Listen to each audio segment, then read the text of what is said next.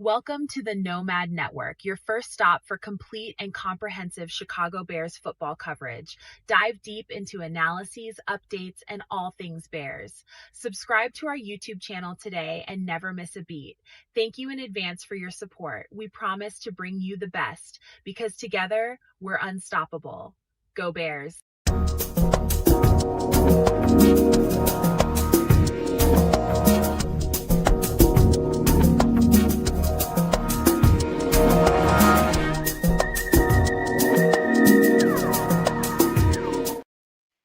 Yo, no maniacs. Welcome into another edition of some extra sauce. We about to get extra saucy on y'all tonight, man. And as we get going, man, and people start to trickle into the show, seeing nobody in the comment section yet, but as people start to trickle in, I just want to say, took me a little time, man, to repair the wound of getting this close.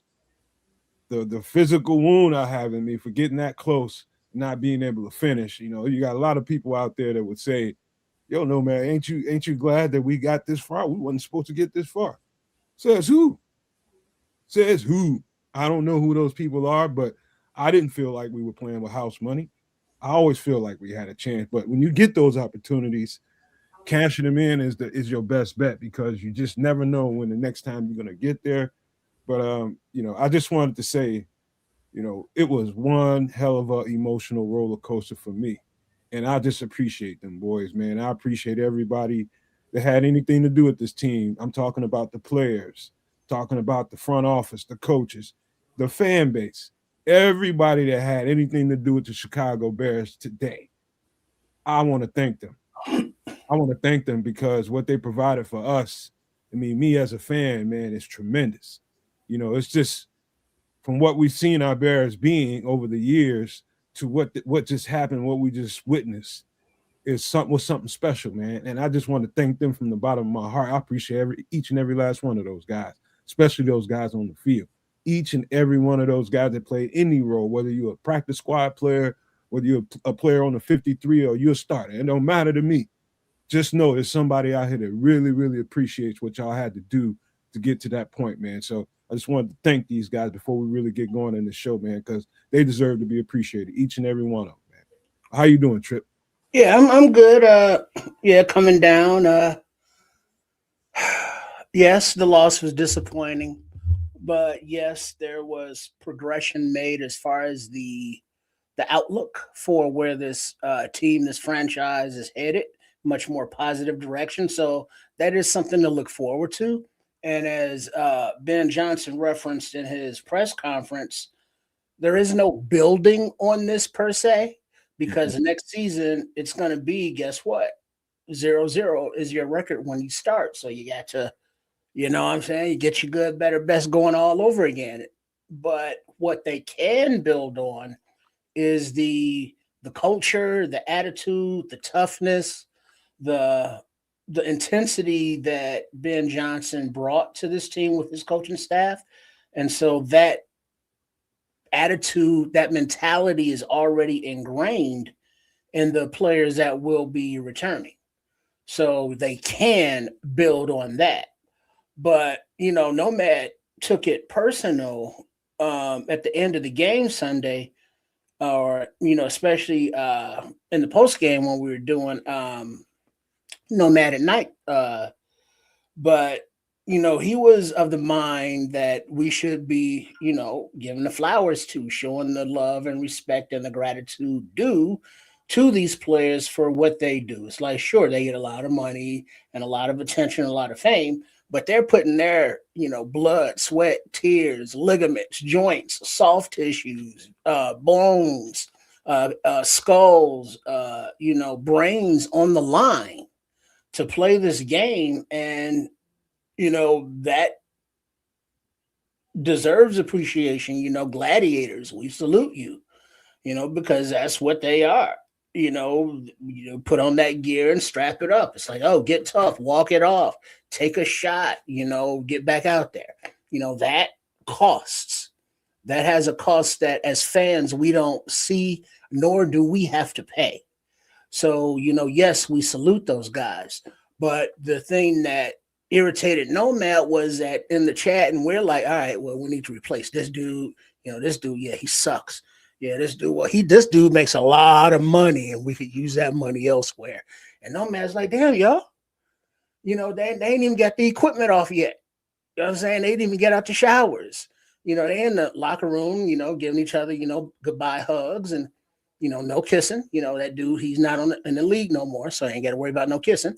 But, it's like, hey, hey, if I see you next year, we're going to do this. We're going to run it back. Knowing damn well they ain't coming back. They're going to, be, bagging groceries on another team or something. So this 2025 Bears team will never be the same, because all of these 53 players that came and went, next man up, the practice squad, the guys that came in late and contributed, yeah, all those are not going to be here. So the guys going forward, that's next year. But for the 2025 this past season, yeah, no doubt. Congratulations on being, a division champion of the North, taking that shit, FGB, after Lions and after Vikings, all that, this is our shit now. We're the captains. And then getting into the playoffs and representing well, because something else that this team did that we need to thank them for is, beyond Bears fans, beyond football fans that have seen Caleb play this season, but the normies, just the casuals, are like, Caleb Williams, hey, these Bears, hey, well, look at this kid. So it's like, yeah, thank you for, developing into somebody who is putting the spotlight once again back on the Bears where it belongs. So yeah, give this iteration of the Bears, this season team, their flowers, their props. And going forward, there's plenty of time to discuss that. But before we can totally close the book or turn the page, as the case may be, close the book on this season, but turn the page on the franchise. You get the reference. But yeah, big ups to them and thank you. Hey, Trips, I appreciate you for because you just mentioned what happened at the end of the show. And it's true, man. I do get into a certain way when I hear stuff being said a certain way. And it ain't nothing to do with y'all. It's just me. It's just the player in me, man. That's just the player in me, knowing what they go through. Some of these dudes is on a rabbit's hair and, barely hanging on and, doing whatever they can do, giving it all, just to get a spot on the practice squad. If they get a chance to get on the 53, that's like groovy for them. Then you get to play in the game for happenstance. By happenstance, that's great. But the work that goes into it, man, it is something to behold, man. That's the hardest. It's the hardest, most fun thing I ever did in my life was playing football, getting prepared for a football season. And the hard work, I'm telling you, man, I think people should probably watch more training videos and, NFL players and shit. The things that they do to get their bodies together and get ready for that grind is something special, man, because it's a hell of a grind, man. Like, I remember the last time I played a physical game. Like, I was just telling one of my teammates, I was just like, man, did you feel like you just got out of a car crash after the game? He's just like, man, I thought I was the only one. That's how your body feels, man. Everything, your toenails ache, bro. Your freaking toenails ache. And all you doing from that point to the next game is trying to get your body to feel at least a high percentage better than it feels at that moment. And so you ain't going to get to 100% by the time the end. We're going to still be hurting. Just imagine that for 18 games or however many games we played this year. And so, it is. Man, I'm glad y'all didn't take it personal, man, because it's just me being defensive when it comes to that, man. That's all it is to it, man. It's just, they just mean, what they do means a whole lot to me. That's all. But I appreciate that, man. By the way, Kansas, somewhere in Canada, I believe it's their New Year. And he's somewhere being Leroy and Skillet from Fred Sanford, man, drinking his ass off being a wino somewhere. He said he might come through here at some point later on. We'll see what he does. But also, Bishop might be through here to fill in some blanks, man. But we got a hell of a show for you guys, man.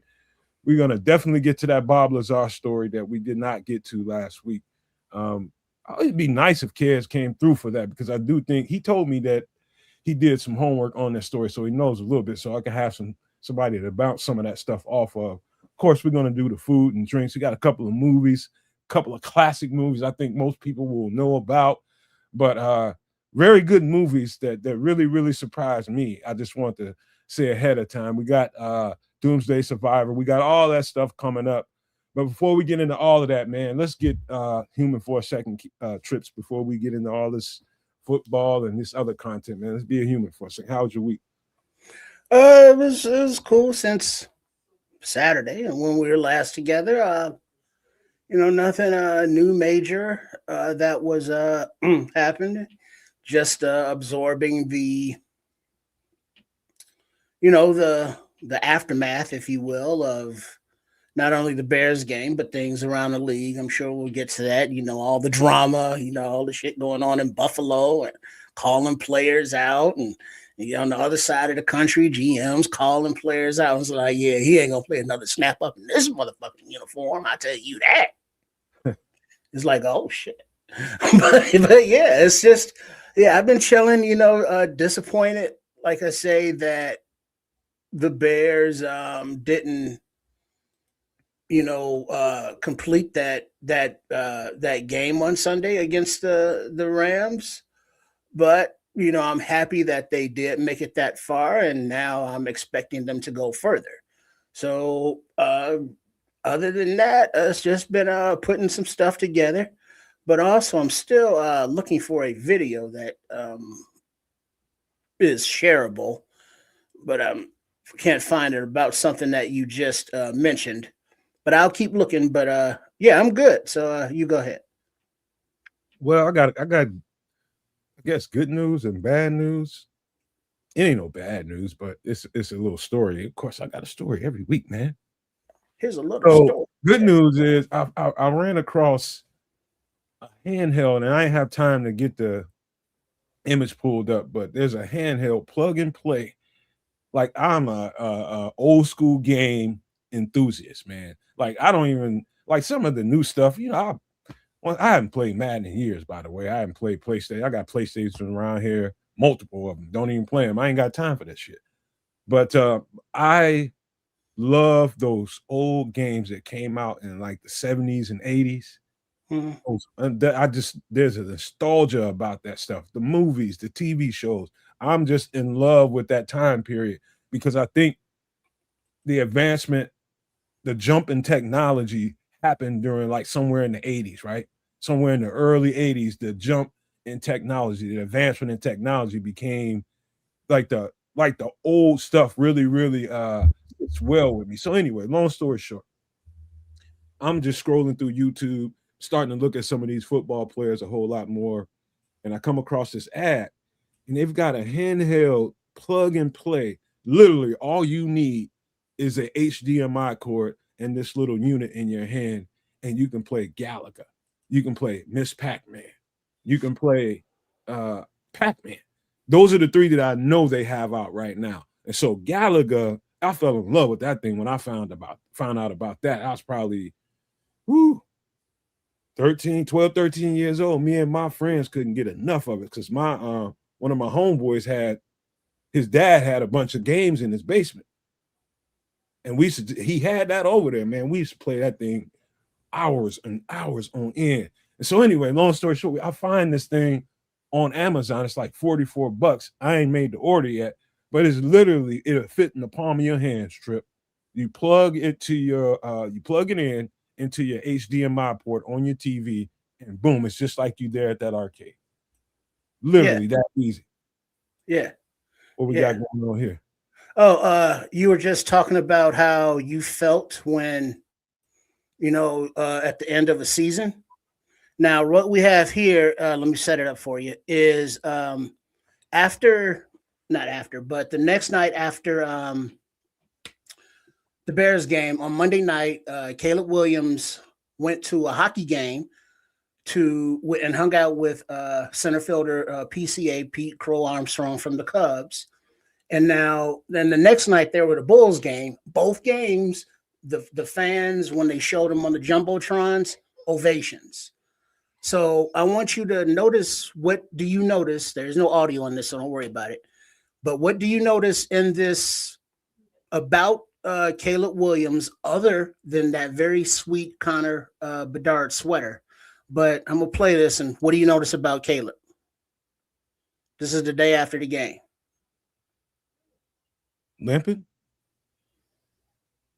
And for those that are on audio only, Hell of a hard turn from retro video games, but okay, he's limping a little bit.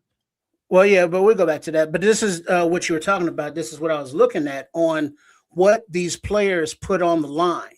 Now, this is the day after the game, and Caleb is getting up, walking up the stairs from the next to the glass of the ice, and he's like, he looks like me trying to go up them stairs, or like, you know, what a typical 80-year-old dude might look like getting up in the bathroom in the middle of the night. It's like he looked like he creaking and cranking and hurting. And it's like, yeah, you know, we admire the athleticism, the throws. We want him to fix his footwork. We want him to fix his accuracy, all of that stuff. We want him to learn the offense better and throw with anticipation. But we also got to give credit to not only Caleb, but all the players for putting this, you know, their body into this position. You know what I mean? He's way too young to be looking like that walking up some stairs, you know, but guess what? He's a professional athlete, you know, quarterback, and that's what it looks like. You ain't lying about that. It's like that rigor mortis sits in after it takes you about a couple hours after you finally. So usually for me, it was by the time I got back to the crib, the apartment, it was usually that's when you get in the shower and you get out. Once you dry, you feel good when you get in the shower, that hot water hitting you. And then you get out, when you start drying off and pores close up, that's when it start hitting you. You be sore, and you're gonna be sore for a few days. A few days, man. Your body feel like it's been through a damn literal war, bro. And you know, like Caleb, I remember when he rolled his ankle up, he hurt his foot. You know, I don't know if you remember that, but that happened in that last game. He hurt his foot and he got up hobbling. Yeah. So yeah, he got rolled up on him. What day was no, that? He stepped on. He kicked the foot, or he stepped on a foot, and he kind of his ankle went awkward, and then he went down. Was that a day after the game? This video we watched, this was Monday night. Oh yeah, he's still feeling that shit. That's when it's the worst. That's when it's the worst. The day after is the worst. And then at those next couple of days, it starts to wane a little bit, but you're still feeling it. You know, I mean, dog, you gotta be almost crazy, Trips, but you really gotta love this shit, man. You really gotta love it. You gotta love everything about it. The stink in the locker room, you gotta love it because you're there so much and you're doing so much activities football wise, whether it's practice, whether it's film room, whatever it is, you're eating there. All this stuff is going on. And you just, if you don't have like a high tolerance for the game of football, you probably in the wrong line of work. And that goes true for a college player too, because it exists there too. Yeah. And also after like really confirmation on what the injury was, you know, granted, you're looking at Achilles tears from Deo, TJ with his fibula broken, and you know all the injuries that guys are put on IR for. But I really got to give a shout out to Ozzie Trapillo, because his injury is something that it will take a year from now just for him to start being able to do stuff really. So I mean the odds, well, not the odds, but the statistics of people who've had that injury, players, and have been able to come back, ain't very good. And like we see this kid, you know, this rookie, he's drafted high. It's like he's going to be the left tackle. And it's like, oh, he sucked at left tackle early. He's a right tackle. Everybody calling him a bust, you know, by week 2 because he wasn't the starting left tackle. And then he works his way in, and it's like, oh, shit. Okay, we got an offensive line now. I mean, he still, you know, has his rookie stuff to work on, but all right, we looking good. And now it's like, fuck. Now his whole career is in jeopardy, and the work that he's going to have to put in just to get back to being able to play. So the severity of injuries as well. That shit matters. So just a shout out to him. You know what, Trips? Good on you for bringing this up. I wasn't ready for that, but since you brought it up, that's good. I wanted to tell you guys that what you just got through describing is the largest reason for me to get into podcasting. The reason why I want to let my voice be heard out here is because I felt like the our fan base in particular didn't have enough people that can speak to the game in a certain way and give the kinds of perspectives about the game of football as you go through it as a player. Like it's a like fandom can go so sideways so quick because fans think of football and the game this way. And what really goes on behind the scenes to get ready to play a football game, it's a lot. And so when you don't speak to that, when people don't hear that enough, I think they lose their perspective completely. And it's just gimme. What have you done lately? That kind of attitude. And so I'm grateful for everybody that's here tonight. I'm grateful for everybody that subscribed to all our channels and listen to what we have to say, because it's important that you do. That those perspectives about what it takes to play this game, it's a crazy violent sport, man. Yeah. It's crazy violent, and you either love it or you don't. So it's not lip service when you hear coaches telling you. It sounds cliche, but when you hear coaches talking about they're looking for guys that love football, you got to understand after listening to us all this time exactly what they mean. You have to love this game. And that's, speaking of perspectives, whether you are listening, tuning in on one of the 3 live streams that we got going out now, the Nomad Network, Kids of Canuck, or Sports Chicago Style, aka Triple R SES. I'll let your boys. You will get those perspectives. You'll get the bleeding heart, former players like, hey, this is what happening in the locker room. You'll get the meathead fan was like, son of a bitch, we suck. And then you'll get the cold analytical. It's like, yeah, I get it. There's a human aspect to it, but after all, it is a business. And it's like, we're going to trade this dude. We want to cut this dude. We want this dude to take a team-friendly deal. And it's like, wait. Then there's that perspective. Wait, team-friendly deal? So he got to take money out his pocket to give back to the team? It's like take a haircut, take a prove-it deal. And that's where fans become the assholes, because then it's like, well, there is no human factor. It's just the commodity of the players. And what can we get for them, and how can we flip them, and what can we get out of them? That's part of the brutalness of the sport as well. Not only the physical aspects, but the mental and the psychological and all of that. So, shout out to these dudes, and then you got, former players like, JJ, former players want to talk shit about fans. And it's like, well, that's why people be talking shit about you on the internet, all up in your DMs, talking about your greasy ass hands. For me, it's definitely not like a woman.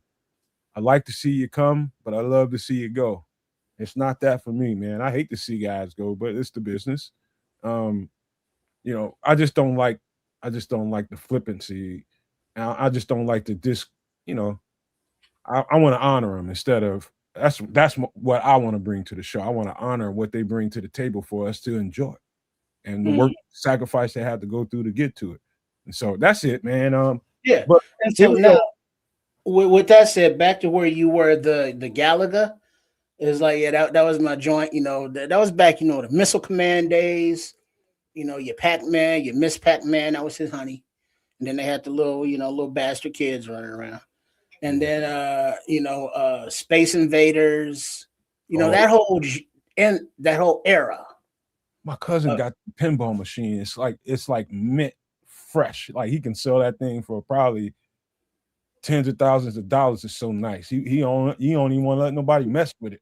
Well, here's the thing, you have to be of a certain age to remember pinball machines and pinball Oh, arcades. not no more trips. Now Well, that's like retro. no, I don't mean just pinball, not video, just lines of pinball machines. It's like a genre, man. It's like Yeah, a people like people get ready and dressed up for like what do they call it when people dress up for Comic-Con and all that kind of stuff? cosplay or Cosplay, yeah. yeah. That's the same environment that's going on with retro gaming. Same damn environment. Like you can anything you can think of that comes from your childhood, like machines like that, like people they own that shit, man. They are on it, on it, on it. And so anyway, finding that was like, I'm trying to get my girlfriend into it, man. She likes Miss Pac-Man, Mm-hmm. and she wouldn't let me buy it, but I'm gonna get it for her anyway. She don't know it. She's gonna be pissed off at me because she swears she don't want it. She likes playing the games on her iPad and shit, but she gonna be mad when that thing show up on the porch. I told you not to get that shit. I want to hear shit. A few hours later, you're gonna be like, "Hey, baby, I got to use the toilet. Can you come out of there for a little bit?" She's gonna be in there just grinding and Hey, losing track of time. hey, you got to yeah, some of that shit is so like wow. Wow. I'm gonna get it. I don't know if I'm gonna put it in my I got it in my car. I don't know if I'm gonna make the order this week, but we'll see. I have some other shit I want to get on. But yeah, the second story is about her again. Now here she comes. We just did the hot toddy what last week. Mm-hmm. Here she comes walking in the door. Oh shit, I got something going on. I'm like, oh fuck.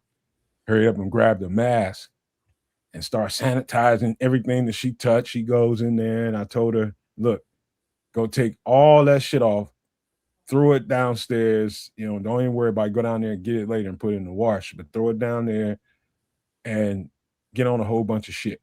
She said, what you about to do? I said, what I told her, what do you think I'm about to do?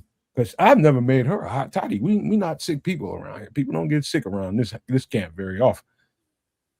And she got out. I told her, put on hats, put on hoodies, get bundled the fuck up, socks, everything. And she did it. And I made her a big ass. She has a nice sized mug, made her a hot toddy. Bro, when I tell you I put her ass slam to sleep, bro. Slam to sleep. By the time she got done, she got to the end of that cup. She was just like, "Oh, this shit's strong." I was like, "It's supposed to be." You know, drinking that motherfucker. By the time she got midway through it, she was like, "It kind of tastes good." I was like, "Yeah, I know." Finish that motherfucker. Get to the bottom of that, Mm-hmm. And then it was man. time for a Steph Curry. Night night. Man, dude. When she got up, I thought I was finna have to catch her. She stumbled, rocked, and I was just bubbles and shit. You can literally see bubbles popping from her head, man. But it's that kind of happy bubbles, not like I'm nauseous bubbles, Nah. because the ingredients in the toddy are soothing to the not only to the throat, but it opens up the nasal passages. It opens up the congestion in the chest, and it's settling to the stomach, so you don't want to throw it up. So you feel all warm and it's hot, but you can't keep your eyes open. You want to smile. You do want to smile. You might be sick, but it's like, I'm so hot, I just want to go to sleep. And the next thing you know, it's morning. It's like, I'm hungry. Hey, Trips, I go down the hallway, go in the room to check on her. Man, that chick stretched out on that bed. You know when somebody fucked up. Out. She had one sock on, one sock off, stretched that half the Oh, cover really? and shit on the floor. I'm just like, oh, she out of it. I mean, like out of it, snoring, looked like she was drooling, the whole nine Mhm. yards, man. Hey man, that hot toddy did its job. She got up spry as shit. Mhm. See, you could have done anything to her feet that night. She would not even have known. Boy, why I hate that I know things about you. You weirdo, man. Huh? That's a drunk woman. What the fuck? He told I'm me. just saying, you take care of her yummies, wake up, maybe, she has, Oh and that's off the man, what you is it? know. But yeah, she wakes up, it's like the whatever bug or bacteria or whatever making you feel bad is sweated, perspired out of you, because now you will be hot, but you'll be so in a state that you really don't care. And so it's like, yeah, I'm hot and I'm sweating, but it's a different hot than sweating and an uncomfortable hot and sweating where you want to not be hot and sweaty. She This didn't is different. You got to experience it. It's just different. trust me. She didn't know she was hot and sweating until she got up, and I told her, "You got to get up out that shit so you can get some fresh clothes on you." Mhm. But she did, man. She slept all through the night, and trust me, bro. Even in a relationship, when you're attracted to your lady, you ain't thinking nothing. There was nothing sexual about that. Trust me. When that scene was like, oh shit, she just out, straight out, bro. Ain't no nothing. That's when you stay up on the couch playing video games all night Yeah, man, ain't nothing. or doing Nothing. whatever you're doing. Plus, In your lab. plus when she's sick, she get a reprieve, man. Ain't gonna be no handling. I ain't touching your ass, man. You get that shit up out you. Fuck that. I don't even play. But yeah, man, that's the story, man. What up, Liberty's Outlook? Scrolls, Crimson, everybody that jumped up in here, man. We're gonna get to some comments, man. I don't want to see that. But let's get to some food right quick before we can get through that part. Let's do this, man. And it's still the wintertime, man. So I'm all about the hearty foods right now. So let me pull that up. Give me a second. Trip. When you see it, you can read it off if you want. Let's see. Chicken stew. Ingredients: celery, potatoes, garlic, parsley, thyme, whole chicken, carrots, chicken broth, flour, and a bay leaf. Kids' favorite.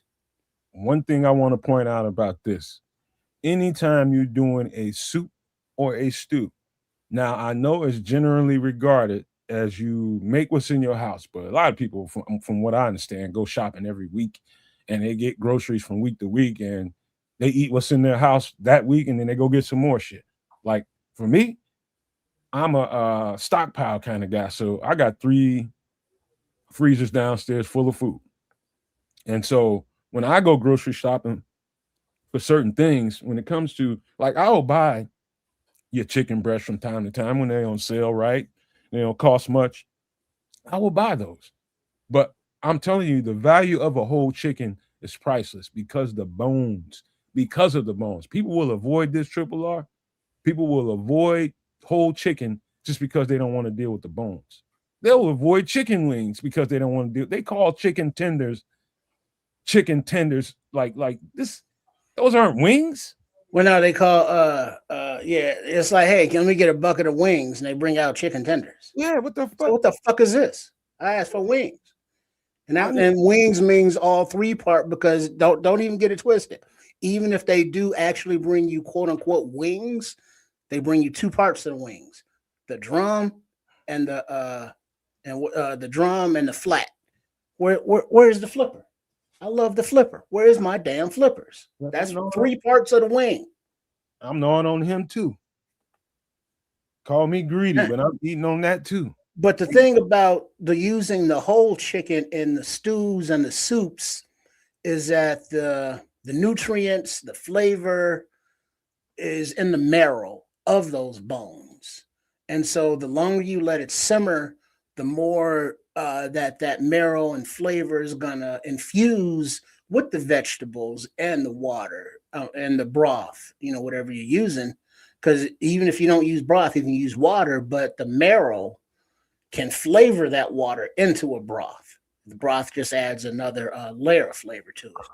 So that's the importance of the chicken, but also utilize repurpose old chickens, such as, like, if you go someplace and get one of those rotisserie chickens, like from a supermarket, grocery store, and like you eat on it for a day or two, and it's like, well, what's left of that carcass is usually the center mass, the spine and all that.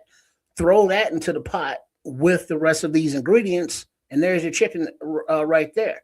You may not have all the meat from a whole chicken because you've already eaten a few pieces of it, but that's okay, because what's left on those bones is going to boil and simmer off, and so you get all of the meat off of there. You get all of the previous mentioned nutrients from the marrow, and it's just a lot of flavor, and there's body into it. And the chicken, the way it's made, is kind of stringy, so you can have pieces in there, but it will fall apart. So it's easy to go down. It's It's not irritating your system, and it's easy to digest. So you'll get some proteins, your vegetables in this one stew, in this one bowl.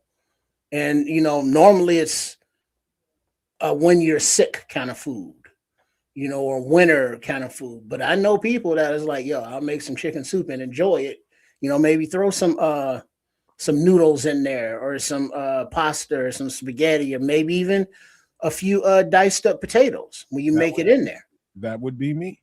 That There would you be go. me. I have no problem whatsoever making me a nice little pot of soup. These days, my girlfriend works afternoon, so most of the time I make dinner now, I'm eating it. You know what I mean? If there's some leftovers that she wants, she ain't that big of a soup person. But I'll eat the hell out of soup, man. You talking about the bones, man. Dude, let me tell you something. I'm a true carnivore. I like the gristle off the chicken bones. I'll eat Delicious. that shit too. Crunch, And so, crunch. yep. I like all parts of it. When we first got together, she was just like, hold up. I'll stew down that chicken for a little bit till it's tender, take it out the thing, scoop up all them bones and all that meat and stuff, put it on the plate and start picking it, getting all the meat off of it, throw it back in the pot, let it keep cooking. And then what she got twisted was when I throw the bones back in there. She was like, why you? I'm just like, yeah, still parts on there. And I'm gonna eat. You can avoid them, but trust me, I'll get to them. hmm Every last one of them. You hear me? hmm Man, so you get some of this going in a pot on the stove, and after a while, after it's been simmering, go and get you a cup of rice, dry rice, and throw it in there, and let that rice cook in that soup. And you Now, you can do that. You can do noodles. Me, I avoid the pasta and the rice. But carbs and such. yeah, but yeah, man, this is like one of my favorite things to eat, man. Good bowl of like by the time you get done, this is different than soup. That's where the flour comes in at. So you're Yeah, gonna this is stew. yeah, you're gonna end up making kind of a roux out of it. And so Mm, or by the body. time you this is done, it won't have the complete consistency of a chicken pot pie on the inside because that roux is a little bit thicker, but it'll be close to it in that regard. It'll be kind of close to it. It needs to look like a gravy by the time you pull that spoon out of the pot. hmm It Yeah, needs to look like more gelatinous than liquid. yeah. And so that's what makes it stew. You know, the difference between chicken soup. There's a difference between beef soup. The difference between that and stew.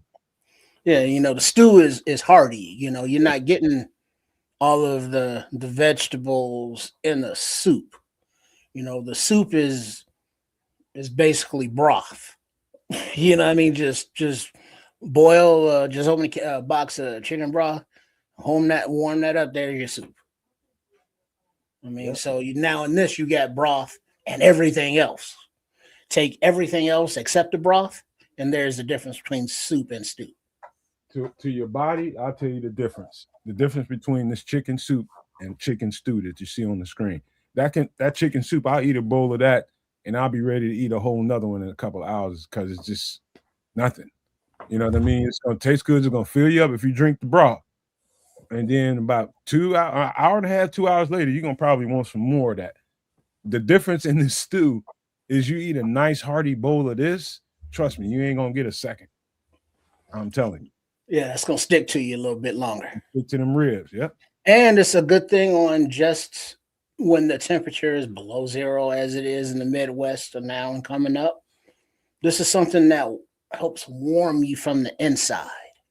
Man. So you consume it, and not only is now the ambient temperatures warm you from the outside as you're coming in from the cold, but from the inside you just feel that warmth emanating from your belly. It's like very comforting.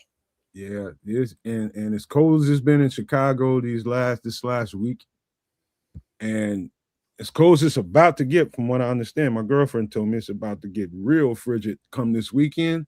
Yeah. These are the types of recipes you really, really want to consider. If you don't make this kind of stuff, might be a good time starting. Because if you live in the Chicago area, bro, you sound like you're gonna need it. Just shout out to RJP, RJ Pliskin. Oh, is that Snake's cousin? He says it's an honor listening to the Nomad Network. And Right guess on. what? It's an honor having you here Indeed. for sure. We appreciate you guys, man. All right, let's get to this next dish. This is gonna throw you for one trip, but then again, maybe not. This is gonna throw the audience for one. How you like this? Yeah, pizza soup. Delicious. Ingredients: onion, bell pepper, garlic, ground beef, Italian sausage. What up, Crimson? Pepperonis, more chicken broth, some beef broth for another layer of flavor, tomato paste, and some beautiful mozzarella. And if you notice that these are the ingredients of pizza, it just so happens that you throw in all of those pizza ingredients into a pot and then throw in that chicken broth and beef broth. Now you got pizza soup. You know, I've had this at a friend's house in Georgia. Now I'm gonna tell you what's different about this, and you can look at it on his face and be like, "All right, is this just another soup?" Not necessarily. And I'm gonna tell you why. First, I'll give you some advice. Anybody want to consider making this? Don't get your store regular on the in that section pepperoni. You're gonna have to find a thicker pepperoni that can withstand a little bit of a boil. These are thicker pepperonis in there, and if they don't have it, the butcher may cut them for you. Mhm. And so get you find that butcher, have them cut you some thicker pieces of pepperoni, and you just buy them, have them weigh them out, and you buy them. But that pepperoni, that flavor profile made it different than any other soup that I've ever tasted because of the flavor profile in the pepperoni. Mhm. That was good. And that mozzarella on top, like the one that I had mozzarella, and there was some what's that other cheese? The Pecca Romano, no. What's the other one? provolone, No. The other one you sprinkle on top of a piece. parmesan. Parmesan. The one that I had some parmesan on top of that thing. And I'm telling you, bro, it had ground beef, it had the Italian sausage in there to give it some substance underneath there. Mhm. Ooh boy. Mhm. Ooh Yeah, boy. no, and the Pecca Romano is the Pecca Romano cheese is Parmesan and a Romano, so that's a mix, and so it is Parmesan, but it's like Parmesan plus. So if that's a combination, but yeah, the depth of the flavors with the three meats, because you got your ground beef, that's your hearty, you chewing that, but then the distinct flavor of the Italian sausage, it's like ooh, and then the bitterness and the bite of the pepperoni, and if you do get those, only have access to the store bought ones and not a butcher shop to cut them a little bit thicker, just get 2 packs of the store bought ones and throw those in there. You And know, yeah. now I was gonna say, man, you can imagine eating something like this, and like the flavor profile of an Italian sausage is strong enough with that fennel in there, and that flavor is extremely strong, and it's gonna. If you don't like Italian sausage, dog, you wouldn't like Chicago pizza, but I'm telling you, you would think that's gonna be the strongest flavor in there. I'm telling you right now, those pepperonis overwhelm the Italian sausage, and in a good way. In a good way. It's probably top 2, 3 soups I ever ate in my life. Hmm. Yeah, it's quite delicious because it tastes like pizza, Yeah. except you're eating it with a spoon. The And the so every spoonful is a different, flavor combination and profile, just like every bite of pizza. My advice to anybody that wants to do this: buy tomato paste and build your own sauce. Don't buy that cheap, what do they call that stuff in the jar? I forget the name of it. You Come mean on, man. like the pre-made sauce or paste? Yeah, man, that I don't know that like Wait, some which of one are you talking about? some of that like there's a brand that I think there's really good. What is it? Aunt, it ain't Aunt Millie, is it? No, there's something with a woman's name on it. Bishop, give me a thumbs up when you feel like you're ready, bro. So I mean, is it a pizza sauce or a tomato paste? It's a jarred tomato sauce that people want to buy all the time because they don't want to build their own tomato paste. Okay, well here's the easy way around that though. Yeah, he gave you the thumbs up, I think. All right. But you get a Dutch oven, a soup pot, and then you throw in some olive oil, and then you brown your ground beef and your Italian sausage with the onion, bell pepper, and garlic. And then so you let that brown in that pot. And then you build the sauce that Nomad's talking about with a tomato paste, and your seasonings. You know, since the fennel's already in the Italian sausage, you just add like maybe some basil, Italian seasonings, even, or the other one, oregano. By the way, Trip, real quick, if you're gonna do this, get sweet Italian. Yeah, sweet Italian. There's a difference. Great contrast to a kind of a tangy soup. Yeah. And then once you do that and then you mix that up, now you're building the sauce within the meats. And so you let those flavors cook in there a little bit, and then you go in with the broths, you know, and then deglaze the bottom of your pan, and then let them simmer and simmer and simmer, and then simmer a little bit more. And then maybe you throw in some tomato sauce if you would like that as well. So yeah, I mean, and then you can customize the ingredients just like you customize your pizza. So whatever meats you like on your pizza, that's not these, put those in your soup, and whatever toppings, prepare it the same way, but make sure you add the two broths to make it into a soup. And so you customize the pizza or whatever flavor you and your families desire. Hey, real quick, shout out Bishop for busting up in here, man. Yeah, good to see you, bro. I was just telling a story before we get into this. I got a second part of this pizza soup stuff, but I was just telling Trips, man, about the hot toddy came in effect at the household yesterday. My lady came home. Came home, talking about she got something going on. I put that hot toddy on her ass, knocked her ass, put her ass slammed to sleep, boy. Slammed to sleep. She in there laid out with one sock on, one sock off, just stretched out.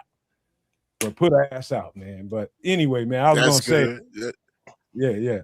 I was gonna say, man, listen, another thing with cooking, it might be somebody that's looking at this Trip and Bishop that be like, okay, what's the chicken broth and the beef broth? What's that all about, man? Why are you mixing flavors? Let me tell you guys something. Do not be scared to mix it up, because the levels of flavor that comes through when you make certain things, you can't really screw that up. You can't really screw that up. And chicken broth, and actually chicken broth adds some real good flavor to stuff, man. Chicken broth is a real hidden gem that most people don't even realize, man. Yeah, like Liberty's Outlook saying, throw a couple splashes of nice Chardonnay or any kind of red cooking wine in there. Maybe even throw a little a splash of Worcestershire sauce in there. Hey, while I was in the back, I heard you mentioning something about one that comes like in a jar. I think you're talking about that. It's called Mazzetti's or Mazzetta's Artesian. That's what you're talking about, no man. I've seen so many of them, man. That sounds Mazzetta Artesian. Yeah, Mazzetta Artesian pizza sauce. It's in a jar. It comes in a jar. Yeah, I think that's what you were talking about. Like some of them, man. My girlfriend's bought them, and you know, I ain't gonna waste nothing in my house, man. If it's there, you use it. So I'm just gonna always, if she brings something like that home, and I got to cook with it, I'm gonna do it my way. You know what I mean? I'm gonna add my own flair and shit. Like I've made pizza sauce and spaghetti sauce. Like I'll tell you something I probably shouldn't say live to you all. I put bacon in my shit. Yeah. Literally. Bro, like bacon. Yeah, you fry that bacon up. Yeah, it's good. Well, bacon Everything. make bacon make stuff taste good, bro. Don't trip Bacon, on that, come on, Bishop. Tell him bacon go with everything from breakfast to dessert. bro. Look Like, at here, I don't bro. know that many people that do it. If anybody, I ain't never met nobody else that did that in building their pizza sauce. I chopped the shit up and left it in there. I was gonna take it out. I put the grease and everything in there. I just like it. Well, that's part of the browning of the meats in the same pot that you're putting the sauce in, so that you're getting that pot liquor of all the grease in there. And it's like I wouldn't put salt in there. That's why I would go with a splash of Worcestershire.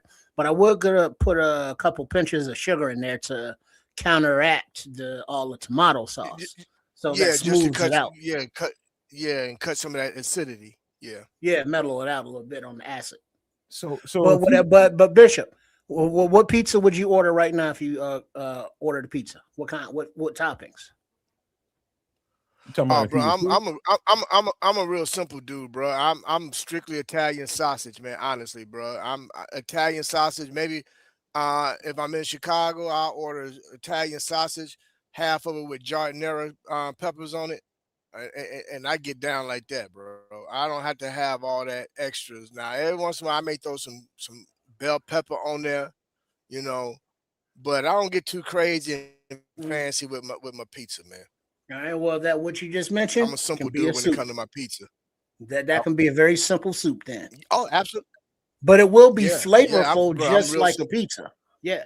I mean, but you just put those toppings in, and with the sauce and the broths and all of that, and that's what it is.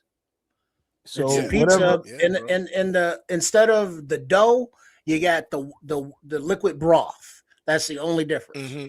So whatever you desire on your pizza. The only thing that I would caution people, and I don't know what it might taste like, but the only thing that I put that I've eaten on a pizza that I wouldn't put in this soup would probably be some anchovies. I wouldn't put that in there. But I pineapple. Yeah, pineapples and shit. Like, nah, you don't do all that. But anchovies has a lot of salt to it, you know what I mean? I ain't saying it might be the worst thing in the world, but I wouldn't put that in the soup. Well, if you want to cut down a little bit on the salt, but still want a little bit of the same flavor, put a can of sardines. No. I mean, you won't, because you won't see the sardines.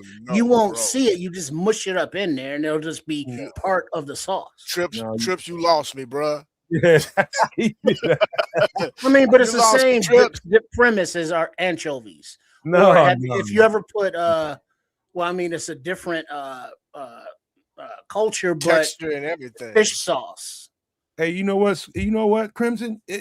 I wouldn't piss on the idea, but it just feels like, and you're right about the salt part of it. The same thing with the bacon. But I just don't know, and I do like fish. Like, I got fish paste, like shrimp paste here, that I use with a lot of different stuff that I cook up, man. And you'd be surprised what that shrimp paste can add to it. Yeah, I mean, all you do is just grind up sardines. Now you got fish paste. No, you don't put the sardines in there. No, Trip, you tripping. Yeah, I remember you made that shit on the show. It was delicious. It was beautiful. I ain't forgot that. I'm still sick from watching that shit. But listen, man, anything you can imagine that you like on your pizza, like the farthest I go is mushrooms and some sauteed green peppers. That's about as extravagant I get from sausage. Throw some mushrooms in this pizza soup right here too. Yeah, mushrooms. Give me some good mushrooms and some and maybe some green peppers for sure, man, because that makes everything taste better. But yeah, man. But the thing is, what a lot of people don't realize about cooking are the different layers of flavor, because you could have this soup right here and you can just throw some raw mushrooms in it and they will absorb and cook within that sauce and be delicious.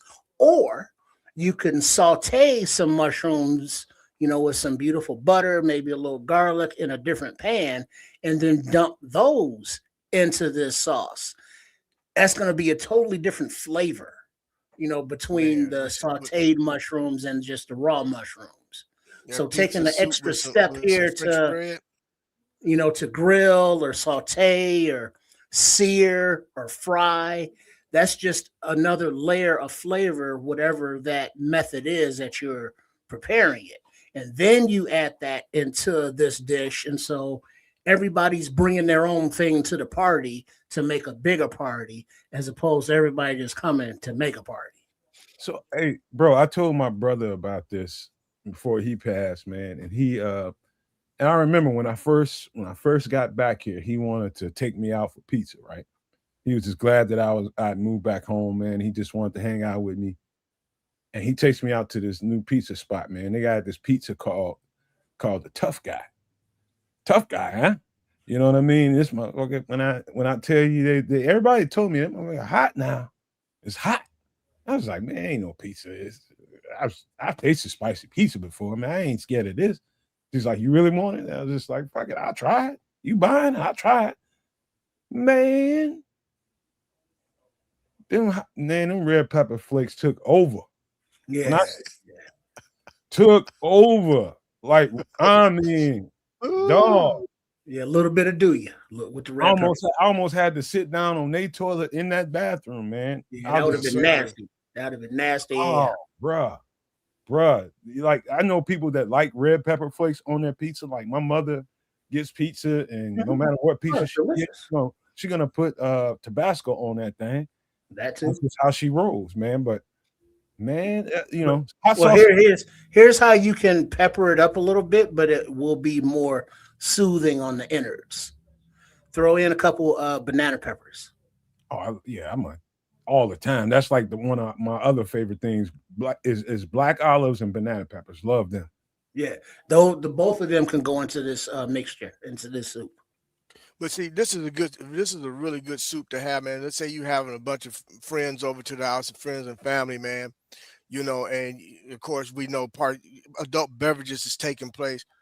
Having this type of soup, man, where they can get them a bowl of that, man, and put that on their stomach will help soak up that alcohol, man, and have some French bread sliced up, where they dipping that French bread in it, man, and chasing it with that just help, coat the stomach, man, so you absorb that alcohol and stuff and keep folks, somewhat think about this so they can drive home.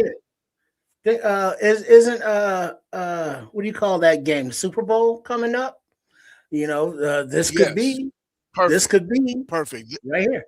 Pizza, soup, and chili, and make a pot of chili for folks too, man, if they want that. So they got something to choose from, But you can't go wrong with a dish like this, man. It's comforting, it's filling, flavorful. Yeah, and to get you right, this is the kind of check all the boxes. It's a lot of oil in this piece. It's got that component in it, from the pepperonis, the cheese, the sausage, the ground beef, all that shit that's going on underneath that cheese on the top and on top. All that's got the components in it to get you right, man. When you need to get right, you've been out doing too much. Get you a bowl of this shit, man. Get your ass put your ass slam to sleep. You gotta get the right Italian. You gotta get the right Italian sausage. Make sure it's got that. It's got the right flavor, man. Just not any old sweet Italian sausage. It's got to be the right Italian sausage, man. Crimson say if he fed this to his friends, you will have no more friends. Shit. They'd be at your house all the time after this. Because this is something that you look at and you kind of turn your nose up and it's like, what the fuck is that? But then you kind of smell and it's like, well, it smells like pizza. And then you're like, that tastes like just watery pizza, liquidy pizza. Like, okay, let me. And it's like, go and hand me some of that French bread. Yeah, I want some cheese on it. Shit. There's another ingredient in it that is very, very important to anything pizza, in my opinion, and that is the oregano. Make sure you got some of that going on. Yeah, because there's Little Nicky's pizza spot on Broadway in Chicago, just north of the fuck street was that? Morris? No, that wasn't Morris. That's not Morris. That what the it's gonna mess with Wilson. Thank you, Wilson and Broadway. But you get the hot pizza out of the big pizza ovens, and on the counter they had a big shaker thing of Parmesan, a big shaker thing of Italian seasonings and a big shaker thing of oregano and a shaker thing of red peppers. If I gotta put any of that on the pizza you just brought out the oven, that pizza ain't worth shit to me. No, it's just plain pizza, but if you want seasoning on it, those are the additions because it was delicious pizza. I mean, you didn't have to add anything, but those were, just what they had on the counter. And those were the popular toppings that, people would add. But just that the pizza that they pull out the oven and put on that cheap ass paper plate, with the thin ass layer of foil on there, and then you eat it like you can't eat it because it's too hot at the time, and it's all crispy on the bottom, and cheese pulley is like, oh please, it's like come give me some of those red pepper flakes. Yeah, I want some Parmesan. Shit. Pizza is Mount Rushmore as one of probably the top 2 or 3 things ever created since mankind started creating. Period. And I'll fight you about it. I will fight you. All right. Y'all ready to get to some drinky drink? Man, you talking about fighting, and in the chat, you got 2 natural born enemies, the Hatfields and the McCoys, Crimson and Scrolls are coming together saying kumbaya. I see that, man. They've been arguing the entire show. But that's cool, man. That's good. They're getting to somewhere, man. That's the fan base. Hug it out. Fan base business going on right now. You know what I mean? Hug it out.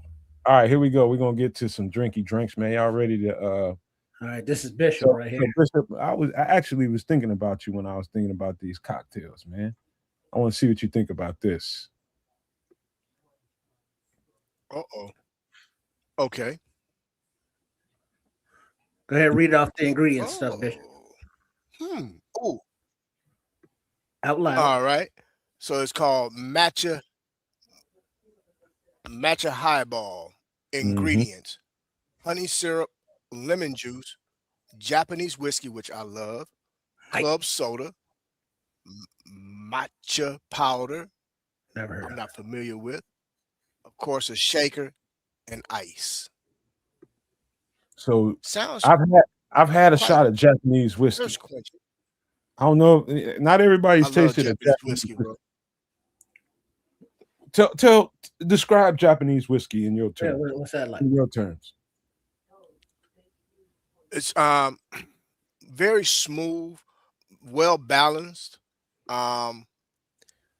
It gives a bit of a twist to a bourbon. It's kind of you know how I gauge it between a bourbon and a scotch. It's right in the middle of that, man. It's I like it because it's really balanced, and it'll put you on your arse. I would tell you that, but I like it. It's real. You got to be careful with it though. I don't get into it real heavy, boy, because it'll grab you.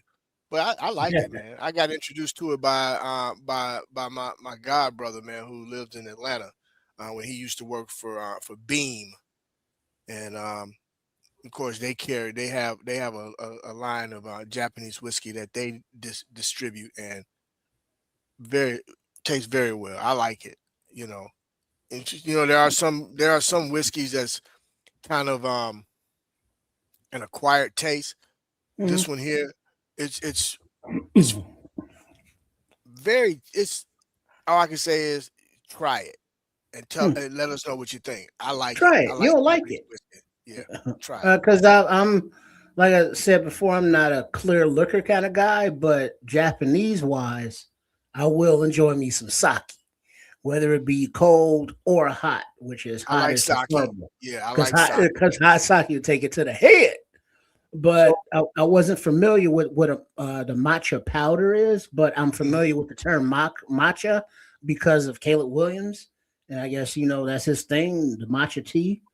But matcha powder is finely ground, shade-grown Japanese green tea, known for its vibrant green color, rich umami flavor, and antioxidant-packed, jitter-free energy boost from caffeine and L-theanine, used for traditional whisked tea, lattes, smoothies, and baking, made by stone milling young tea leaves. Hey, so Trip, I got to tell you, here's my experience with Japanese whiskey. There's two run-ins with it. Still never tasted it. There's some down there in my basement right now, some little bottles and shit that I happen to go through. So it's a guy that owns a liquor store. I just got to know the owner. And when I go through there, I just go through and get a heap of shit. Like last time I was chit-chatting with Aldo, he talked me into going to get some bourbon. So I went in that motherfucker and bought like 7 bottles. So imagine 7 nice bottles of whiskey and how much you're going to spend at one time. And so the owner of the place is going to notice that. So he's just like, "Hey, you spending that? Why you getting all that? You having a party?" I was just like, "I'm gonna taste them all." You know what I mean? So I bought hundreds of dollars worth of whiskey and bourbon. And so he ended up being cool with me. We get talking and shit about different stuff that I wanted to try. And so he was just like, "You want to try some? Try this." So he had like these 3 Japanese whiskeys. They're all clear, all of them clear whiskey. And so to this day, I haven't tasted any of them. Now, I was in a Japanese steakhouse, not there to eat, in there for a meeting. And somebody had a shot of Japanese whiskey and asked me if I wanted some. I'm just like, "Dog, I'm working." It's like, "Yeah, just have a shot." I was like, "Nah, dog, but let me smell it. I want to see what it smelled like." I'm going to tell you, it's uniquely different, man, on the nose. I don't know what it tastes like, but the smell of it was uniquely different, bro. And that's what he used to say about cocaine. I'm gonna share a little something with you about Japanese whiskey that many people don't know. It's distilled very much on the same level of Scotch. So you have your single malt Japanese whiskeys. So Suntory is one brand. I hope I'm not botching up the name. I think it's Hibaki is another one. But they're distilled very much like Scotch. So that's why I said it's to me it's in between. It's more closer to Scotch than it is bourbon, but it's right. It's in between those two. But you trust me when I tell you, it does have a very distinct smell to them. You have some clearer as well as some more closer to brown. So you know I advise anyone to just try the different ones to see which one fits your palate. Oh, but as in when you're trying any alcohols, taste testing, sampling, like Red Baron is Please saying be here in chat, responsible. Japanese liquor is very smooth. Yeah, because sake smooth AF. It sneaks up on you. Next thing you know, you're tied up being questioned by the Yakuza or being tickled by, toes of geishas, whichever. But But that's why I said but what I go said. easy, Trips. go easy, and Yeah, put you have to, man. shake each one with water, and eat every time you try something, drink water behind it. Dilute that because it Well, seems as though that this Japanese whiskey has levels just like scotches and whiskeys and tequilas. So there's the light, the medium, and the darks. So I I would typically drink I it. would I would try I this drink it drink though. neat. Yeah. I do. I drink it neat with a water chaser. Now, honey syrup. Not familiar with that one. Can you just use honey? Honey syrup. No. You ever had honey syrup? I've had honey, but not honey syrup. Yeah, you get different flavors of honey syrup too now. I don't really eat sweets, but I know I've tasted different stuff. Like in the South, man, people make this shit at their house, man, and will put it on your. They gonna cook for you. If you spend a night at somebody's girl at your girlfriend's daddy crib or mama crib, you get up, you eating breakfast, whether you want to or not in the South, bro. Yeah, shit. Oh, bro, Grits, they eggs. probably by that time, man, they might have smoked a whole hog, bro, and Biscuits. they done pulled that The, whole the, one, hog up out the the ground. big pieces of ham like that They done made because some homemade biscuits, bro. Yes, sir. and the eggs are big and fluffy and steaming. The Boy, penny breakfast cakes, bro. Yes, sir. breakfast What kind of jelly you want? breakfast Blueberry, is grape, a boysenberry, religion. because they made that. Breakfast is a religion in the South. I'm But they just don't like, do what? jelly. They do jam. jams. They don't do jelly. Yes. They do jams. Just stepped out of jelly right into the jam. Man, they got like bro. I met some Get you people some in the apple butter. country, Put on some, country. put on Yeah, some and you bread. know what you're Some drinking out toast. of? Old mason jar. I met a couple girls. I met one girl that Ooh. Ice cold daddy had hogs in the backyard, chicken. And all of them was delicious. Man, bro, they got homemade everything, man. They be making stuff from the land. Well, the South got some treats for you down there, man. So you gonna Yes, sir. taste some different kinds of syrups and honeys and shit down there. Yeah, but the thing that always, well, not the thing, but something I always remember about the South when I visited some relatives down there in Huntsville, Alabama, that their beds were so high off the floor. Just everybody, just normally their beds were just higher off the floor than I was typically used to. But they all had like pee pots under them. And it's like, wait, y'all pee in the same room? Y'all don't go to the bathroom? And it's like, no, they would just get up, piss in the pot, put the pot back under the bed, and dump in the morning. I was like, that's different. But I enjoy it. Oh no, It was sir. lovely. I ain't doing that. Well, I mean, hey, I when ain't in doing Rome, that. when in Rome. Hey, hey, what's it? Frankie Beverly and Mays got a song out, Southern Girl. Hey, they different down there, man. Yeah, yeah. And then the big fireplace going. Yeah, man. Like And back when you could actually, there was a spring, a natural spring, to where you could literally scoop out water and still drink from. I don't know if today you can still do that, but back then you do. It was clean, it was fresh, it was cold, it was pure. Out in the country. There's a book that I read a long time ago. This is gonna sound a little bit like about a race story, but it ain't really, but it is. Like you talking about the high beds that were high off the ground. And I read a book a long time ago. It was written by a former slave, and he was talking about the more and more Europeans that came over here, the more and more rats they saw. The more and more rats they saw, like rats aren't indigenous to this continent. Came over on ships. Those came from Europe, my boy. The stowaways. Yeah, they came on those ships and they got off them ships with them and made it. And so that's the story behind that former slaves high beds. They kept them things up off the ground and used like repurposed steel and shit so they couldn't climb the posts. Okay. Yeah, because I mean and the pots, not the porta potties. Well, they were kind of portable and they were pots. So I guess the early porta potties, but they didn't have indoor plumbing. So it was either use the pot under the bed if you had to go number one. But if you had to go number two, you had to go to the goddamn outhouse. And you know what I mean? And where's outhouse? Outside. What's outside at night? Darkness. And all kind of stuff that make noise and shit. And what's in our house in the dark? You don't know. Go ahead, sit down. Enjoy yourself.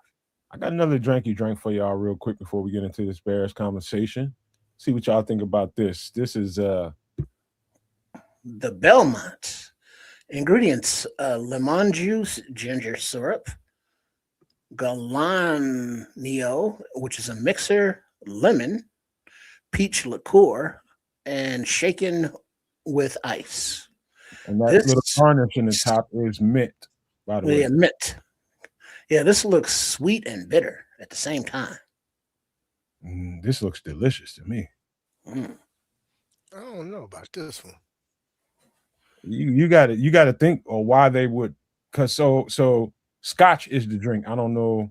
Yeah, because there's no liquor in there. Scotch is the drink for this. My fault for not adding that. Scotch. Okay, all right, yeah, okay. There you go. That's different. All right. Yeah, Now I fucks with it. Yeah. Yeah, because if the peach liqueur was it, or like some kind of vodka or gin, pass. But Scotch is like, oh shit, okay, all right. And now you are messing with Crimson because first you got a green drink, now you got a gold drink. FGB, damn it. Hey man, look, there's no good drinks that ain't green and gold, bro. Not no mixed drinks. You can think, man, you got to like some of this stuff. Like I've got to try some more like ginger syrup. I've got to try that. I've got to try that. I just want to see what that flavor profile would do to a drink like this. Galliano is a mixer. I've had it in something.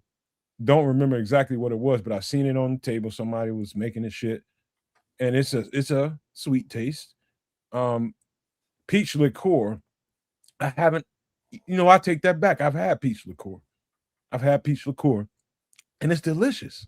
Scotch is a very, very sharp whiskey, in my opinion. I don't know what y'all think about that. A very what liquor? It's sharp. Well, it depends. I mean, it can be very mellow, very smooth. Like I think it's just levels. Like if you get just bottom shelf, it could be not as refined, more bitter, too sweet, or too pungent. Whatever the case may be. But if you move on up a little bit, Scotch can be just very smooth. Sip on it, raw, just straight up, clean, neat, rather. Like, what's the last Scotch you had? Last thing I had was Johnny Walker. Johnny Walker Black, and that was smooth AF. That was that. It was over the Christmas holiday, so it was get up, brush your teeth, drink a bottle of water, and it's like pour yourself a couple fingers of the Johnny Walker Black, and it's like, hey, good morning. I mean, there was that kind of flavor, that kind of smoothness to it. Is Chevis? I think that's a Scotch too. You know what Chevis is? Chevis Regal. Yeah. Ooh, yes. Yeah, that's an old school right That was there. my grandmother's favorite. Uh-huh. That was my grandmother's favorite, brother. Yeah, with that dark label on the bottle. I got a 60-year-old fifth of that downstairs. Yeah, now that'll put hair on your chest and then burn that shit off at the same time. Imagine what that shit is after 60 But years. it's smooth, brother. It's smooth. Man, you can run a car off of that stuff. Chevis? No, Chevis is real smooth, bro. Chevis Regal is real smooth. My grandmother used to drink that, bro. That was that in a tall can of Budweiser. So that Chevis. So I'll tell you how I came across it. My mother bought this. I think I told y'all this. My mother bought this house for my grandmother. It was a total rebuild. They had to gut it first and start from scratch, basically. Just start with a shell. And that's what they did. And so at one point or another, it was a hoarder who owned the house. The old man turned into a hoarder. And it was just so much shit in there from top to bottom. You talking about big long roll-offs full of shit.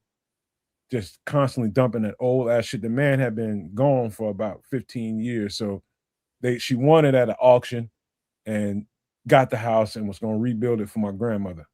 And that's the house they live in now. She's living there with my grandmother. And dude, it was so much shit in there. So here we are. They cleared the house out completely. Now they off into the garage. The garage got as much shit as the house, right?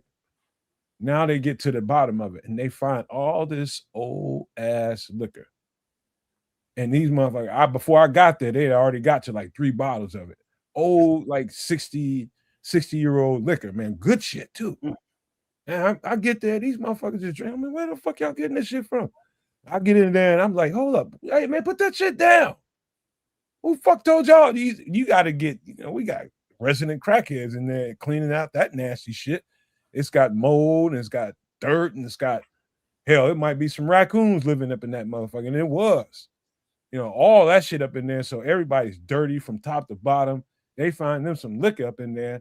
They opening up 60-year-old liquor in there. Shit, take it to the head. And drinking it. And so I got to probably turn that up. About another 15, 20 bottles of shit that ain't even on the market no more. Some of the shit that I put online just to give it a test run to see how much it's worth. You got everything as low as $700 this and shit in there worth $4,000, man. Yeah, I mean, sometimes it's not only liquor, but the actual bottles, the casings that they're in. All of that stuff, they're just looking for the seal to be on it. Yeah. Those are collector's items, materials right there. Not meant to be enjoyed or consumed or imbibed.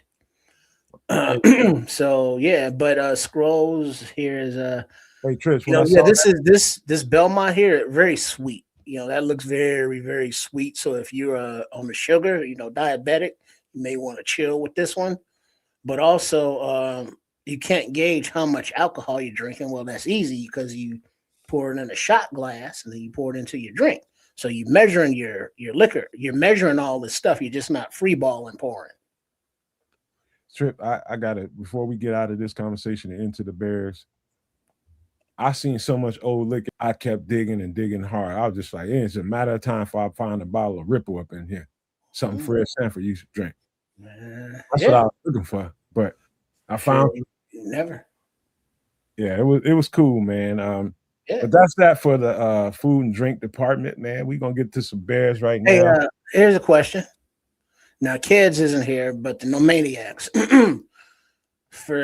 Because we were talking about it, the algorithm has been popping up homemade wines. And I think the Nomad Network, the Kids Canuck, and Sports of Chicago style, you get whatever flavor you want, apple or soda pops or whatever. And then we do the experiment and we turn that into wine. Because you can do it like a couple weeks. You can. Yeah. And it's like, let's see how it turns out. You know, so we do some homemade stuffs. They do that shit in prison with toilet water all the time. Thank you for sharing that. But think of it as more of as more in your bunker, in your getaway spot. If you want to have a little something to turn up, but you can't go out to the store because there are no more.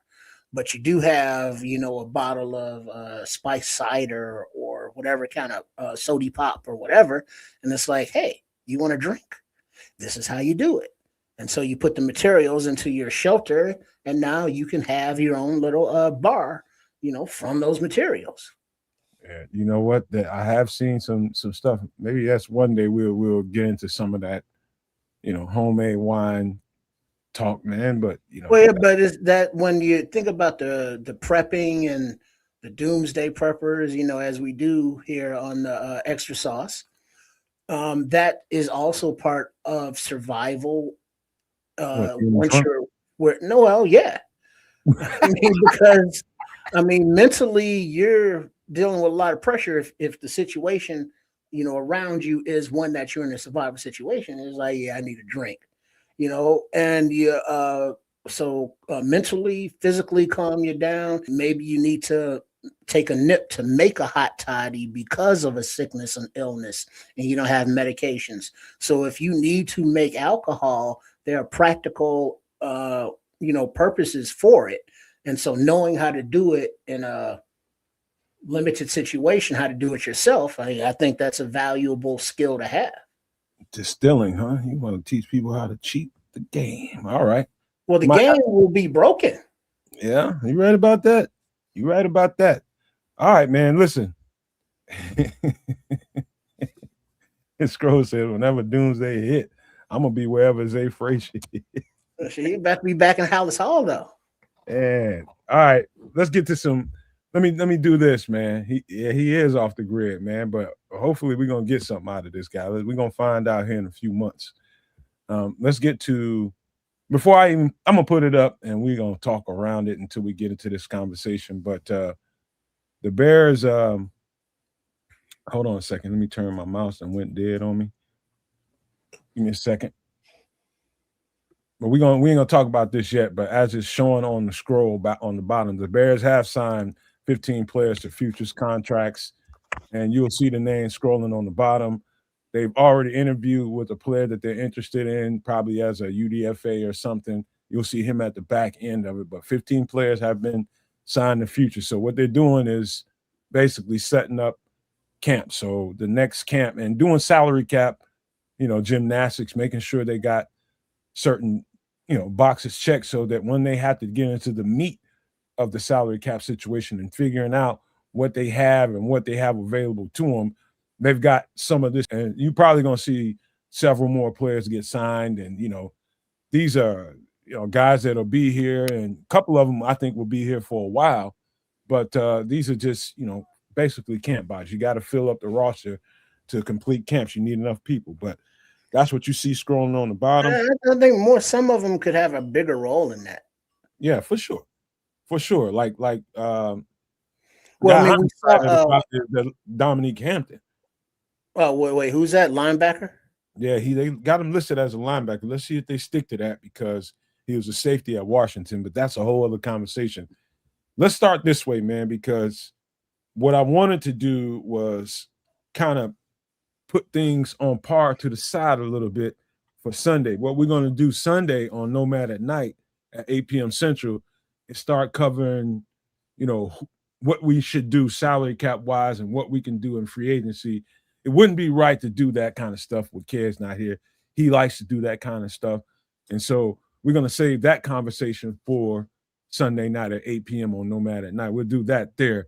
We'll start getting into the gymnastics of who they can sign, who they can't sign, how much it's going to cost, and what we can do in free agency. Because from experience, I know that we need to cover those bases first before we start getting into all the mock draft stuff that we're going to get into with the college players. To me, I think we need to do just be very judicious about who are these guys and what can they bring to the team. There's several impending free agents now that we can bring on this team and upgrade the level of this team. Talking about the depth, maybe even find a starter or two in that, man. But we're going to have that whole conversation Sunday, and that's going to be fun. But right now, man, what I want to do is continue the conversation about this season and think about where we were, Bishop and Trips, when the season started. The mind space that we were in, getting a new coach, Caleb's second year, not being totally sure about exactly how this thing was going to marry up. And here we end up damn near in the NFC Championship game. Let's just talk about all of that stuff right quick, man. Let's just get on where we were and where we are now, man. Yeah, I'll lead off. Yeah, going from flus to first is a beautiful thing. There's something that we have not heard that we heard a lot last year and previous years. Sell the team. We haven't heard that from the McCaskies this season for the fans. Nobody's saying that. Mm-hmm. What fixes those calls? Winning. So maybe other Chicago owners, Jerry Reinsdorf, looking at you, the White Sox and the Bulls are still hearing those chants, but those are no longer the chants here for Alice Hall. So, all right, sell the teams off the table. All right, what has changed in just the last year? You have, Kevin Warren coming in, assuming that role, and he's doing his thing, and he's playing, the suburbs against the city. He's playing the state against another state. He's doing his thing.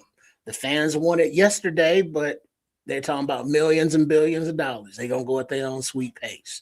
They spent the money to bring in the hot shot number one coaching prospect out there in Ben Johnson. He's in the fold. Ryan Poles gave up the opportunity to get the Hall, and he took Caleb Williams, and now you see the hierarchy is all formed there, and so now Caleb Williams goes to other venues to watch the Blackhawks, watch the Bulls. He's loved and cherished by the fans, the national media, the normies of football. Or Caleb Williams, that kid's pretty good, So we got that going for us. The offense has been spent on highly with the draft. We've seen the rookies step the hell up like I don't think we've seen the rookie class do. They didn't start all of them hot, from the beginning of the season, but halfway through the season, they started contributing more and more and more. And to the end, where it's like, yeah, all of them made mistakes. And so, yeah, they're rookies, but we see the development, we see the flashes on all levels. So the coaching staff that Ben Johnson brought in is a higher level than any of the Flus or Nagy or Fox regimes, to a positional coach, who are getting interviewed and poached as we speak, So the not guaranteeing this team will be in the same position is very true. But we have more faith, more confidence that at least they're going in the right direction. and they just don't look lost like the bad news bears of old. So going forward, yeah, a lot fucking better outlook, mentality, attitude. Bishop, what say you, man? You want me to go first? I can go. No, I'll go. I was just making sure Trips got it out, but very well stated, Trips. Here's my take. Like you said, from flus to first. I love that. We're talking about a team that, for the first time ever, went out and got their guy to head the helm at coach. They went after the most coveted guy in the league at that time, and they got their man. Um, More importantly, he came in and assembled staff that garnered respect throughout the league. Something that we can't say about previous Bears teams. One or two coaches here and there might have garnered um, respect, but not an entire coaching staff. Which, you know, and this probably we might bring this up later on in the show, but amazing to me how we've been getting criticized for the season that we had and how lucky we were, or it wasn't supposed to be where we did get to. But why are those same teams trying to poach our coaches if we were a fluke? Once again, the puke green and yellow, or gold, whatever you color you want to give them, you know, that's a whole nother story. I digressed. Um, then this coaching staff came in and did something that we haven't had in a long time, which was real evaluations of players. Along with that evaluation of players, true test of the players' character and guts and work ethic throughout OTAs and throughout mini camp, OTAs, and training camp. Many of those players, not the entire locker room, stated about just how tough of a practice of a training camp that they had that they have never experienced prior to, either with the Bears or previous teams.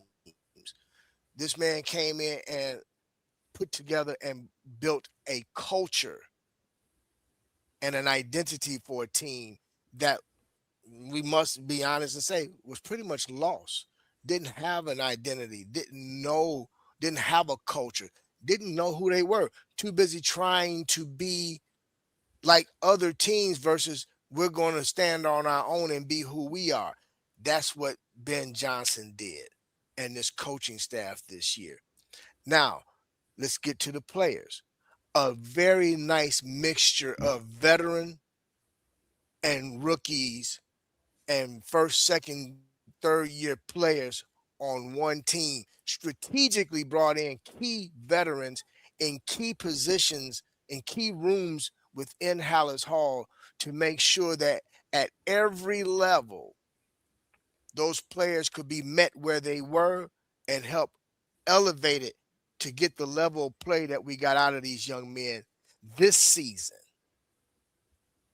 Um, on top of, we talk about culture. The culture actually started from top down, and we cannot go without mentioning the hires of the Kevin Warrens, of the Ryan Poles, the Ian Cunninghams, the scouting team and staff, where many were let go and others were brought in so that they can go out and evaluate the talent at the college level and evaluate free agents to determine who was going to be a fit for this organization. Not just physical fit in terms of play and play style, but character. All of these things is what encompassed and provided this city, this great fan base, a team that can now be respected, but more importantly, make the fans proud to walk around and wear their gear now, because we have now made a mark, made some noise. We are now on the map, Nah, next season we're not gonna sneak up on nobody. But that's okay. We're not trying to sneak up on you. We want you to see us coming. We're gonna be, as a team, as an organization, as a fan base, we're going to be in your face because we're confident. The organization's confident, the players are confident. Organization and as a team, and each one of those players may not have had the seasons that they wanted to have, but it wasn't about stats this year. It was about wins. These guys, most of these guys on this team hadn't won anything until this year. But again, that also is a testament of the leadership of the veterans that was brought into the organization to help get these guys to buy into what it is that we now know of as a true Bears culture. And you got to give all the credit to Ben Johnson, that man who many question whether he was going to be a good head coach. If he what type of head coach is he going to be? We know him as an offensive mind, but can he turn Caleb around? Can him and Caleb get along? And in the first few games, including preseason, many, especially in the media, didn't think that was going to be a good marriage. But in most marriages, you gotta fill each other out. You gotta understand it because one is looking to get out of the relationship in order for the relationship to come together, grow, and thrive. And they did that. You hear it in every one of the pressers with Caleb. In the locker room when he gave Ben Johnson the game ball. These are things that most please, fans, understand, I'm not beating anyone up, but these are things that most fans overlook because many have not played at that level, if played the sport at all. But yeah, that too, but this thing that came together this season was magical. But now we have something to build on. We have a true foundation, not made of sand, but made of real concrete. And it's thick. And he's just going to continue to build and build and build. What I like most about our front office is the two guys, the general manager and assistant general manager, came from winning cultures. Did it take some time? Yeah. Were there, in some in previous drafts with certain players, even with certain trades, were there some misses? Yeah. But let's be clear. Every team have misses. It was just our fan base and the media covering our team that magnified it and made it seem like nobody knew what the hell they were doing. Well, guess what, y'all? Looks like they knew what the hell they was doing. Right. So let's call it what it is. It was a really, really great season. Super proud of what this team achieved. I personally don't feel that they overachieved because I went out in the beginning of this season upon the hire of Ben Johnson. Once I saw the coaching staff that he had assembled, and after they came out of training camp, I said, this team's going to go 10-7. I said that. They exceeded my expectations just regarding to that. So I know now that this team is going to be a team to be reckoned with. They have the North. I don't see them giving the North back. Kudos to the team up north for retaining their coach so we can keep that rivalry going. Football needs that. And let's be clear, the NFL is not the NFL when the Chicago Bears are not a winning football team. And now they're the talk of the national media. Now, and so many retractors trying to cover up they're in the litter box, trying to cover up their shit because of all the garbage that they was talking about early on. He painted his nails. He's this. He's all of a sudden now. Oh, he's a bad man. Oh, he's got some really great traits. Y'all wasn't saying that shit back in August. Well, would you say, Bishop? Even So the Justin sexuals have come around. Yeah, bro. Keep all that. Keep that energy where y'all had that energy. We don't need no bandwagon fans. It's all good over here. We straight. Trust and believe that. But I'm gonna end it with this. Congratulations to the 20 years. I'm super excited, super proud of you guys. I cannot wait to see how the roster is assembled. Hopefully we can retain the guys that need to be retained, those that were consistent, those that showed up, those that played through injury and through pain, you know, might not have liked how they might have exited the locker room at the end of the season, but was the most consistent out of the group. Didn't might not have had the numbers that he had, he or others had, previous seasons. But guess what? Was a major contributor in the reason they won in the fashion that they won, and we cannot overlook that. So with that, I'm gonna pass it to No Man, but salute to the Chicago Bears. I'm proud to be a Bears fan, and let's go, baby. Bear the fuck down. Bear down. Let's go. And you know what, fellas? I don't know that I could top that, and I'm not gonna try it. And what I'm gonna say is I'm gonna kind of refurbish everything that you guys have said in my own way. And I'm gonna start at the top and we're gonna work our way down. And I think into the season, there's a lot of people after Ryan Poles. A lot of people. Bro, they wanted the man gone. They wanted him gone. And you know what happened? And you got to give that man his flowers too, man, because Power Poles compelled you. Withstanding that level of scrutiny and that level of smoke, you got to give him his flowers, man. You got to stand tall and face the fire, and that's what he did. You had a lot of people complaining about this. You got that pick. Ain't no Matt where I haven't heard anybody be like, "Hey, man, Ryan Poles traded that 4th round pick for all pro left guard." Mm-hmm. No, none of that. I ain't heard that at all. Just like, hey, he gave Deo this much money. What the fuck was that about? But it's like, I get it. We complain when it's bad and it's warranted, fine. But when it's good and he makes good deals, he solidified the offensive line. We see how his draft picks contributed, and their trajectories. So it's like, yeah, you got to give him his props. Our polls compels you. Look at what Scrolls said.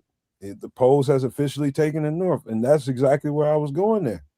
He came in here and proclaimed that those are strong words when you come in the NFC North division. This is a tough division, and it's getting tougher every year.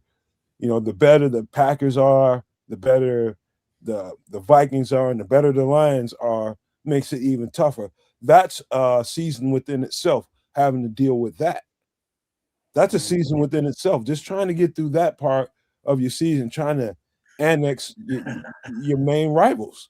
What's going to happen, though, Matt. Just the pettiness of the NFC North between the Lions, the Packers, the Vikings, and the Bears. The Bears hired away the offensive coordinator for the Lions, right? Who was an instrumental part of their success. And now he's having success in Chicago, and they called him a Judas and all that. But now we see Al Harris getting interviewed for the Commies, I think the Giants and the Packers. I could see the Packers hiring Al Harris to be their defensive coordinator just to be petty like that, even though they may like him, but just to the fact that, the newly signed LaFleur gets to jab at his buddy Ben Johnson. It's like, I'm gonna take somebody off your staff. I could see the pettiness of that for that. You know what, Trips? But I don't think, and I could be wrong. I could be a bad judge of character, but I think Al Harris went and did the interview. I don't see him taking the job though. I don't, and honestly, and I'm gonna say this. I'm gonna say it because of this reason alone. I don't feel that he fits into the culture of Green Bay or in the makeup of their locker room, not the locker room per se, but you know what I'm getting at. I just don't feel like he's a fit, and I don't think that they would buy into Al Harris and how he like to do things. That's just me. Because I'm gonna be honest, bro. I'm just gonna call it. The motherfuckers are soft, man. They soft. They soft. The head coach soft, man. Anytime a fan base is crying about Al Harris about a handshake, one dude can't make a bunch of guys tough. You gotta have it. They ain't got it, bro. You Well, know, they ain't that's the got it. next They just talk a lot of shit. I'm that's the sorry, next no thing man. I was. We sorry. We done hijacked your soliloquy, No, bro. man, Go that's what ahead, being bro. a My host is bad. all about, man. You got to give up the mic and let people talk, man. That's what it's about. But to fill in where I was going was giving Ryan Poles his flowers, man. That was a hefty lift right there. That was a hefty lift because you Shoot. proclaimed to come in here and take the North. I don't know that the North was as ferocious as it was when he got here, but it got more ferocious as in the. Go ahead, Bishop. Go ahead. Speak I to it. got an. I want to make an. You know what, bro? I'm glad you just man, bro. You really just hit me with something. I got to get this out. I want to on this network right now. I want to be the first to give a sincere apology to Ryan Poles because I was very critical of him when he made a specific trade. First and foremost, I was very critical of that, and I wasn't bought in right away on the draft pick used for Caleb. Caleb made a believer out of me. I am a true fan of Caleb, and I want him to be not just an exceptional quarterback. I look for him to be a MVP in this league. I expect him to be a multiple Super Bowl winner in this league. But more importantly, look at here. The boy, he's a dog, period. And I want to give him his flowers, but I want to, on this network, for anybody that can go back and check any of our previous shows, I have to give a sincere apology as a fan and as a podcaster, and as um, I like to consider myself a bit of a savant when it comes to NFL football and college football. But more importantly, I want to give this man a sincere apology because I was very critical. Ryan Pose, I apologize to you, and you have made me a believer, and you have renewed my fandom in the Chicago Bears. And trust me when I tell you, I'll throw some bowls when it comes to these Bears. So my apologies, but thank you for giving us what we had, because nobody talked about how he stripped down the roster, cleaned up the salary cap to make sure that he was able to make the moves to acquire the talent that we currently have. So, and a lot of that goes unnoticed as well and untalked about. The young man to be his age, he is at some point he's going to get GM of the year. He has to for what he's done. But again, my apologies. Go ahead, no man. No, you all good, man. Good job hitting it on point, man, because that's part of where I'm going after I get finished with Ryan Post talking about Ben Johnson and everybody around them. I'm talking about everybody within that facility. And it takes a team effort, y'all. It ain't just this individual, that individual, this individual, and that individual. They have to come together as a collective to deliver what we saw this season. And what we saw this season was success out of nowhere. And to finish with the Ryan Post thing, Bishop, I think you mentioned it. He's not gonna hit them all, you know. And No, to but have it nobody in you, does.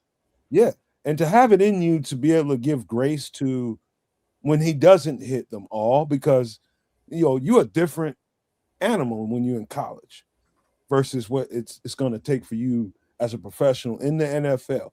Mhm. Every single college player is going to be highly rated coming out of this draft.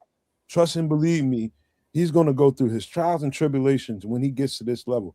There's a few guys that might come out every 5 years or so that you plug that guy, you pluck that guy out of college and you plug him into the NFL and he gives you results right the F away. Sometimes you get that, but most of the time you're going to get a whole lot of development and a whole lot of question marks behind that guy's name. Why did we Mhm. draft this guy? What is the GM doing? He doesn't know all that old kind of stuff. And my thing is this, I've been trying to be supportive of him as best I can, but this last season made it pretty difficult for me. Made it really, really difficult for me.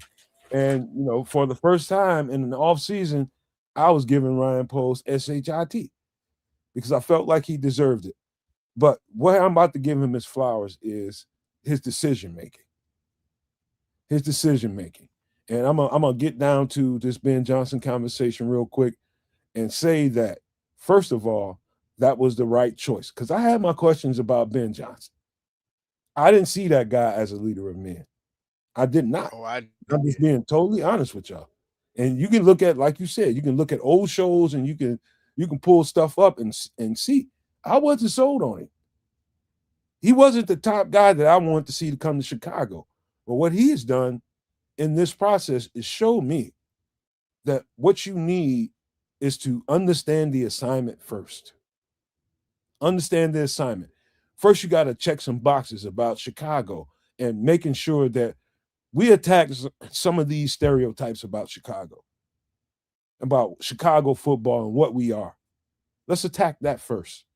We're going to show people that if you come in here with the right mindset, we get the right accumulation of people, football players, you can change that overnight. And that was his energy coming inside the building. When people asked him, "Do you think we can win now?" He didn't flinch. Yeah, we can win now. And to the credit of Ryan Poles, the guy came here. I'm talking about Ben Johnson. He came here. He inherited a pretty decent roster. All they had to do was add to it, add some key pieces. And what I say, one of the things about understanding the assignment is knowing that you got to get it right in the trenches if you want to be competitive. Knowing that, hey, if we're going to invest money this year and we're going to invest capital, invest it in making sure that you got this guy that I like and I believe in, talking about Caleb Williams, which I'm going to get to in a second. In order for him to be successful, in order for him to flourish at the rate that you need him to, what you're going to have to do is shore up the interior of the offensive line. And when you do that, he can be more comfortable as he's developing as a quarterback. What you're looking for, development. You intensify how good the protection is on the interior of the offensive line, which definitely changed the game for Caleb Williams. Ben Johnson understood the assignment. Those were, I'm not going to say take nothing away from Ryan Poles, but I'm going to say that Ben Johnson probably nudged him to say, I know you want to do some things with filling up this roster and getting key things taken care of, but if you want to see this prized draft pick come about and be the guy that he's capable of being, this is what you're going to have to do first. That's what I mean by understanding the assignment.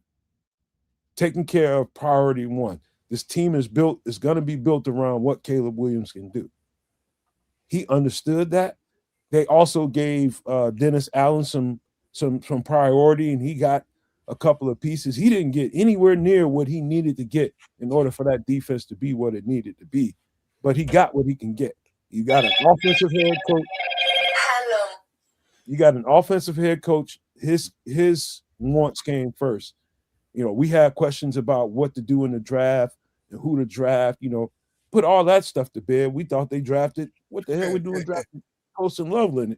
All that kind of stuff. I love that pick. I was so on board with that pick, brother. I knew go ahead. I'm sorry. Go ahead. Well, you saw Ben Johnson's reaction. He was giddy. He couldn't contain himself in the seat when the car was turned in. Well, I'm going there. Number one tight end on my list. Ben Johnson, being aspirational as he was to these guys, came in here with a certain amount of intensity that the Bears players fed off of. And that I'm gonna put that to the side because I got a lot more to say about Ben Johnson, because he proved me to be a leader of men, that he can get men to follow him. That's the key to it. When you talk about leader of men, are they buying into what the fuck you selling? And he proved to me that they could, and they did. And we got the results of that this year. Proud as shit of that. Now to Caleb Williams. Again, all honesty, I was not the biggest fan of Caleb Williams at all. It wasn't talent that I was worried about. It was about Okay, do I see this guy fitting in what Chicago is? Like it was the whole thing about that. And it was you put that in contrast to the quarterback that we had, and I was just like, oh no, he's more Chicago than Caleb Williams. What Caleb Williams has done since then is showing me I watched that guy grow up in front of me. I'm talking about as a competitor. I've seen some growth in him as a human. I've seen a little bits of that too. And when you start talking about somebody of that age, I want people to understand that you're not dealing with the finished product, not at all. What you're dealing with is a product that is starting to mature, and we watched the maturity of a quarterback during this season. And what I'm most proud of is how he met the moments, the resilience. I'm proud of shit of it. I will say this out loud. He proved me wrong about him. And I'm glad to say that, man, because it was never about him as a quarterback and his talent. It was never that. I saw that day one, the minute I laid eyes on him. It was about, is that going to translate to this level? Can he take the coaching? Can he take the instruction from the coaches and build himself into an NFL quarterback? And that's playing on time, that's playing within system, and not all this wild running around and being willy-nilly like he was able to do in USC. It seemed like a Herculean task to me from that contrast from what he was in college to what I see now. And guess what? The guy didn't even scratch the surface. He didn't even scratch the surface. What's unique about this kid, and I think the most valuable trait to him, people might talk about his arm strength, how accurate he can throw, and this, that, and the third. But what's more important than anything is how, excuse me, is how he's able to negotiate the pocket and avoid sacks. Those are the things that keep drives going. So when you got that crucial 3rd and 7, 3rd and 8, and he's back there in shotgun, nobody's back there to protect him, it's pocket presence. How he can avoid that first guy coming at him, he can avoid that second guy at him. Give himself a little bit more time, flush out one side or the other, or step up into the pocket and create something else. That is a unique talent that everybody's not gifted with. We have an absolute treat. That was one of the features I knew about him at USC. I was just like, okay, if he learned to play on time and learn how to play in some structure, if some coach can get that out of him, this motherfucker's gonna be something else. And he is. Now, that being said, what I hope is that, a lot of times quarterbacks that will come in their first, second year, have some success or not. And then in that third year, they tend to hit a wall. And I don't think that's going to happen with Caleb. I think he's got something extra going on with him. Seeing that with CJ Stroud right now. You know what I mean? He's going through some things. But that guy has proved to me that he's been worth every bit of all the accolades been given to him, and he can rise to another level. Hopefully that continues, man. But I'm supremely proud of that kid, man, because I'm watching him grow up and I'm watching him become, the more and more snaps he takes in the NFL in pressure games and high situation games, the better he is. And that's just, you know what? if he can calm down. Not to cut you, I apologize.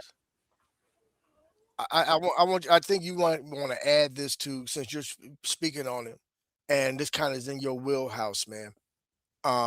Something that I think nobody has given Caleb the respect for, more importantly, and what he endured last season and this season. And the reason I say this is in your wheelhouse is based off of your current of your profession, but his mental fortitude, brother. His mental fortitude, his makeup, the things that he endured, the things that he had to go through to get to the level, to be able to play at the level, the challenges that he had that was placed upon him from Ben Johnson, to pull the absolute best out of him. And there's so much more room. His ceiling is so high, but it all starts with his mental fortitude, man. And I'd like for you to speak toward that because you understand that level of as far from a psychological aspect. And I think maybe you can speak on that some in terms of what he had to endure to get to the level of being able to fight through what he had to fight through, you know, and these comeback wins and things of that nature. So I just kind of wanted to throw that in. I'm gonna let you speak on it more, but I wanted to throw that in just to give a little extra layer to what you're laying down. I'm actually glad you brought that up, and I'm almost, eh, I'm just gonna say it how it is in my mind. Like most people, most human beings, your average human being you're gonna run across is when you call these quote unquote pressurized moments. You either have the ability to focus or you don't. Some people really react to the pressurized moments. They have a literal visceral reaction to the pressurized moments, and they don't act in the way they normally should. Like me, and this is why I was a little hesitant to speak to this because it's something I relate to in a deep way. And it's, a side comment. I mean, the side conversation is my work that I've done professionally, but I'm talking about me as a human being and the moments I've been in as an athlete. Like, and I just talk about basketball. Like, I can remember times, all my life playing basketball when we are in tight games. You know how you go to the huddle and it's a couple seconds left on the clock and somebody has to take a shot and you look around your huddle and the person that the ball might be going to is looking a little skittish, right? He's in there looking like, oh shit, the ball coming to me. And I'm looking in the huddle like, oh hell no, man, no, don't get him the ball. As soon as the huddle break, I'm telling everybody, man, pass me the ball. And so I'm not trying to pat myself on the back. What I'm talking about is it's an ability to be able to be calm when everybody else is, chaotic. It's a Mhm. it's a trait that not everybody's born with that I was born with. I just don't see pressure. I see opportunity. And I think that's the way Caleb sees these moments as opportunity. That's the best way to look at it because if you start looking any more deeper into it than what I just said, then you'll find that pressure that everybody's talking about. I think he runs through those moments like I did. Well, that's some people internalize things different. Not everybody feels the same things in the same way.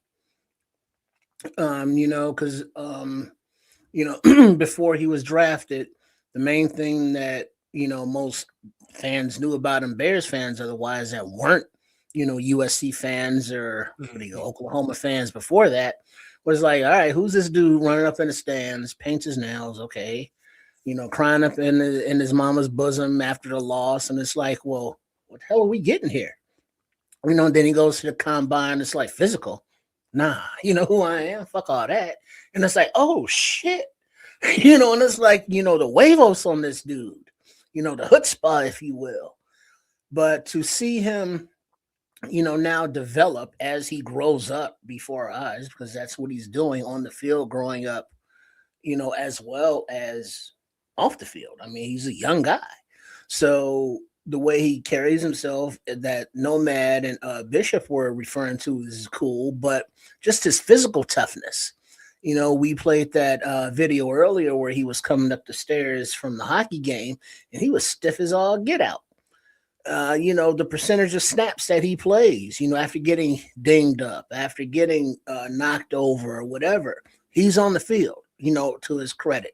And going forward, we expect that development because we've seen that Caleb wants to be great. Anytime he's around Tom Brady, he's like under him, just absorbing whatever he can from him, whatever kind of knowledge, whether it's about his own physical health and maintaining that and staying in shape, whether it be about quarterback stuff and how to spin the ball in the weather, or whether it be about leading a team or being the face of a franchise in a public aspect, being a business person. He's getting all of that.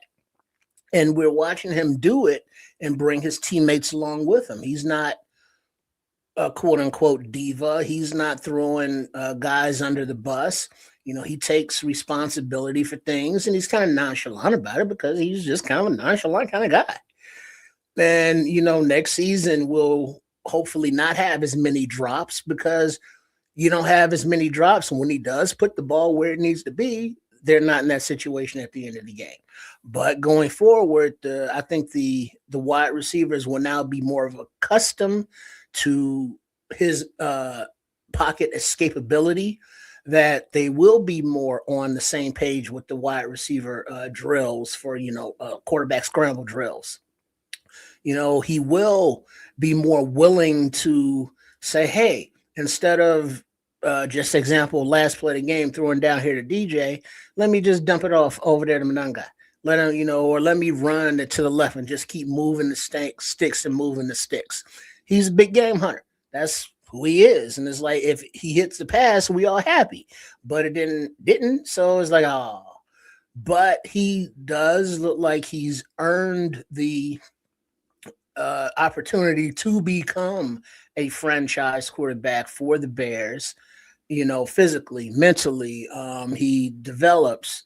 He's comfortable being uncomfortable. He wants to be coached hard. Ben Johnston wants to coach him hard, and they are communicating. They're seeing each other's visions as far as what plays should be and designs and what plays route should be. So as he now has a second year under his belt in this offense, more maturity in the league, more maturity out in the streets, his aura, as the kids say, will continue to grow and develop. And so it's like, yeah, Ryan Poles picked the right son of a bitch. Yeah, man. Listen, let me tell you something, Trips. And I don't know if I spoke to that properly, but I'm just telling you, man, like normal human beings, and fuck that, man. I'm gonna tell you, I'm dope. Shit, man. I'm a bad boy when it came to competition and athleticism and doing these things, but it's less to do with the physical nature of the game, and it's more to do with what Bishop was talking about. It has more to do with the mentality and what's in you, what's in your DNA, what's in your spirit, what can you do, because the mind comes before the body. If you got a physical DNA, you got an athletic DNA, that's going to come behind what you think and what you feel. And then the body reacts to that. He's unique in that way. And I can speak to that specifically because of me and the things I've been able to do, because the strength of the mind and having the fortitude to have belief in yourself. Because a lot of people will tell you they believe in themselves, but you think most of them believe that shit? They're just telling you, and they're trying to tell themselves that they believe in themselves, and they don't necessarily. And that's just the truth about human beings. But that's the credit I want to give him, man. He showed me a fortitude that's rare in human beings, being able to rise to the occasion. Hopefully that continues. But down to the rest of the team real quick. The guys on this team we could talk about forever, man. But you had guys like the Nashon Wrights of the world. You got guys like, and Trips, don't think I'm trying to kick you in the small parts. But Kevin Byard, did you thought that was like a bad deal because he's a little older? We're gonna have conversations about a couple of older guys that we might be able to get in free agency. I'm gonna try to convince you it can have the Kevin Byard effect on this team for the next couple of years. But you're talking about the mixture that Bishop said about the mixture of the veterans and the young guys.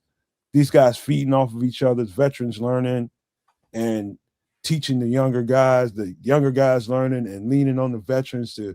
I mean, it was the perfect storm. It was, man. And the guy particularly that you should give particular props to is Nashawn Wright. What resilience? What? You just picked What this a guy off. story. Right? Come on, Right. man. What Come a on, dog. story. You know, and it's so messed up because this kid, he worked his ass off. He played 95% of the damn defensive snaps. You know, he got 5 or 6 turnovers.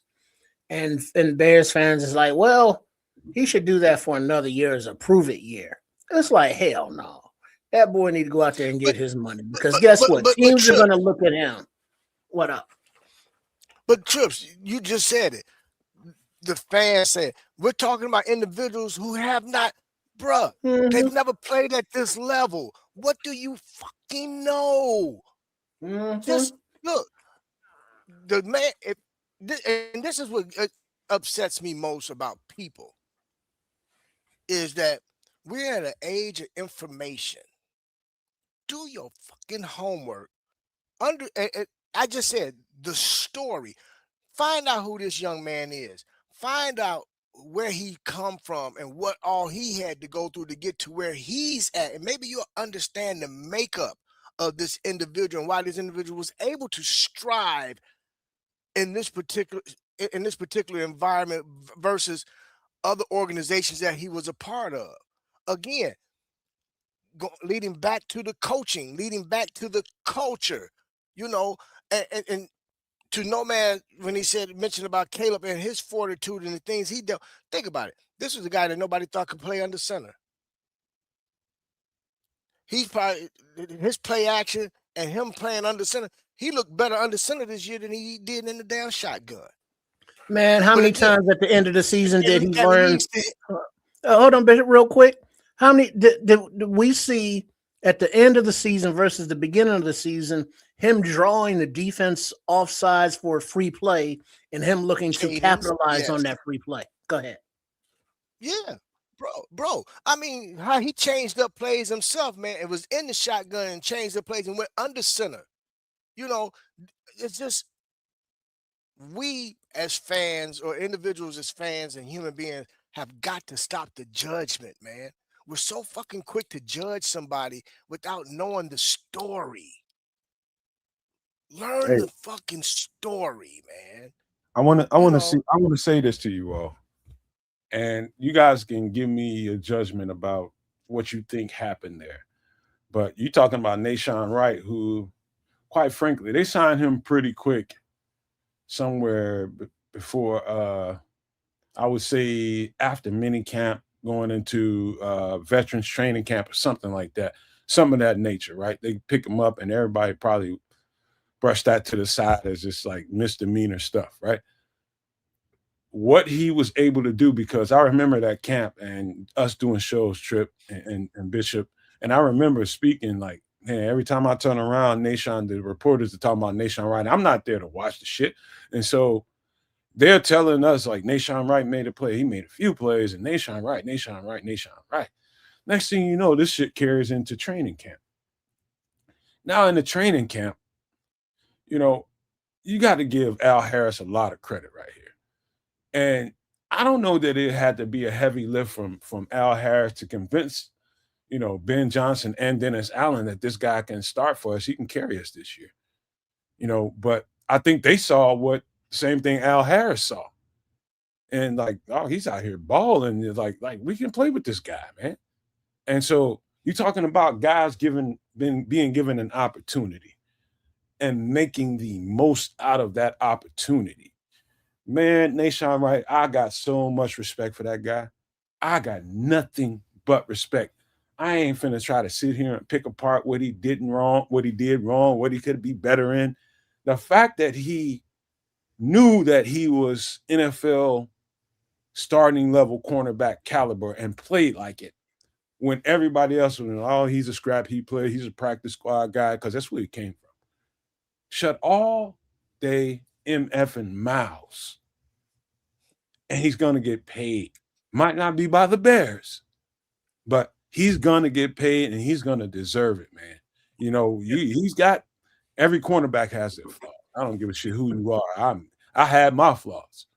My attitude was probably my flaw, but you know, this guy, man, you talking about one guy that I want to really, really give flowers to, man. Nashawn Wright was Nashawn White. When we talk, I wouldn't even say overperform, but stepped up into the moment. Man, you got to get that cat his crown, man. Put that crown on that boy head, man. Stop playing. Yeah, And definitely. tilt it to the left, baby. Or cock it to the right, whichever. But you look at how he has developed, how he contributed. Now, sure, he got lost in coverage. He has his warts, but then he has his pearls, and those pearls are gonna get him paid. But the business side of me, put on that hat, the armchair GM, if you will. That's not a horrible thing. Him go out getting paid, because the more he gets paid, the higher level of compensation comp pick that we could get back in return. Because what Bears fans haven't had the experience of really is enjoying those comp picks, because our teams have been so shitty that no players have really gone and upgraded their salaries like that. So now that we have actual talent, and some of that talent will be leaving for greener pastures and greener paychecks, so there will be compensation draft wise for the Bears if that happens. So, Nashawn Wright or, Kwani B or whoever, the more they can get paid on the open market, the better it is for them, their family, and us going forward with the draft status. So a little hidden gem in there, going, just for Easter egg kind of thing. Yeah. I just wanted to point him out, and I wanted this conversation to be a very general one for this reason. Nashawn Wright deserved to be pulled out of that fray and given his crown like he deserves, man. But the entire team, man, you had a coaching change. You had some guys that came back, been here a year or two. You got some guys that's been here, a couple of guys have been here. Jalen and Cole Kmet's been here for a long time and seen a whole lot of shit. And key ended up being key guys, and the Bears knew that they had to be key guys in changing this thing around. And so what the Bears did was, more than anything, was change the mindset. Change the mind, Bishop. Change the mind, the body does what? Follow. It follows. It follows, bro. Free your mind, ass will follow. That's what we just witnessed, man. And so you talking about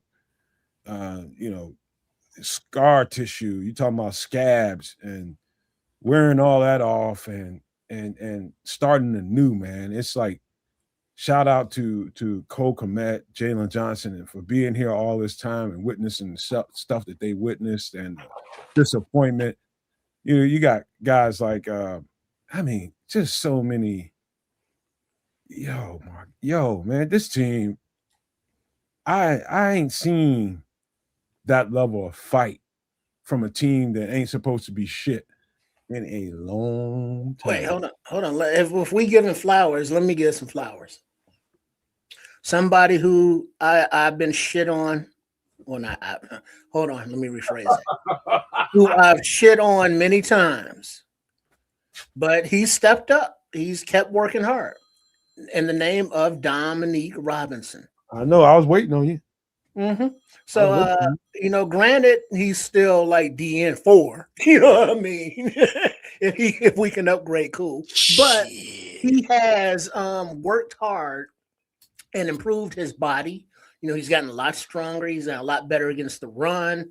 And he's, usually getting some kind of pressure on the quarterback. And he's played special teams. So he's a kid that's been hustling out there. He's an athlete who's learning the craft on the go. And he's showing up as a kid that is like, hey, okay, you can play in this league. I don't know if you'll be a starter, but you can play in this league. Quick question for you, Trips, and this is a psychological thing. What do you think he proved more to the fan base and people like you, or he proved more to himself? Well, I think in order for him to put himself into this position, he always knew that he had it inside of him. Just like we're talking about attitudes and mentalities. It's like, I'm gonna be fucking great. It's just, what position am I gonna be great in? Okay, in the name of Don Rob, he was a quarterback or a wide receiver, a tight end or some shit. Then he All was of like those. all of All of those, and then those. he was a DN. All of But those, but bro. something that you notice, no matter how many times he changed positions, he still got to the NFL. He was raw, but he got above and beyond so many of his, college contemporaries who were higher picks, let's say, because he wasn't even a damn pick. So he has worked his ass off. No, he was a pick now. He was a Was it? pick. Was he seventh round? Yeah. No, he was Seventh? like 6th round, some shit like that. I thought it was a I'm not UDFA, but mistaken. okay, he was a late round pick. 5th or 6th round. Yeah. Yeah, something like that. Fifth or sixth? No. Yeah, Yeah. 5 or Yeah. 6. He's right. He's right. Yes, he was, bro. Oh, Yeah, shit. but you know, But But it- he's worked his ass off. He's come a long way, and I'm sure he's gonna earn another contract in this league. And if it's with the Bears, a 1 or 2 year depth kind of guy, special teams kind of guy, but he's gonna sign on someplace. I'm gonna Hey. say this about Dom Rob, man, really quick. Dom Rob did something, man, that we don't see often in the NFL. Dom Rob, one is an athletic freak, first and foremost. Again, yes, he played quarterback, high school, wide receiver, then tight end, and then converted to a defensive end / tackle in college to be drafted into the NFL. And then went through coaching hell as a first through third year player here in Chicago underneath Flus and that regime. But during all that time, he did something that nobody's giving this young man credit for. He continued to work hard at his craft. He went out and sought the mentorship and worked with other defensive ends in this league to start adding to his tool belt, to the point where he gained the utmost trust in his defensive coordinator and Dennis Allen to be put into certain situations at key moments in the game, to be on that defensive line, to give Martez Sweat a break on snaps. And he took those snaps, and not only took the snaps, but gave positive results on those snaps, whether it was pressure on the quarterback, whether it was stopping the run, or more importantly, getting sacks. He got him some sacks this year as part of his stats. So, yes, will he get paid? I believe he's going to remain with the Chicago Bears. They're going to sign him to another contract. Now, he's not going to get superstar money, but he's going to get the money due to him based off of the production and the level of work that he put into his craft to get and earn that contract. But more importantly, I say he's going to stay because he did earn the trust of Dennis Allen, and he fits what Dennis Allen wants to do with that defense and that defensive line. let me tell you guys something, man. And I'm gonna move the ball a little bit after I say this. Let me tell you something about coaching. A coach, to me, is a dime a dozen for the most part, and then you get people that inspire you, people that find a way to motivate you in ways that you didn't really necessarily notice yourself, because you yourself all the time 24/7, and you know what you're intending to do. You Dom Rob, you 6'5", 260 something pounds, 265, however big he is now, and you're just like Bishop said, you're a freak of nature and you're fast. You know what I mean? And you're a freak. And every coach is gonna see a guy like that, built like that, and gonna be like, let me work with him. And not every coach's message is gonna hit you like Babe Ruth, you know. And sometimes, man, I said this in the off season as Flus got rid, as he left. I said this to you guys, Trip. You probably will remember this. Sometimes when it comes to defenders, especially along the front, you can think too much and be trying to do too many things. You could be having coaches teaching you this move, that move, this and the third. You got 4 or 5 things they try to teach you when you only need 1, 2 things to do: a strong move and a counter. Ace that shit.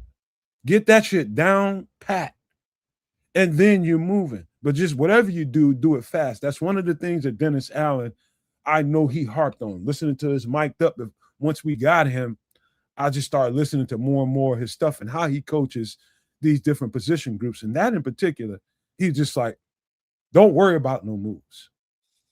Just do it fast and err on being fast.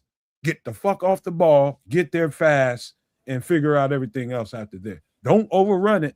Don't overrun the play, but just get off that ball fast and make an impact on that line. And that kind of message simplifies what you have to do and what this coach is looking for. He just simplified and made it easy for you now.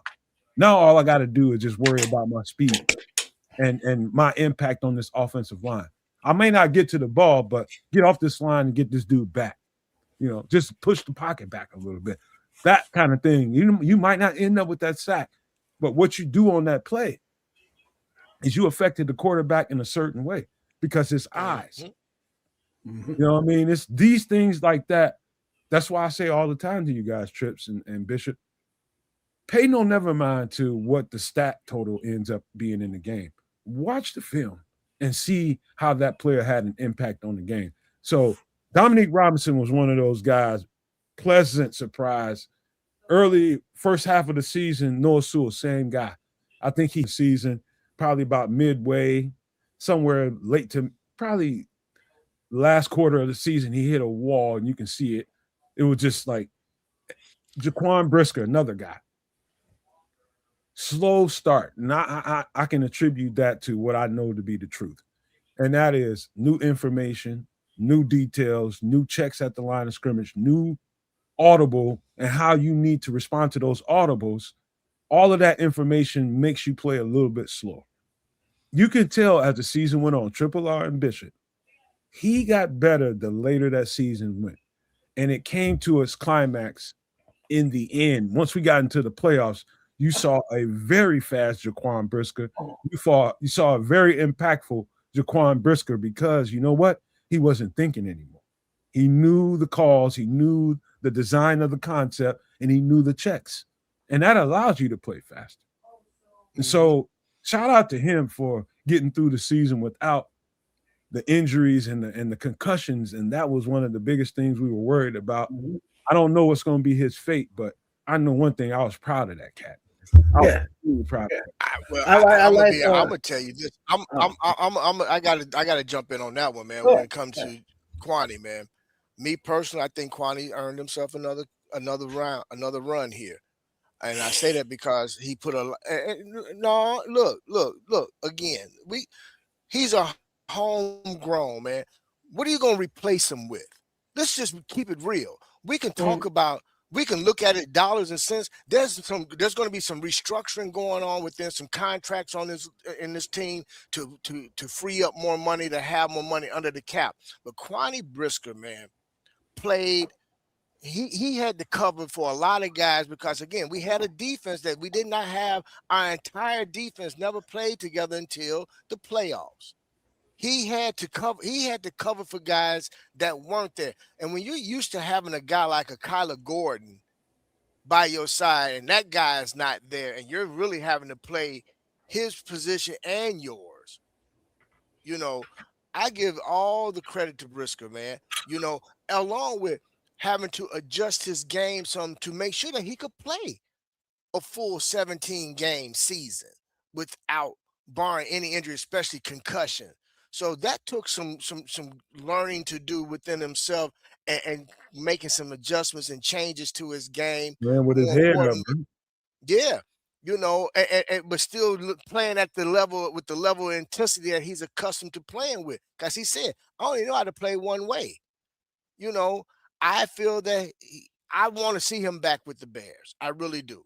I really think that him being part of this defense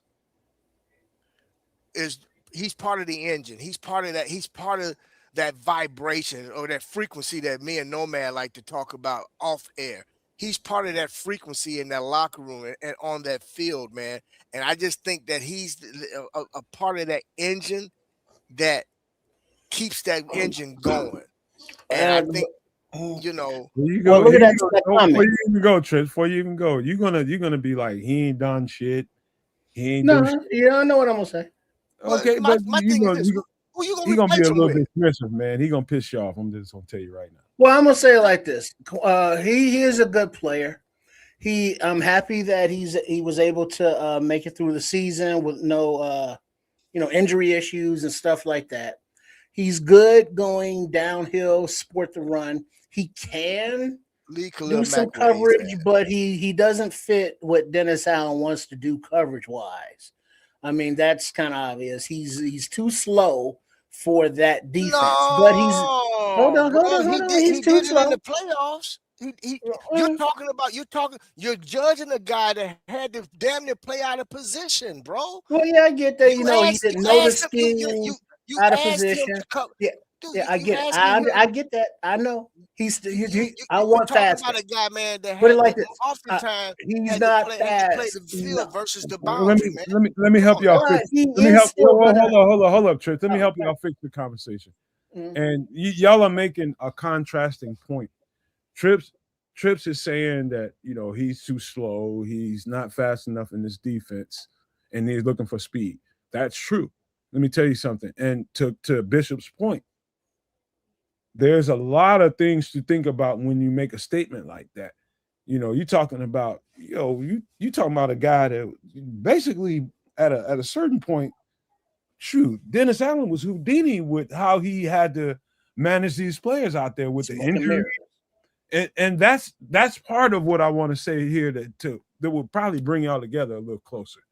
What I said in contrast to what both of y'all just said, I don't know if y'all heard me on the part of it's important to understand that, like, you started off the season with the entire defensive playbook and a bunch of calls that is unfamiliar to you, and your level of how fast you can get that down and how fast you can have that translate to the field. I can literally see why Jaquan Brisker was slower on a lot of plays that he had to play. It's because he was just new to the terminology.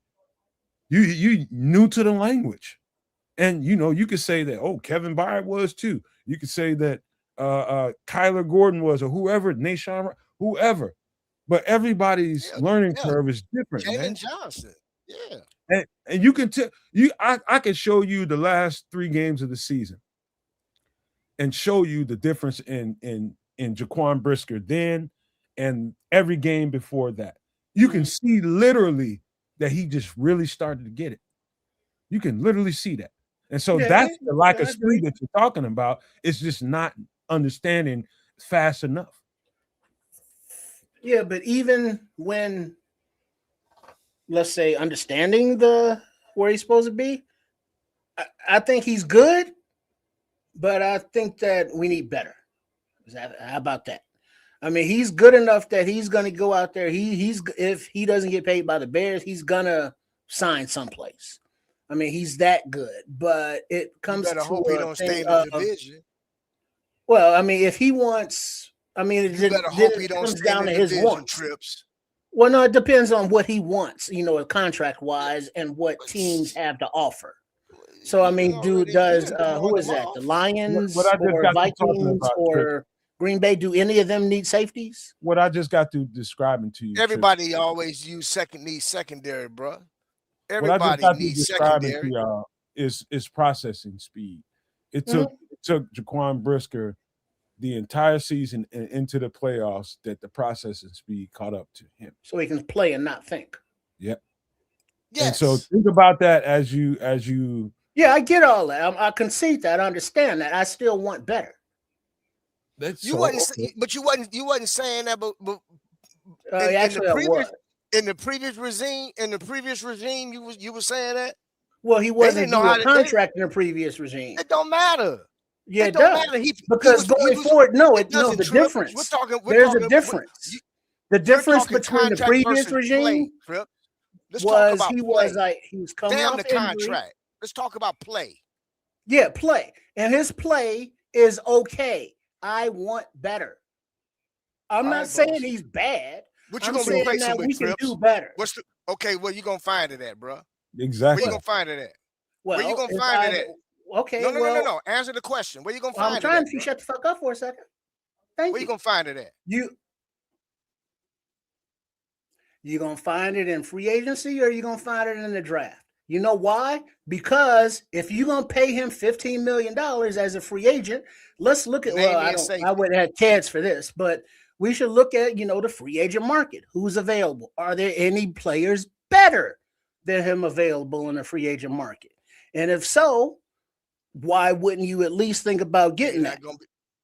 I mean, Well, do you think that he is upgradable? Are there let me players that are better?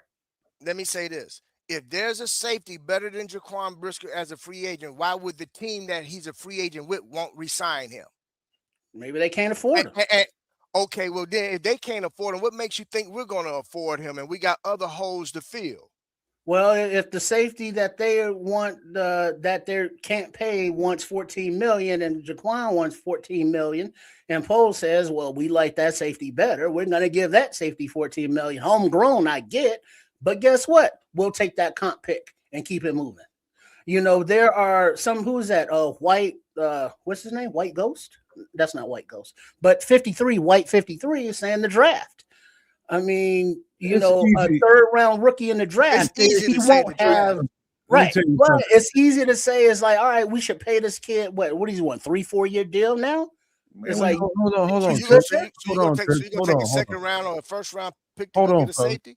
Hold on, fellas. Let me help this out, man, because really what it is virtue. It's like both of y'all see the game and you see it the way you see it. And I'm trying to bring a bridge here, man, because Triple R, you like you are, man. I love you for being you.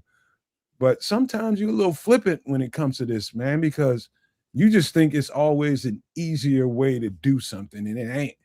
Sometimes, you know, yeah, but doing the same knowledge shit of the makes it system, better ain't easy. knowledge of the system should be spoken to. Number one, you Yeah. think you're gonna find a better safety, a strong safety in free agency? We got an entire offseason to talk about that.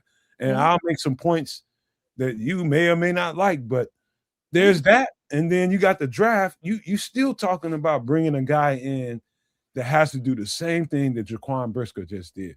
Learn Mhm. all the new terminology and figure out how to play fast. It ain't no plug and play situation. He's got to learn.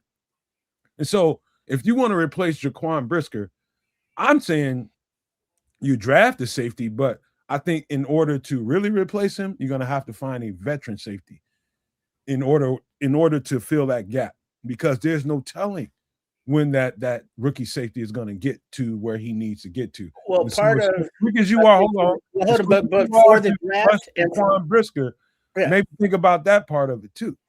Yeah, cool. Yeah, I will. But just for future reference, for everybody tuning in now, when we get to the free agency, when we get to the draft, make sure you are tuned into the Nomad Network, Kids of Canuck and Sports Chicago Style, aka Triple RSES. I don't know why I don't make the rules. I'm just letting you know. But with Nomad's expertise and knowledge of the game, you will and we will have various activities to break it down. And first is free agency. It's like, all right, who's available, who's a scheme fit for Dennis Allen and or Ben Johnson, offense, defense, how much they cost, all of that stuff. We'll play games. We'll mock up free agency scenarios on, well, sign this guy, let this guy go, all that fun stuff. But also remember, when we get to the draft, and we will do that live draft call, so tune in then.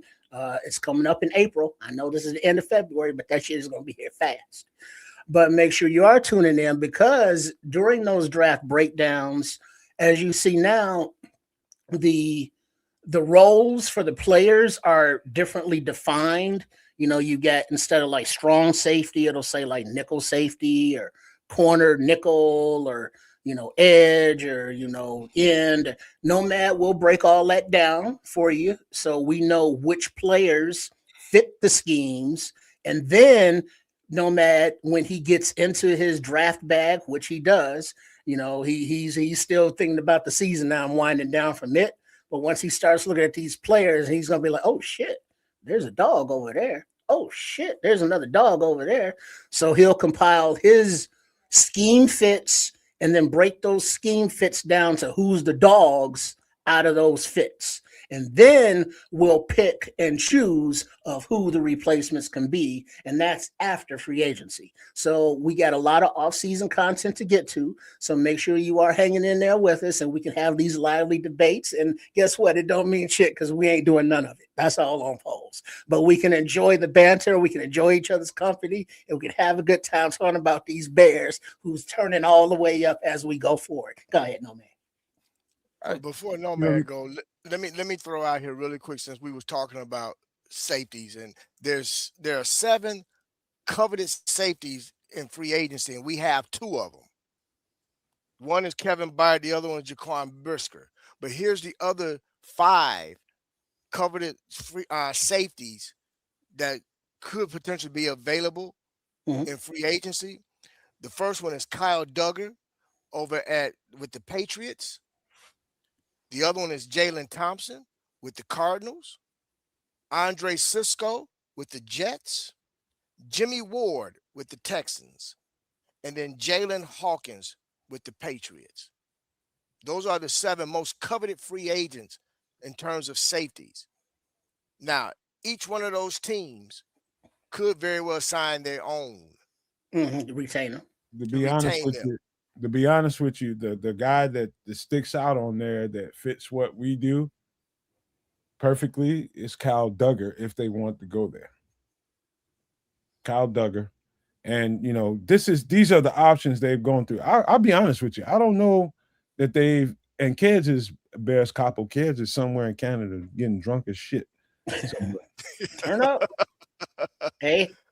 I think it's their new year right now, and he's just out there partying, having a good time. But I think that's it's not like I didn't have my criticisms of what Jaquan was doing, but I understand better being a defensive back, I guess, than most people, because I understand the retention that's involved, man. That's the only reason I'm speaking like I am too, man. It's not like I'm just a big Jaquan Brisker fan, but I understand what comes along with playing that position and what adjustments you have to make in order to play that position, especially when you don't have certain guys that you are accustomed to playing with, that you can count on them being where they're supposed to be.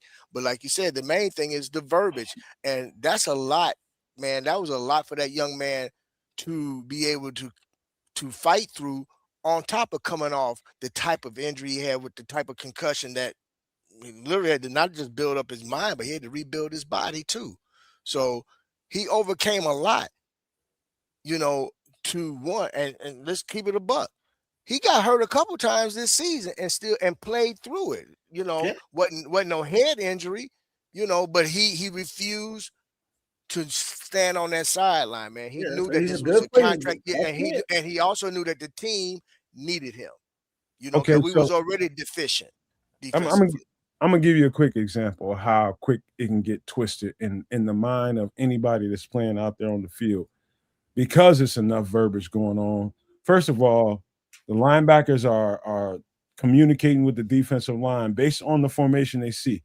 They see him come set up, and they know it's going to be somebody's going to go in motion, and that call is going to change. You might have to shift left, you might have to shift right, and then that's going to happen. Then he's going to turn back, or the safety might come in the back of him. So that's Kevin Byard probably. Hey, what we got? And he tells the lead safety, what it is, and then that lead safety turns and tells Jaquan Brisker low. It's just that simple, low.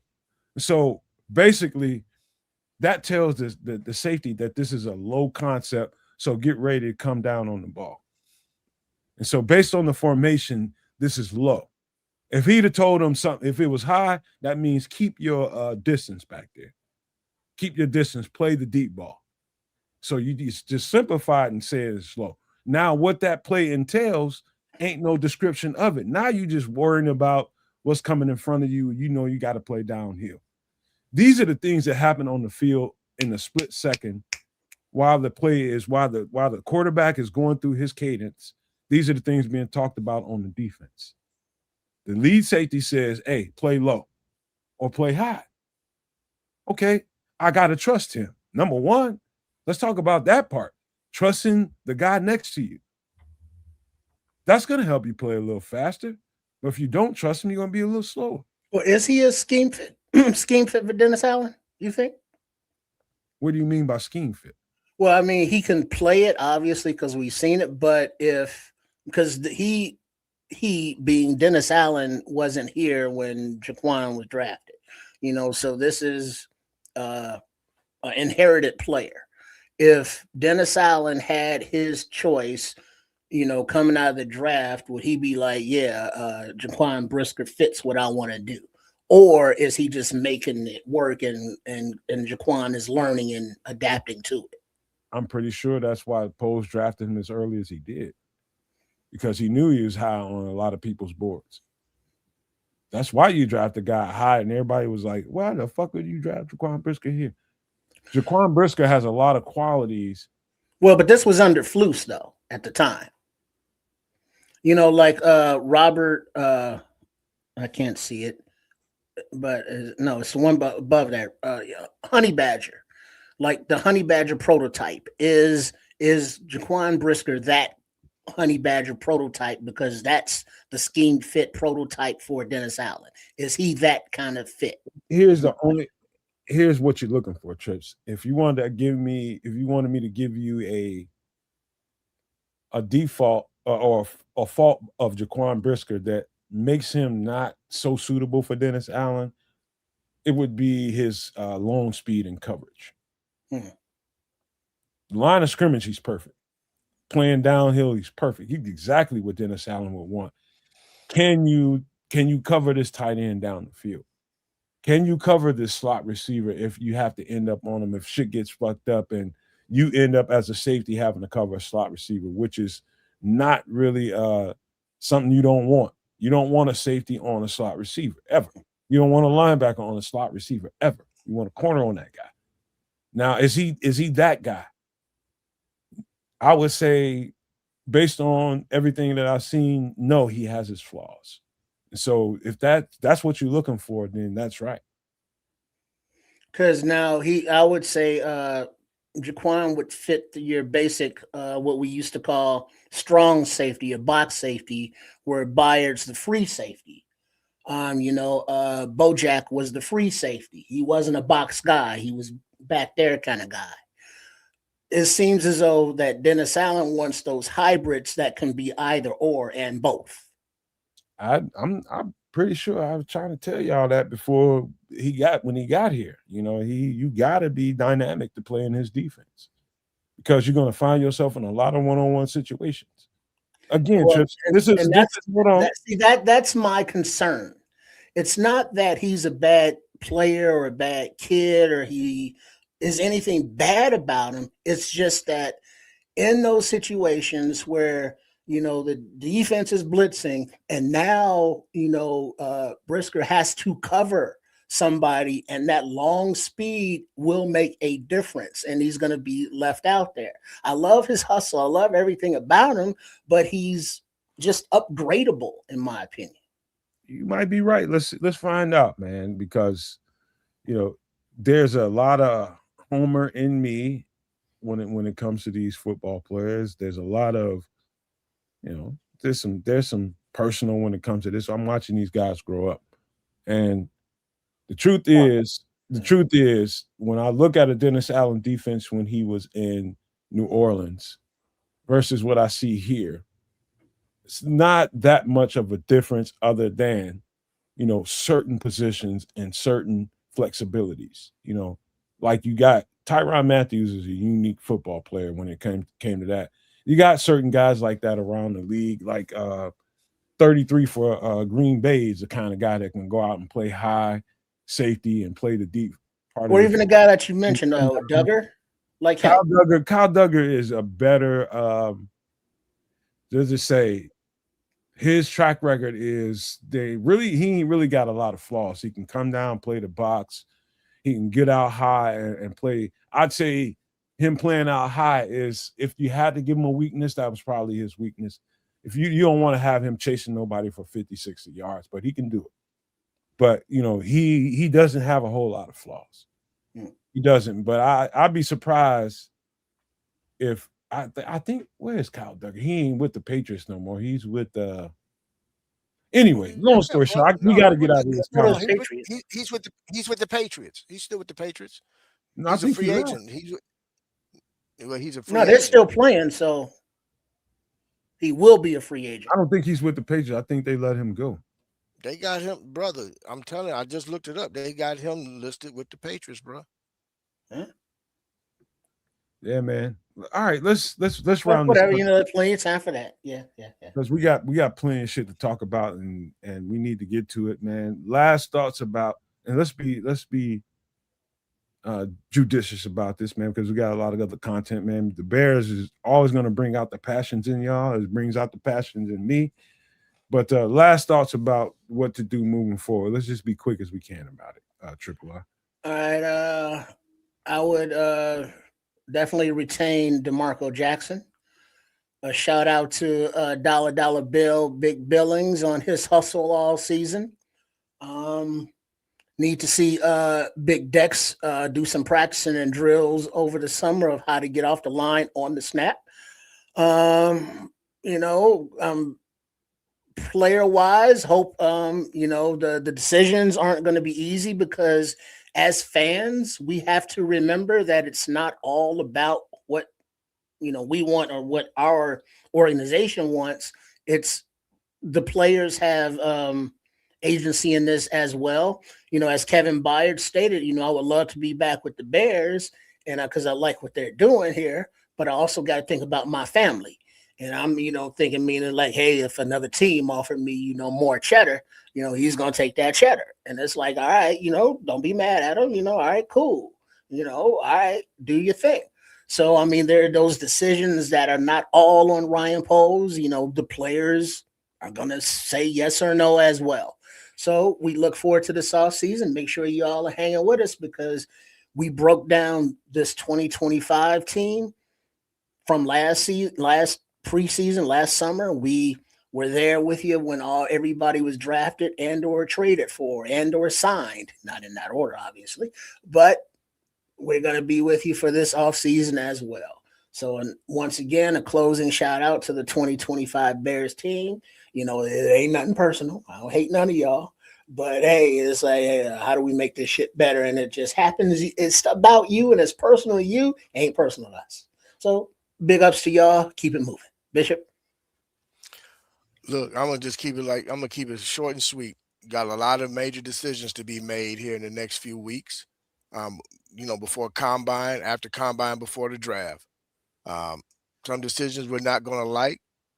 Other decisions we're gonna think should have been made. But more importantly, I'm just glad to see that we are headed in the right direction. I'm I'm happy to see this foundation, but more importantly, I think what needs to really be done is to continue to meet these guys where they're at and build them up. I think that was the major success for this team this year, and I see that going moving forward.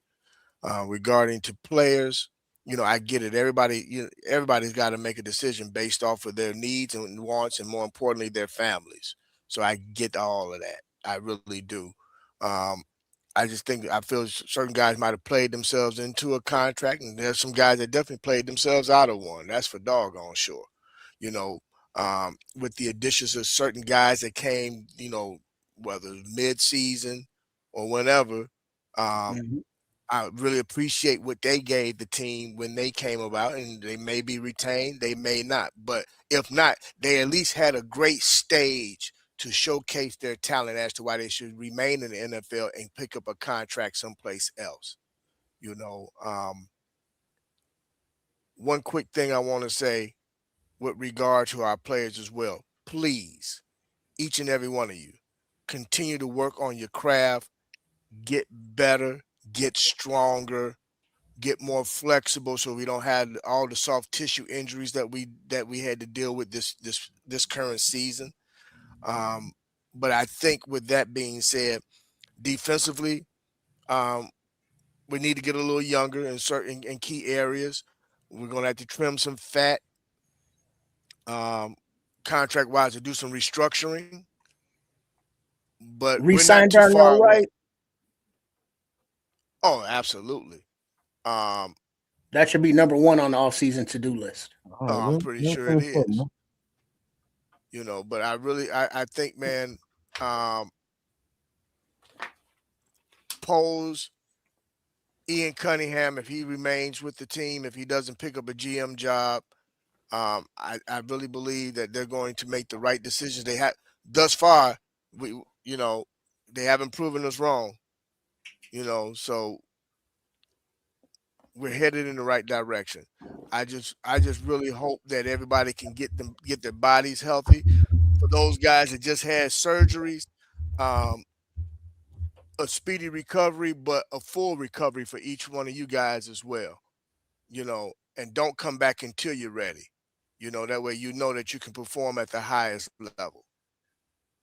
But hey, man, this team is ready, and I'm just glad to have witnessed what took place this season. So thank you again.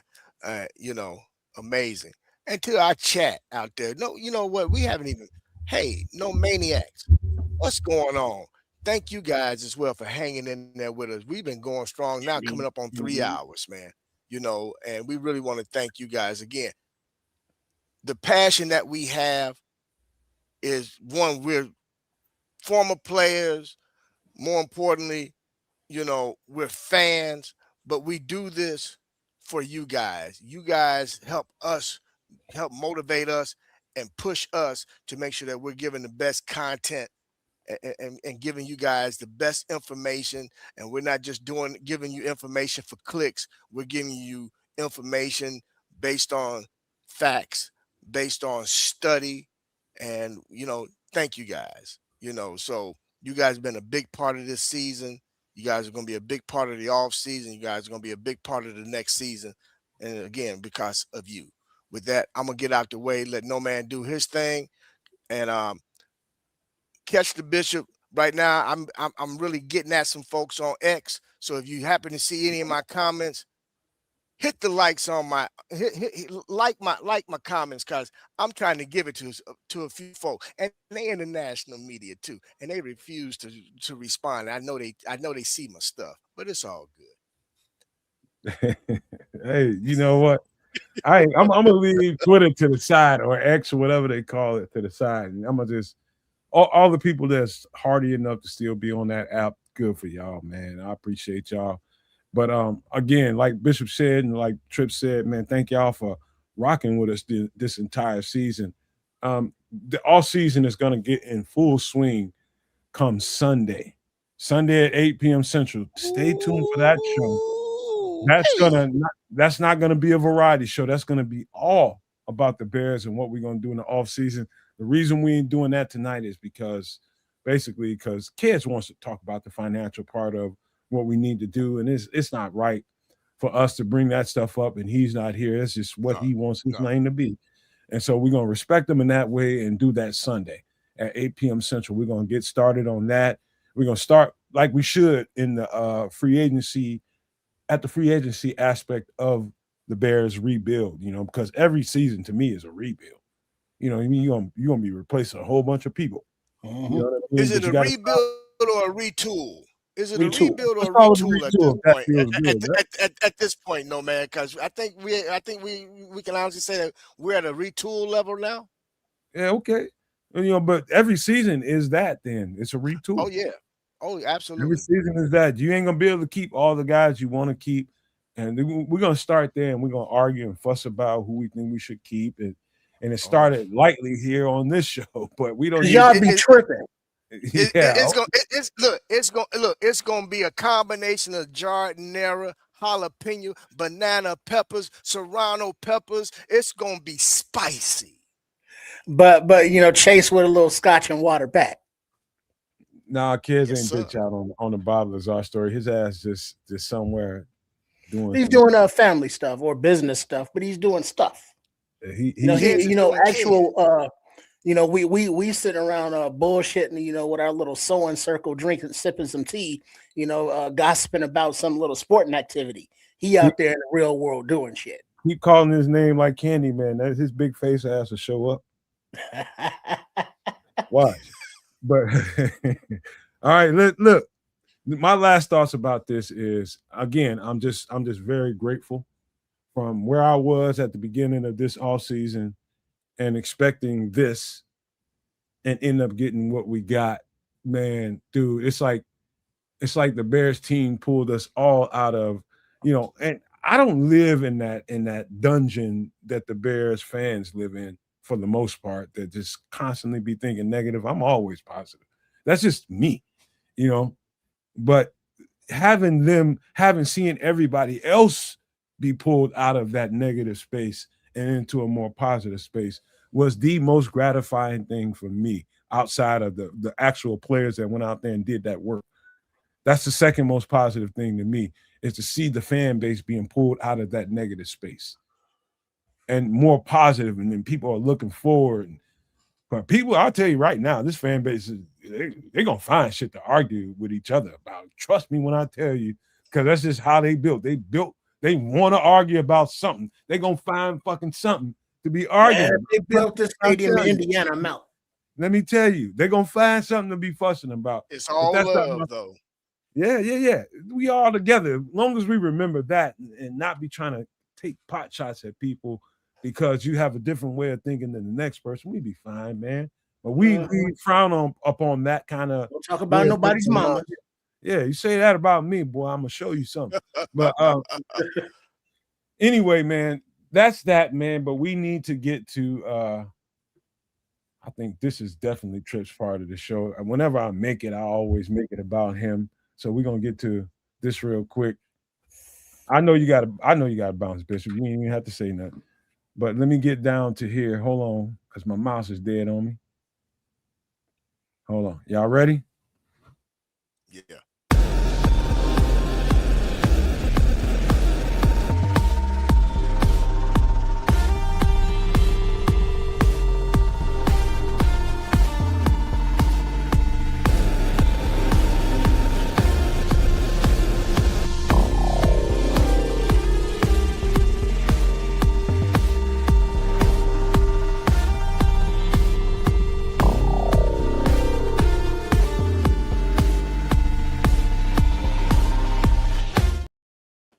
Hey, so before you get started, Triple I, let me just say this. This segment of the show this week is going to be all about food preservation and what you can do given circumstances on being able to maintain your food, man. This is your meat, man. How can you make the most out of situational meat, what they call protein? That's what this is about this week. But go ahead, Triple R. All right.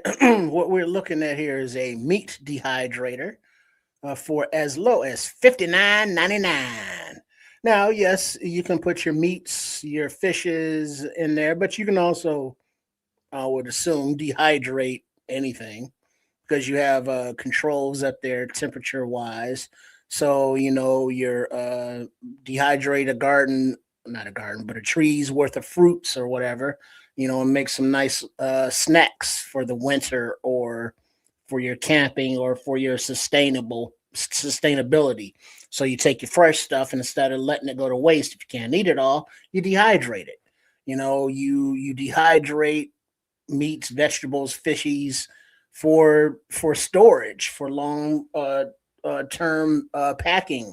You can turn them into jerky. A nice chuck roast or pot roast or whatever kind of roast. You slice it up, you let it marinate a little something, something. You throw it in that dehydrator. Now you got your own jerky. Whatever flavors you want, whatever meats you want. It's something that,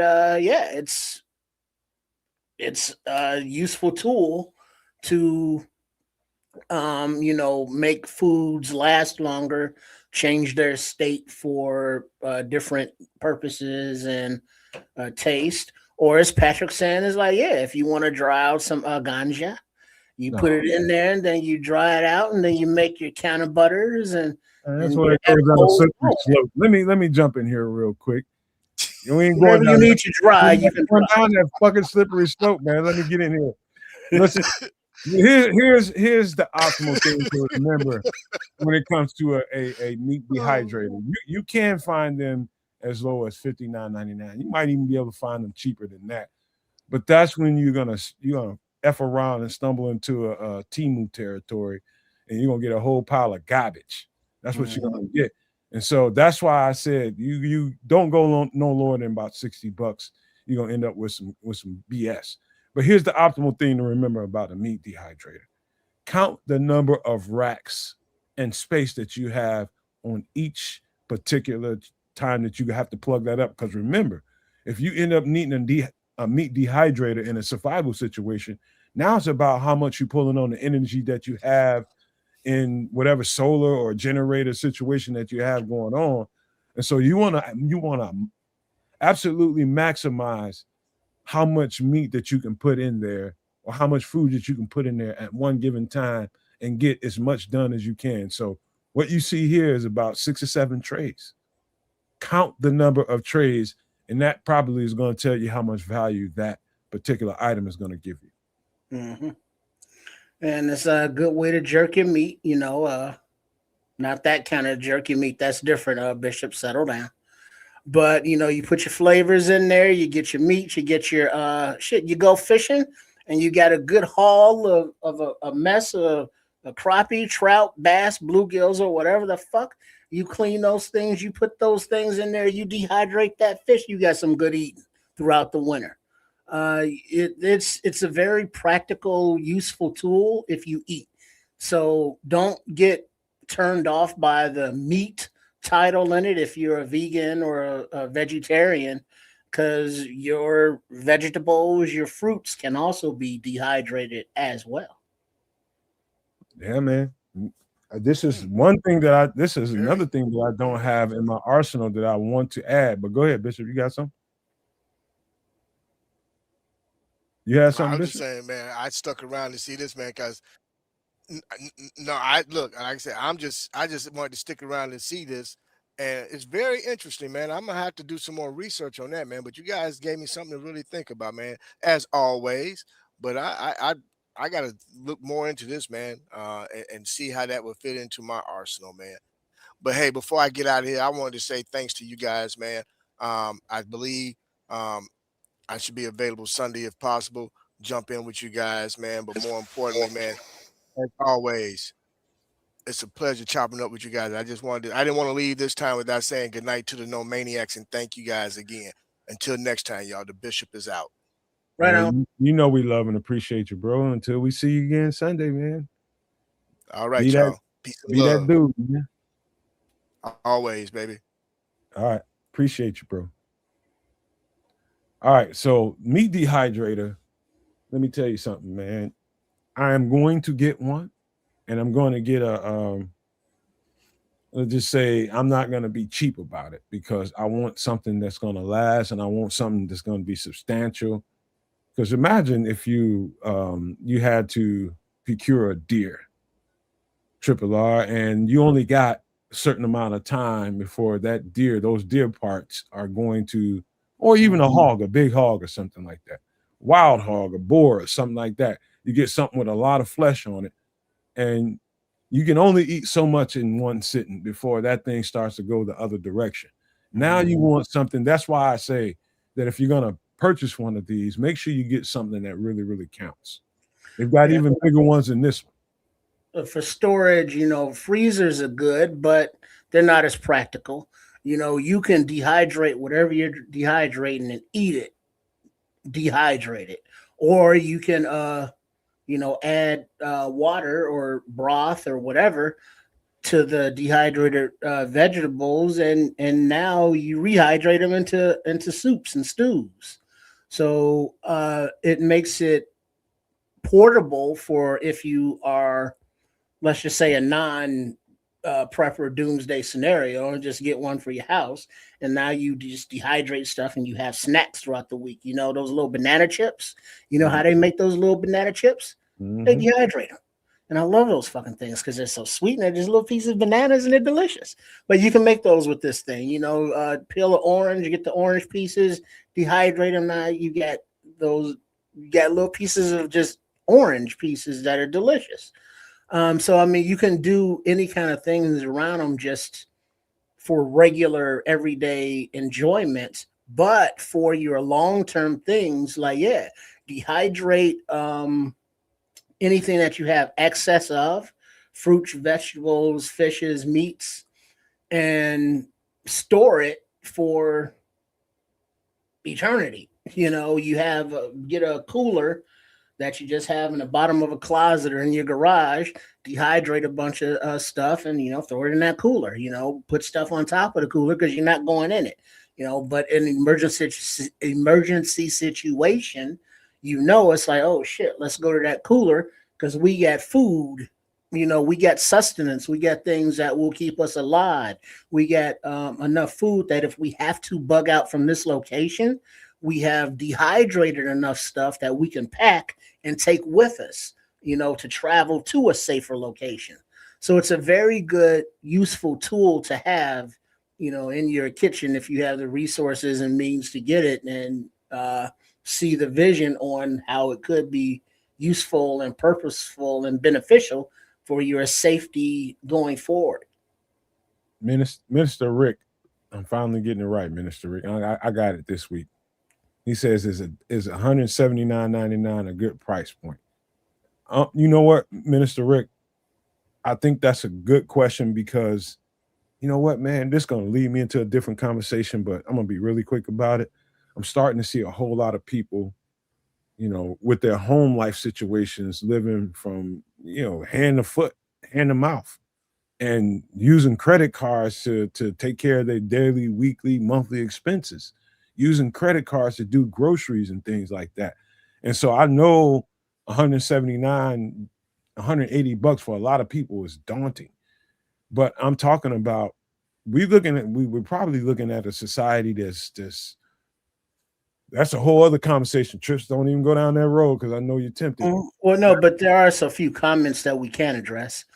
Put them up on the screen there because I can't read them there. Not if you get one, not the price point. Stop it, Red Baron, you cheap so and so. But somebody says if you dehydrate it, you put it in a sealed like bag or something. That's the next thing we're gonna get to. So just rock with me right now. Okay, yeah, but there was a question in there. Go ahead. Yeah, I get it. I seen it.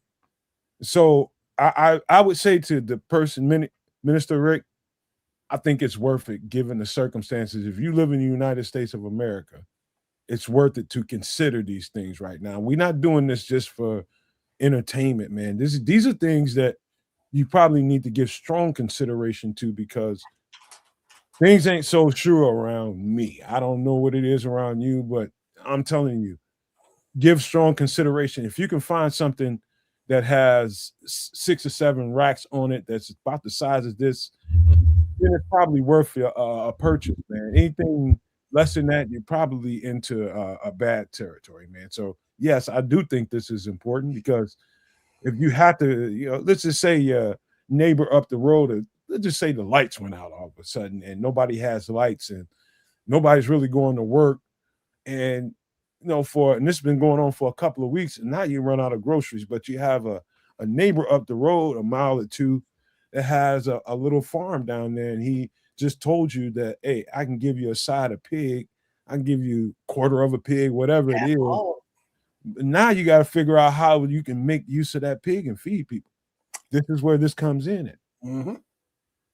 Or yeah, it's good for not only conservation, but it has a lot of practical uses for just regular life. You know, not only now when, you know, countries are on the precipice, the razor's edge of falling the fuck off the side of a cliff, you know, to where, you know, now it's like, oh yeah, we need to butcher some animals quickly, and we won't have the means to freeze them. And like you say, we can't eat it all, so you dehydrate this stuff, and you keep it moving. But also, before we move on from the dehydrator, it's always good to know the amount of wattage, amount of energy it needs to push it, and for how long. So if you are calculating your electricity usage, you're metering it because you're attaching it to solar panels or some renewable source. You want to know exactly what it takes to make this thing work, to feed it. I know we're used to just plugging the shit into the wall and it works, but it eats a certain amount of electricity to make it work. And for these situations, you got to know what that is. So when you come across, let's say, something to harvest and field dress and cook, or not cook, but dehydrate, it's like, all right, well, how much battery bank power do we need? Make sure you got that. So it's a whole thing if you want to add this to a doomsday scenario, because it's not going to run just by cranking it. That's right. I'm glad you mentioned that, because if you're dealing with solar power or anything, even a generator, whatever you're dealing with, it's gonna definitely require you to pull some of that energy, and it probably would be worth it in that situation if you didn't turn on fans and everybody doesn't have a phone plugged up. It's gonna help this thing process that meat faster. Yeah, You know, like Patrick is saying, 1,800 watts. That'll drain batteries quick. yeah, yeah. So yeah, I hear y'all, man. I hear y'all, but all that's leading to this to be something else. Give me a second. All right, the vacuum sealer. All right, wait, 99.99, or the basics of 29.99. That's a hell of a price difference right there. It's like, Well, okay. I had to put that up there because I bought mine at the regular price some time ago, and Amazon Basics is something I really believe in. I don't know about y'all. I'm The talking about generics. in the chat, and I'm talking about you trips, but I never really went wrong with an Amazon Basics brand. Shit, what you, I've you never. mean? What you think I've been munching on? I'm just saying, I'm talking about, you can't go wrong really on the food and tissue and all that kind of stuff. But when you get like an Amazon's basic this or that, that's a Mhm. machine, or their overall pick for this, Yeah. Amazon's choice for that, I'm telling you all that I've never been let down as far as I go. I'd like to know if anybody else has gotten anything Amazon selected or their brand and been let down. I haven't, man. So I really believe in what they pick for you. I mean, for a product. So if they got one that's $29.99, I'm gonna tell you that it's probably good. Yeah, human rights violations, employee things, union busting, all that aside, $30, you can't go wrong. Because what it is, a vacuum sealer, it's a storage device for your foods. And it's not only for dehydrated materials that we just discussed, but you can put the vacuum food in there and freeze it for long-term storage. But what it is, basically, it's a plastic bag, and then the sealer sucks all the vacuum, not the vacuum, it vacuums out all the air, or sucks out all the air, if you will, and seals it up. So it's like a Ziploc bag, but on steroids, because it actually, removes all the air, which in the air is what makes the things rot and spoil and go bad and such. So this is a storage device material thing, and this is easier to carry along with you once you see it. Not the sealer, but the sealer is easier to transport if you need to. But the Ziploc bags of the whatever it is you've ziplocked are easier to transport in your backpack or whatever you're carrying. Because now I'll address the comment that was earlier, is that mason jars, someone said that they got a vacuum sealer for those. But if you don't have a sealer for those, another way to seal mason jars is to put them in a pot of boiling water, and the top will suck down as the air escapes, and so that seals it. And so that's how, back in the day when they would do canning and jarring, that's how they sealed them up. You just put them in the boiling water there and let that, and it sucks it out, the air out, basically like a vacuum sealer. But now this particular model, someone just had a comment that this isn't a good sealer. You need to seal it that the item sits inside it and the top lowers on it and it seals the item. So it kind of, it's like you sit on the plate and you put the plastic wrap over the plate and wrap it up. It's kind of like that, as opposed to it sucking the edge out. So there are different models, different designs, and different price points. But I'm more concerned with the end result and what you're doing with it and what you can do with it. The actual hardware, that's up to you, your resources, and your budget. Canning. There you go. You there, Nomad? You muted, or did you leave us? I was muted, man. I was talking my ass off. Thank you for that. But somebody with a little product knowledge of a brand that's similar to this right here, and I'm probably on the low end of the spectrum when it comes to these vacuum sealers, because I got mine about 4 or 5 years ago, somewhere around COVID. And so this is when I started to, realize that, all right, you need to get some stuff and you need to preserve it. And so here's my story. I've got meat down there right now that I bought during COVID. Imagine that.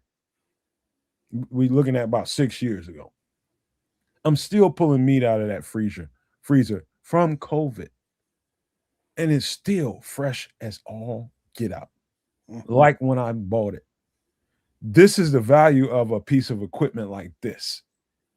This is not only something great for your, your survival kind of repertoire that you have set up for you, but this is something we use these things every bi-weekly, bro. And whenever we go grocery shopping and we get bulk groceries, or once a month at least, we're gonna go bulk grocery shopping and we're gonna put some stuff in the freezer and save it.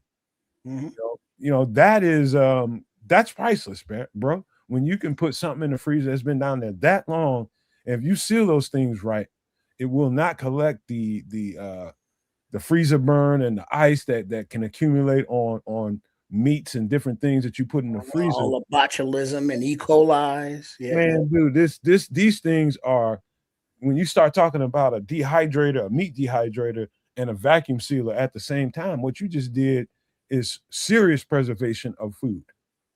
Serious preservation. You talking about you want to seal up some jerky. I'm not going to tell you that you can dehydrate some jerky and keep it for 6 years like this COVID meat that I have in my freezers. I'm saying that you can keep that jerky for a whole lot longer than you probably would have if you didn't have it. A whole lot longer. All you have to do is keep it at a regulated temperature. And now we're talking long-term storage here with those examples. But even when you go, just say grocery shopping, and you're not long-term stuff, but just for the week, you can seal stuff up that you're getting in the grocery store and put it in the refrigerator, because that will keep it longer than just it being in the refrigerator if you didn't want to freeze it before cooking it. So these sealers aren't the bags. I mean, they're not expensive, but they're not free, obviously. And it's not a very difficult process to do. You just do the thing, you press the button and it does the thing. So it's very easy to do, when you go harvesting meats, vegetables, fruits, whatever, just to let them store longer in your kitchen and on the shelves without, dehydrating them or freezing them. Can I speak to a couple of comments real quick, Trips? And this is from Patrick Higgins. He says, "No, man, I know you had to be skeptical. 6 years question? Yeah, I was. But guess what? Let me tell you something. I was so I had to be the test dummy to the meat, because my girlfriend was definitely skeptical of everything you thinking right now." And he also said no freezer burn, 6 years without food saver vacuum. That's why it had no freezer burn, because of the vacuum.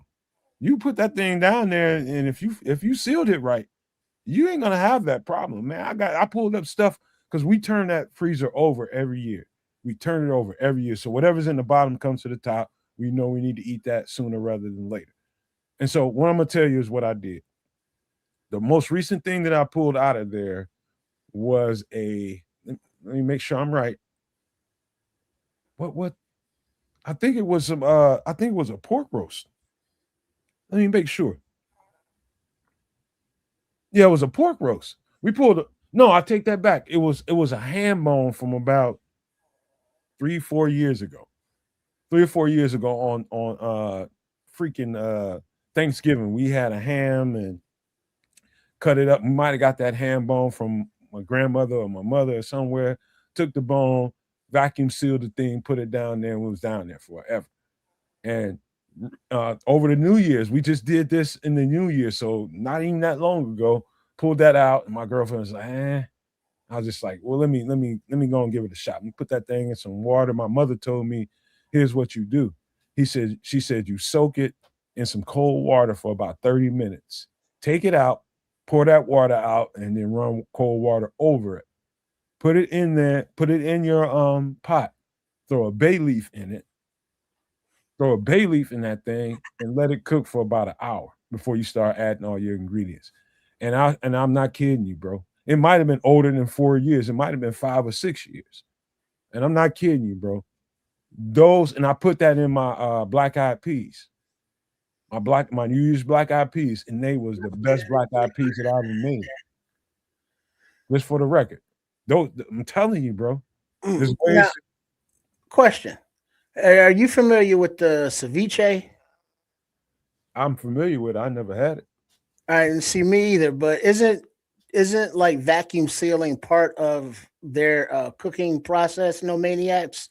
Isn't like you can vacuum seal like this piece of meat right here, then you can freeze it, and then you can put it right into the ceviche, which boils it or some kind of thing, or you can seal it and put it into the ceviche and then cook it. And so the reason I asked that is because there's a question, Minister Rick, does the bag have harmful chemicals? And I think I said all that to say that I don't think so, because I think it's made for it's food grade.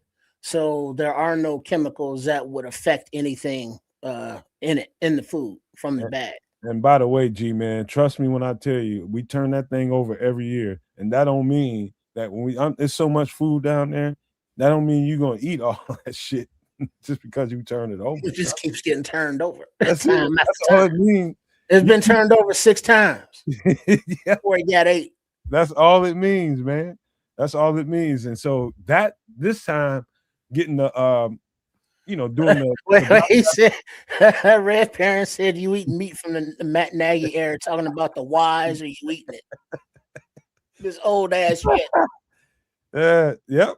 That's what I just did. New Year's, ate an old ass ham bone, and that shit was fire as hell, man. You should have tasted them beans, man. So anyway, to put it all together, man, if you're gonna be like me, I have few freezers down in my basement. One has beef, pork, chicken. No, one has beef and pork. One has chicken and all the products, any fowl in it. And the other one has vegetables because we garden every year. And so one of them is strictly for greens, carrots, and all the other stuff that we grow and you want to save that can be vacuum sealed as well. Different vegetables, depending on how you want to process that, you make sure that it's drip dry. You can vacuum seal your carrots, you can vacuum seal your yams, your zucchini, your squash, all that stuff can be vacuum sealed. It's all piled up in my basement, and we eating it as much as we can. But that's how you save, and that's how you get prepared for a rainy day. You just learn and you figure out how to, man. I ate that meat knowing that something bad could happen. Something bad.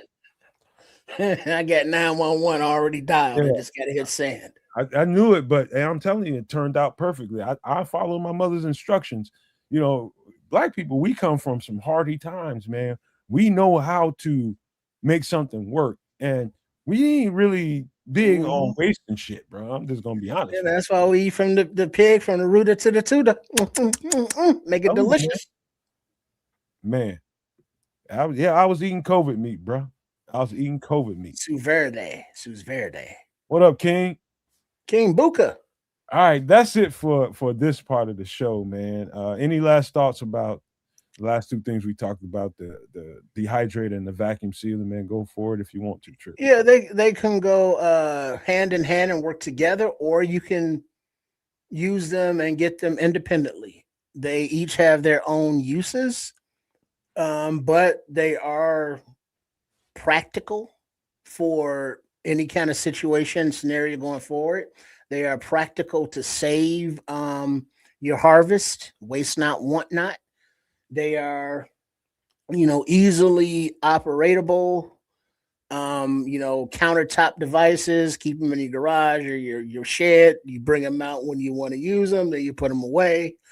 They're just good, handy gadgets, gizmos to have that serve a purpose, that are not that expensive, but you will get your money's worth from the food savings.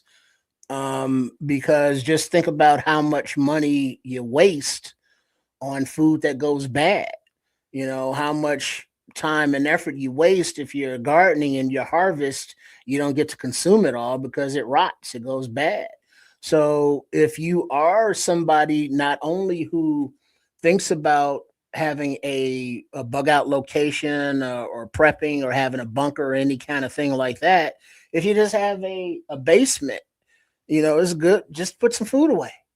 You just never know if it's not a doomsday scenario. Just some shit goes down, and there's a blizzard, or a weather emergency, and you can't get to the grocery store, or worse than that, the food can't get to the grocery store. Instead of going hungry, you can fall back on your reserves. So whether it be canning, whether it be dehydrating, whether it be sealing, you know, get one or the other or all three, and just have something where you are at, so you have some sustenance, and then have something in the travel bags in your bug out kit that will, like your jerkies and stuff, that will give you protein, that will give you a sugar boost with the dehydrated fruits, that you can travel with, and be able to move, and carry it with you without taking up a lot of space. Amen to that, man. I can go on all day about this kind of stuff, but guess what? My girlfriend just texted me and she's on her way home, but that means we need to move on to another conversation. Let me move this off the screen real quick and get to something else we need to talk about. And that is this. Give me a second. Boils water twice as fast, portable, can run on solar. Yeah. That's an induction burner. And right on. Give me a second.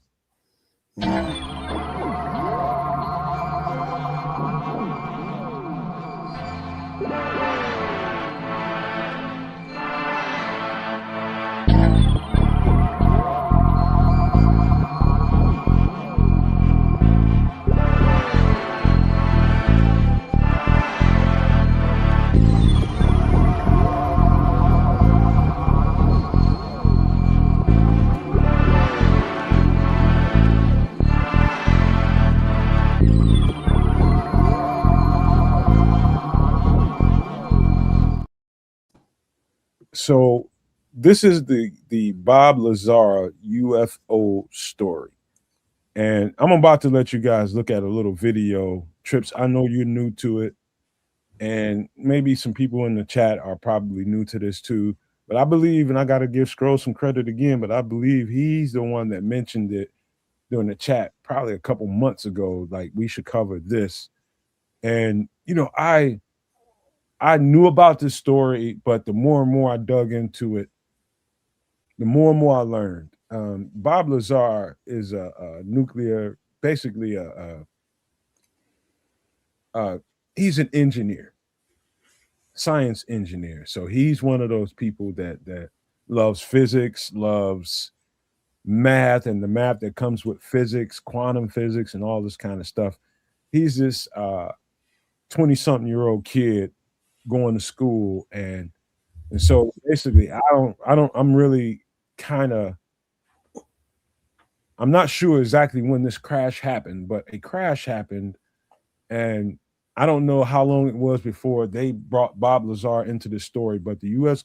Military and the U.S. government brought him into a secure site to ask him to work on some retrieved materials from a crash site. And what he found in this secure facility that they called S4, it's very near to the Area 51 spot. I think it's like 15, maybe 15 to 40 miles away from where this Area 51 is popular Area 51. They got a lot going on out there in the desert. Now he's he's working at Los Alamos. You know where that is, Trips, right? You know, everybody knows where Los Alamos is at this point, right? Yeah. New Mexico, ain't it? Yeah. Basically, he's out there working at this laboratory, working on whatever they bringing him in there and having him study. And all of a sudden, secure military professionals come to him and just like, hey, we need you to do this. How about this, man? Let me just take this off the screen and bring you guys into this part of the conversation. Let me share my screen real quick. I got to stop a screen first before I share it. All right. I'm going to show you exactly. This is the short story form of what Bob Lazar is, who he is. Listen to this. Hi, I'm Bob Lazar. In December of 1988, I was hired as a senior staff physicist by a U.S. defense contractor called EG&G Special Projects. I was told that I would be working on an advanced propulsion system out in a remote area of the Nevada test site, known as Area 51. Wanting to protect myself, I decided to go public and reveal the secrets of S4. Well, there's actually 9 flying saucers, flying discs that are out there of extraterrestrial origin. He is not your typical straight-laced science guy. If you wanted to hire a guy who could think out of the box and help solve problems, Bob was probably the best person in the country at the time. He was perfect for it. People are catching on that what Bob said is true. Physical evidence now exists which proves that there is life elsewhere, and at least one form of that life has been here. It was exactly like disarming a bomb every single day. He was targeted. And I saw the guy. So I have to stop it for the sake of YouTube just to get in here and tell you real quick, Trips, and everybody in the chat. Basically, they brought him in because of the technology that they had, and they were asking him to reverse engineer the materials that they had. And basically what he was talking about, and I'll discuss this a little bit further, is a device that the so-called flying device had was almost, I guess you can compare it to what a nuclear generator or something inside of a nuclear BOMB would look like. There's a certain amount of that needs to go. So he finds this device, they give him this device, and they're trying to get him to reverse engineer to see exactly what this thing is and what it's capable of doing. And that's the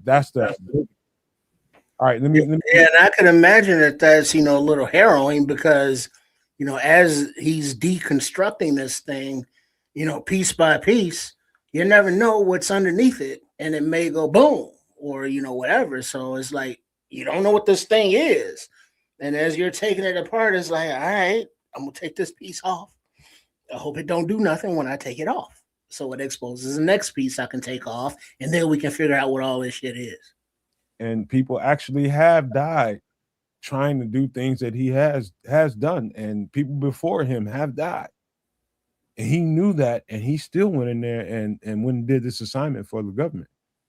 He's probably crazy. So I know the fuck I wouldn't have. But let's get back. Let's finish the story. Gun. I was willing to fire back. These briefings contained a wide spectrum of information, mostly relating to aliens and alien technology. The people that have been keeping these secrets for a long time are not going to give this stuff up. No one has ever been able to show exactly what I saw with my own eyes until now.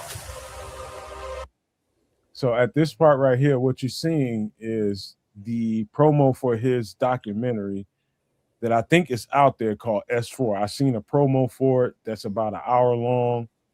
And it's really good, man. I'm talking about how the documentary was made. If it's that long, they're talking about how they designed everything that Bob Lazar described.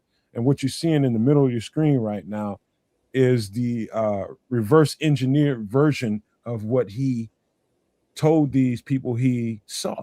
And so they use 3D imaging, graphic, all the graphic stuff that comes with that. And they made everything that he said that he saw. And I'm gonna show you guys the design and how it looked on the inside of this craft. But this is what the outside of the craft looked like. You know, and that's why I think the term that, you know, I grew up hearing a lot was flying saucer. Because this thing looks like a saucer on the bottom, but So just with another one flipped over on the top of it. So stereotypical, it's almost a shame. And that's that's what he said, like in his very first interview when he was talking about this thing, was, you know what, he kind of smirked and laughed. He's just like, I hate to even sound like, you know, your average stereotypical person that says they saw something, because it's going to be exactly how they described it. It's like a saucer. But more about that to come, man. Let's finish this thing.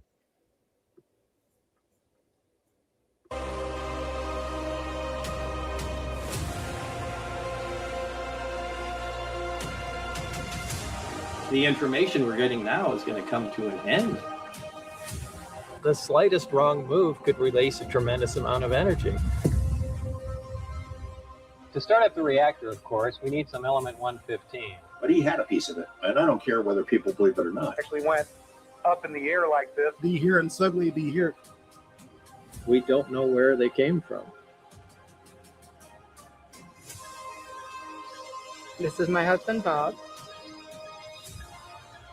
He didn't believe in flying saucers. OSAP becomes ATIP. ATIP gets on the front page of the New York Times. It leads to congressional hearings. It leads to Dave Grush. One last thing, Trips, before we finish this thing. I am the biggest, and it might sound like I'm the biggest like proponent of I believe in UFO. No, that's not really me. What I am is a real skeptic, and I'm always looking for reasons to be skeptical about anybody. So what I do is use good discernment and determine whether I see an individual that might be speaking truth or not. And I go from there. If I don't think that person has an ounce of credibility to him, of course I'm not going to do it on the show. But if I see someone and the story that he tells, so I'll tell you on the other side of this, I just had to give a break in this. I think it's very credible. I'll just say that. Let's finish this. All the stuff that's unfolding right now traces back to Bob Lazar. All right, that's the end of it. You know, a question. Have you ever seen an alien nomad or trips? I don't know. Who asked that? Quato. Get your ass to Mars, fella. I probably have and didn't even know it. You probably Yeah, I mean, that's why I say I don't know. Because alien's not gonna, you know, be walking around looking like ET, you know, talking about phone at home in the general public. So if they're camouflaged or, you know, they look like us, or, you know, or it's like they, you know, special glasses or lenses or whatever the fuck, I don't know. So I don't put it past them, because obviously every time we see alien stuff, it's always the technology so much advanced than what we have any place on Earth. And so they may look like us because we are from their DNA, or they camouflage themselves to look like us, or they use telepathy and get in like soft possession of bodies, or they have pods like on Invasion of the Body Snatchers that they just put their essences into and move amongst the humans. All of this is very science fictiony, but it's also very possible. Who the fuck knows? Whether it be from outer space, whether it be from a different dimension, whether it be through stargates or black holes, or I don't know. Do I believe that aliens exist? Fuck yeah. I mean, I don't have to have seen things to know that it's like, yeah, this little marble that we're on, third rock from the sun, if you will, there's so much more out there. And there's a lot of stuff that we've seen here, like this, for example, or, the rumors, the stories, the Area 51s. And it's like, there's a whole lot of conspiracy theories, a lot of smoke around beings from another dimension, realm, galaxy, give it a name. Yeah, I mean, sure, I don't discount it. Am I concerned about it? Not really. Do I believe it's possible? Yeah. Does it make me do anything different? Not at all.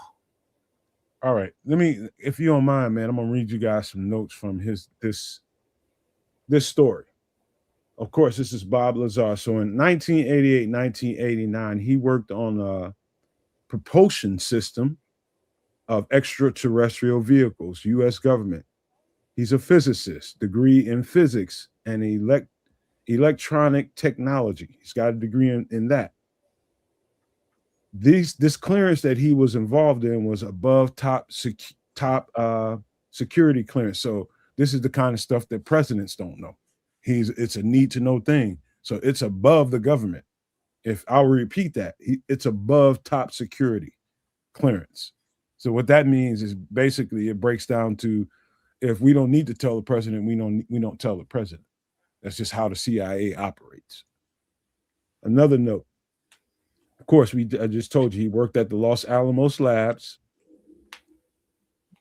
The craft Lazar studied is 16 feet tall, and 50 feet in diameter, approximately. 16 feet high, 50 feet wide. Lazar was pause there for a second, though, Matt, because there was some chatter in the comments here that the saucer thing that we saw, would be too small to travel throughout the stars or what have you. But I don't think so, because if you look at the space vehicles, quote unquote, that we have here on this planet, which are very lumbering, very rudimentary, but some of them are just big enough to hold three astronauts up in there. And the biggest, not the biggest, but maybe one of the biggest ones, like the space shuttle, and that's a little bit smaller than, like, I guess, a plane or whatever.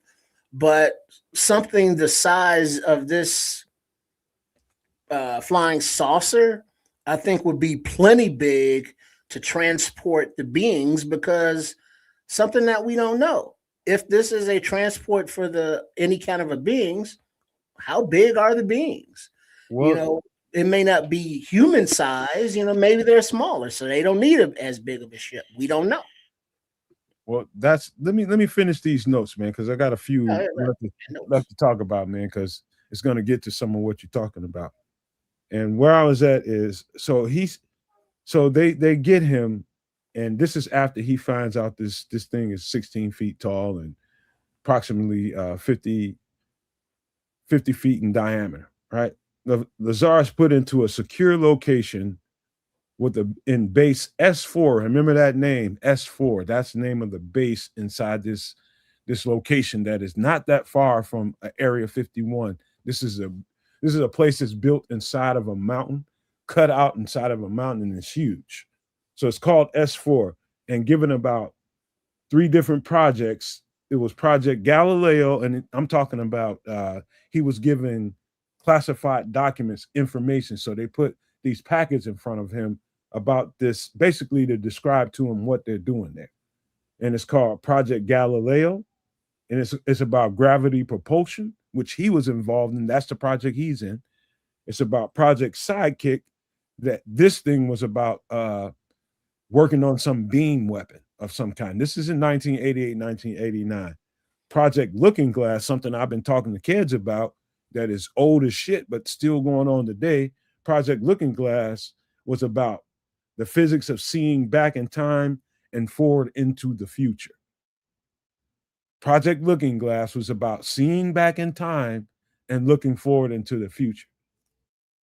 And so, in this information that he found out in this classified documents, that he was sat in the table and given like 30 minutes, 40 minutes to read through multiple documents. And they're giving it to him in short form. They're not giving him the entire information. They're just trying to get him up to speed trips to what's going on in the facilities that he's working in. And so this is what he says. He says the beings captured were 3 to 4 feet tall, round, almond-shaped eyes with a slight nose and a slight mouth. Beings proved to the officers and scientists that they had been traveling here for a long time, proved it by showing them photos that they were here at least 10,000 years ago. So they're about 3.5 feet tall, almond-shaped eyes, and they needed information from this being. And the being showed them that they had been here back and forth for a long time, and showed them pictures, basically gave them proof that this is how you know that we've been here a long time, and showing them things from 10,000 years ago on a photo. That's all in the documentary, his original documentary that he did with his friends in 1988 and 1989, in that time span. And so how he ended up, so he was only there he was there for less than a year involved in this project. So, because what happened was he ran into some girlfriend problems, and his girlfriend broke up with him, and it messed with him. And they, based on how he was appearing at work, they felt like he was too emotional, and they had to basically annex him from this project. So decommission him from this project that they brought him in to work on, because they thought he was too emotional. We can't trust a guy like that. Let's get him out of here. And his response to it was, immediately afterwards, after thinking about it, he felt unsafe. And he thought that the best way to keep himself safe under the circumstances was to go public. And if he goes public and something happens to him, this is his best insurance. And so he made that documentary with his friends and told exactly, in vivid detail, exactly what they were doing inside that program at the S4 facility. And I'm telling you, it's deep. You're looking at probably, it looks like you're looking at an old Atari video, Trips. That's what the video looks like. That's the documentary. He just goes through point by point everything that was going on, the work that he did, and what it looked like when they asked him to come inside and look at this vehicle. What he found was 9 particular vehicles. And he says this place was so big that he only could see 3 to 4 vehicles. And he described those vehicles, but only given access to 1. But there were a total of 9 vehicles in this place, in this big hangar or whatever you want to call it. But he was only given access to the 1. And this is kind of what he described in his drawing.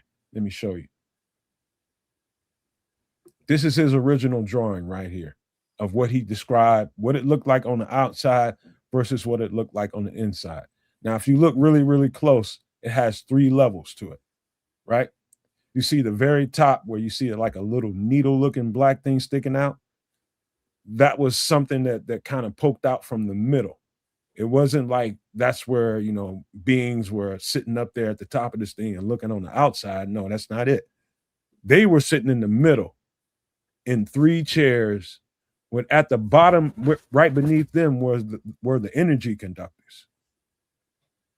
There were 3 energy conductors, one right in the middle, and they all sat around the middle conductor. This is his original drawing with his signature right there at the bottom right.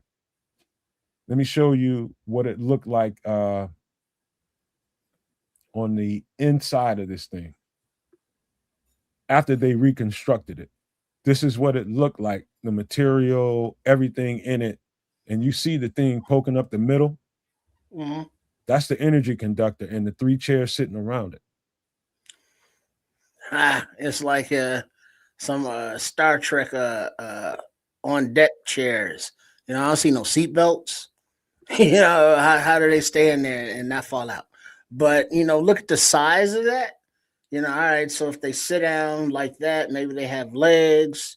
You know, there are no particular armrests, you know, but they have some kind of form to them. We don't know how big they are, you know, size wise, but the description of the almond eyes and the little round heads, you know, this is something that happened there in that area with those vessels, but we've also seen those same, you know, shaped drawings with the big eyes and stuff and the hieroglyphics in various, you know, caves around the planet.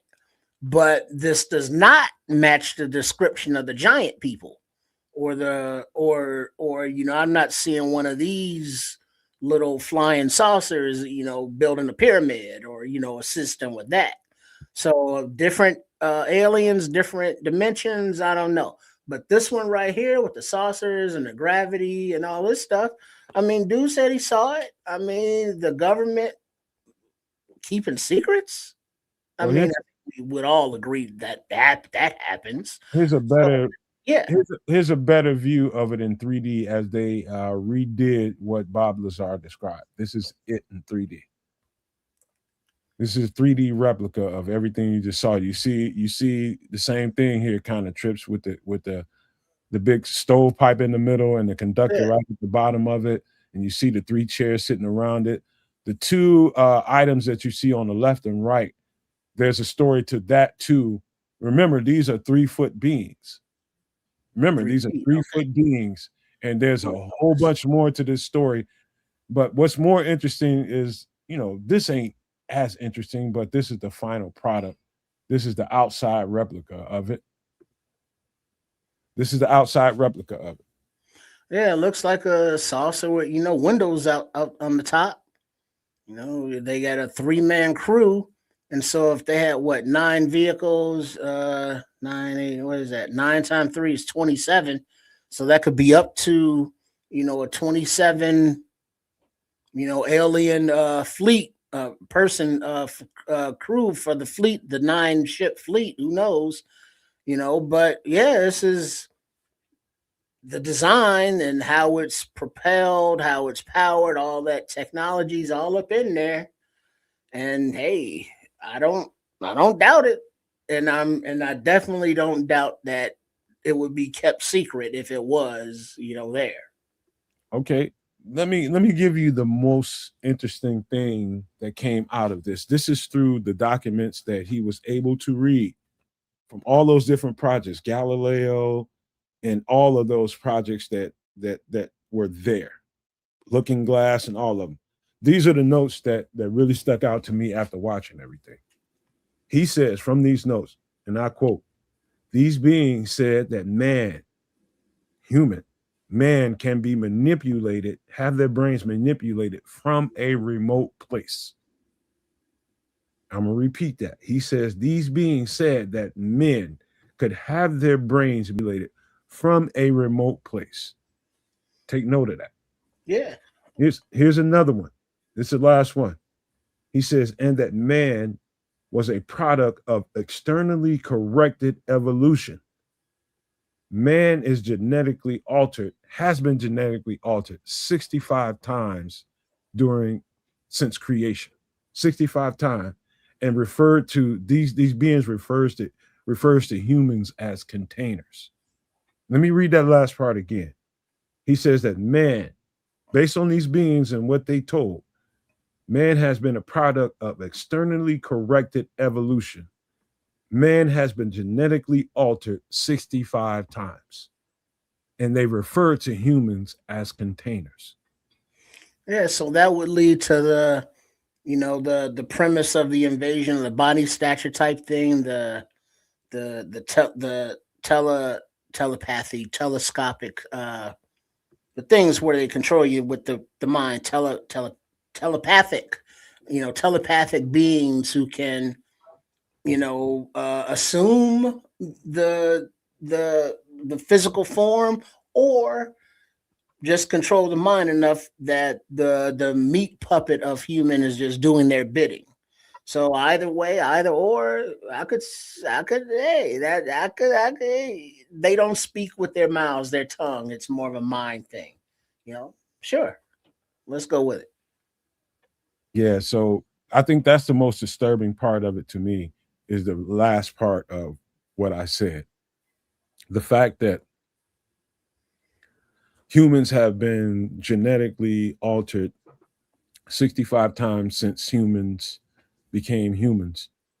65 times genetically altered says to me, and to be quite honest with you, my mind sees the information, hears the information, and just like anybody else, you're only going to want to accept so much of the information that was said here.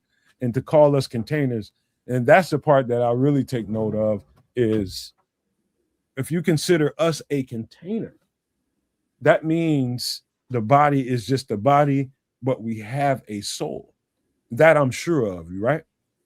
We have a soul that is a side of our human body, which is encouraging to me. Because what happens to the container is what happens to the container, but what happens to the soul afterwards is what should illuminate the mind. That's when you go, it's like, well, you gotta define what is the soul. Is it just a big ball of energy that is our essence, that once these meat suits, this flesh and bones, is no longer viable to contain this power, this essence, that it goes off into the universe and transforms, converts, takes over something else? We don't know. So how these beings communicate and or control and or mimic, it's still all speculative.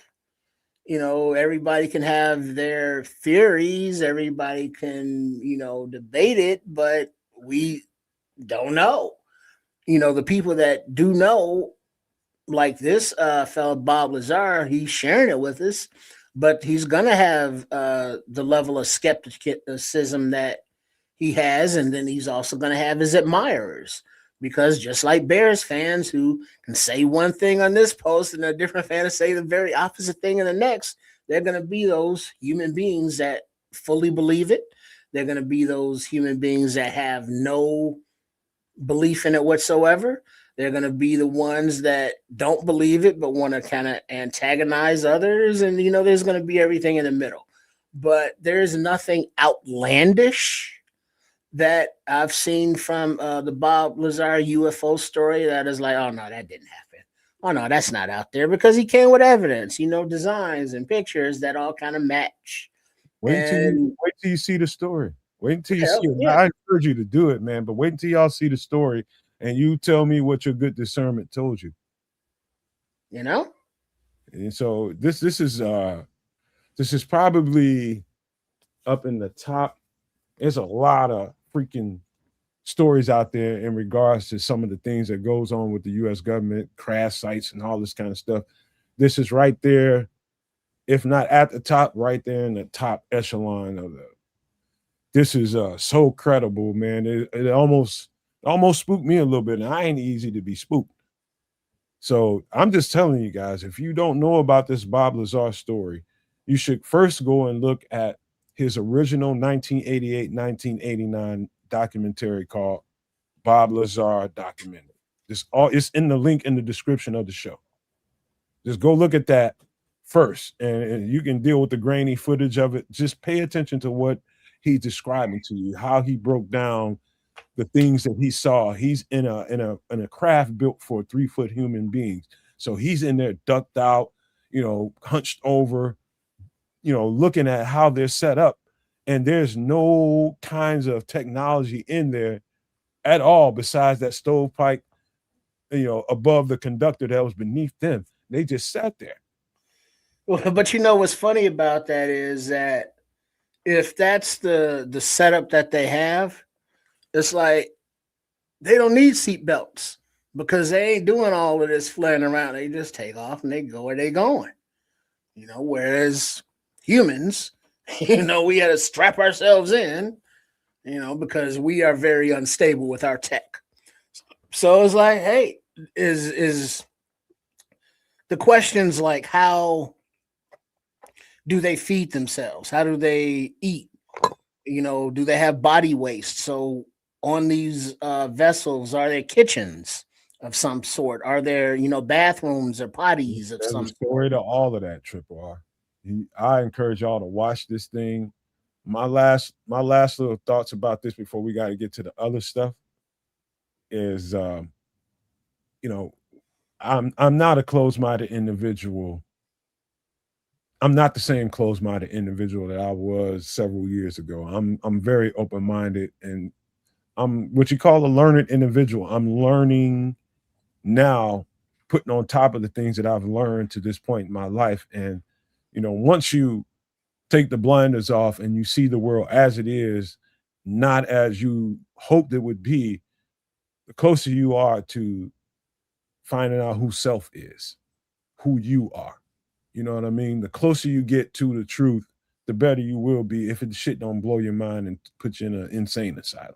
Hopefully that doesn't happen to anybody, but this is a dynamic story. So all the stuff you're talking about, Trips, at the end, talking about do they eat, how do they eat, do they have waste, and what do they do with it? All of that's described in these conversations. All you gotta do is read it or watch it. I mean, just watch it, man. I'm telling you.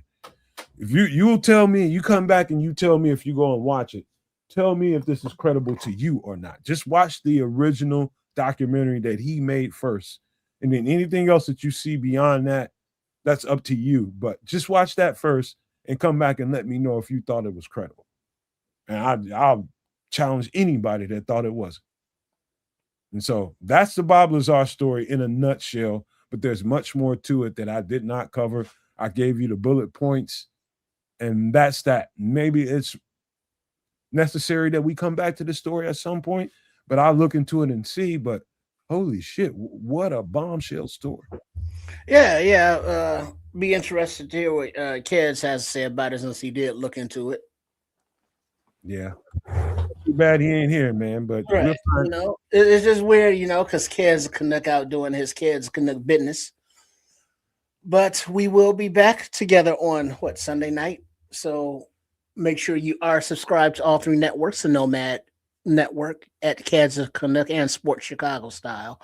And so we'll pick up with more of this maybe on a future extra sauce.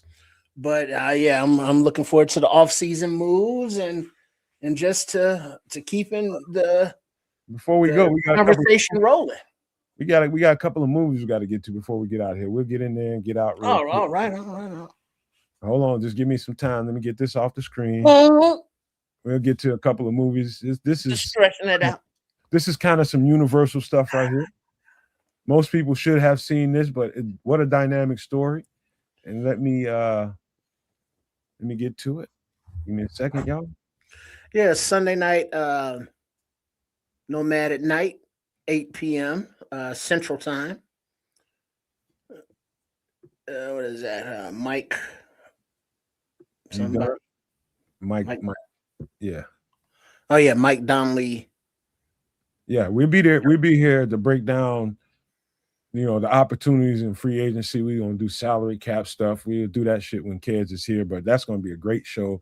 But it's gonna be probably pretty argumentative because we're gonna have some differences of opinion. But that's gonna be a great show to be at 8 p.m. Central Sunday night, man. Come here, be there, be square. I'm telling you, we break it down so it's never ever put back together.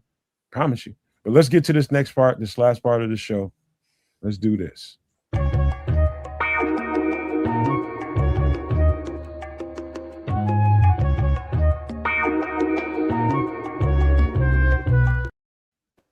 So this first movie, Trips, you said you saw it. Yeah. Good Will Hunting, Ben Affleck, Minnie Driver, Robin Williams, rest in peace, Matt Damon. You want to break it down? What's it about and all that? Yeah. So this movie is about a kid based out of Boston. So this happens all in the Boston area. How you And like so, them apples? so he's from Boston. I'm not sure if it's in Boston, but from what I can remember from this movie, this kid on the left, Matt Damon, is a janitor at a prestigious school called MIT. I'm pretty sure a lot of people have heard of that school.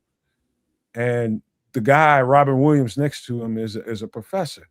So Matt Damon is getting into all kinds of trouble and doing all kinds of shit. And, he gets caught up and he gets sent to therapy. The therapist is, I said that wrong. I said he is a professor. Robin Williams is not a professor. He's a psychologist. And Matt Damon was sent to Robin Williams to deal with his issues for, why are you getting into all this trouble? What the hell you got going on? And it's basically what happens during the movie is he goes to see the therapist and he finds out that he has all this unresolved trauma, all this trauma that he hasn't, addressed as a child. Turns out that Robin Williams has the same trauma going on, abuse going on as a kid, and he connects with him. And through the connection, he helps him find himself and finds out that the cat's a genius in I think it was, I want to say mathematics. Yeah, he was a prodigy. Yeah. Crazy. Go ahead, Trips. You got anything to say about that? Yeah, it was just a cool movie about the neighborhood hood, parked the car by Harvard Yard, over there in Boston. And neighborhood kids hanging out with the affluent school in the area. He's the janitor. And I think he discovered him because he solved some equation that was on a board in a room that he was cleaning. And then he was like, oh shit, this kid's smart. And then so he was able to, talk with him and counsel him, for lack of a better word, through his traumas to come out of his shell. And then, spoiler alert for a movie that's like 40 years old, but, get onto into school, Minnie Driver, when she was young and still hot, how to holler at her, how you like them apples. So it's about a coming out into the world, dealing with trauma, finding your place, your footing, your direction, and Robin Williams, the supporter, the nurturer, the mentor, who is sees the reflection in Matt Damon of himself and is just trying to bring him out. Oh, Captain, my Captain. So yeah, it was a pretty cool movie. So I'll tell you why I connected so well to this movie. Obviously, because I'm in that field of work that Robin Williams is doing in this movie. By the way, I had no idea Robin Williams had this kind of range. Oh yeah. Whatsoever. How he got this role to begin with is beyond me. That must be some Hollywood connecting shit. But guess what? He blew that shit off the frame. I'm telling you, when I discovered this movie, I don't know how old this movie was by the time I discovered it. I discovered it in the early, my when I was forming into this great social service worker, this great mental health professional that I became. At the early stage of this, I find this movie. Just found it. And I just started watching it. I'm just like, holy shit. And it hit me in a certain way because I think, be honest with you, if you're a black male growing up in an impoverished environment, you probably got some unresolved trauma going on. You probably do, man. Some stuff that went on in your life that you ain't really resolved. If you're not me or somebody that's been in this field and learned how to deal with those things. You're probably running around here with a whole bunch of unresolved trauma. So it related and it connected to me in that way. Trying to, finding these young kids and pulling them out of the mindset that they're in. Because I've met kids kind of like Matt Damon in this movie, just geniuses, man, at certain things, mathematic geniuses, science. I mean, kids that had no idea what they were capable of because of the environment they were living in and they came up in. And so they sit there with all this knowledge and understanding, but having no outlet to apply it. And so that's what this movie meant to me. It was about finding people who, basically a diamond in the rough or a rose that came through concrete and a bunch of weeds. Like beautiful things could happen. That's what I took from the movie Trips. It was my connection to it because of the work I was doing and relating to it in that way. And it just opened me up in a certain kind of way. And I think this is probably one of the most profound movies on my mindset of all the movies I've ever watched. This is up there in that echelon of one of the top movies I've ever seen. Yeah, it was cool for all those points you mentioned, all that the mental aspects of it and the supporting. But I was drawn to it more because of Robin Williams. Growing up watching Mork and Mindy, Mork from Mork, Nanu. It was like, oh shit, okay. Because back then, Ben Affleck and Matt Damon were just, whoever the fuck. They were still young actors on the come up. But Robin Williams, I'm just a fan of his, his acting range, whereas this is more of a drama than obviously Mork from Mork. But being Robin Williams, he's going to be Robin Williams with his quips, with his sarcasm, with his quick witted, responses that weren't all in the script, some of which are him, but he showed past tense that he was more than just a comedian or a stand-up guy or, just making, funny voices and one-liners. He had acting range and he got into the soul of the character where you felt, the depth, the emotion, the vulnerability, and his connection on the human level, to this kid that he doesn't know, but he knows very well because the kid is him.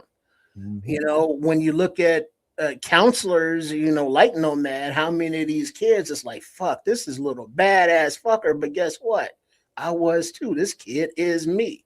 Because you look at kids in school who are, just bored because it's like, yeah, this shit is easy. I'm beyond this, but they can't vocalize that. The teachers don't know how to test for that. So they're just bored and in trouble all the time because they're so damn smart.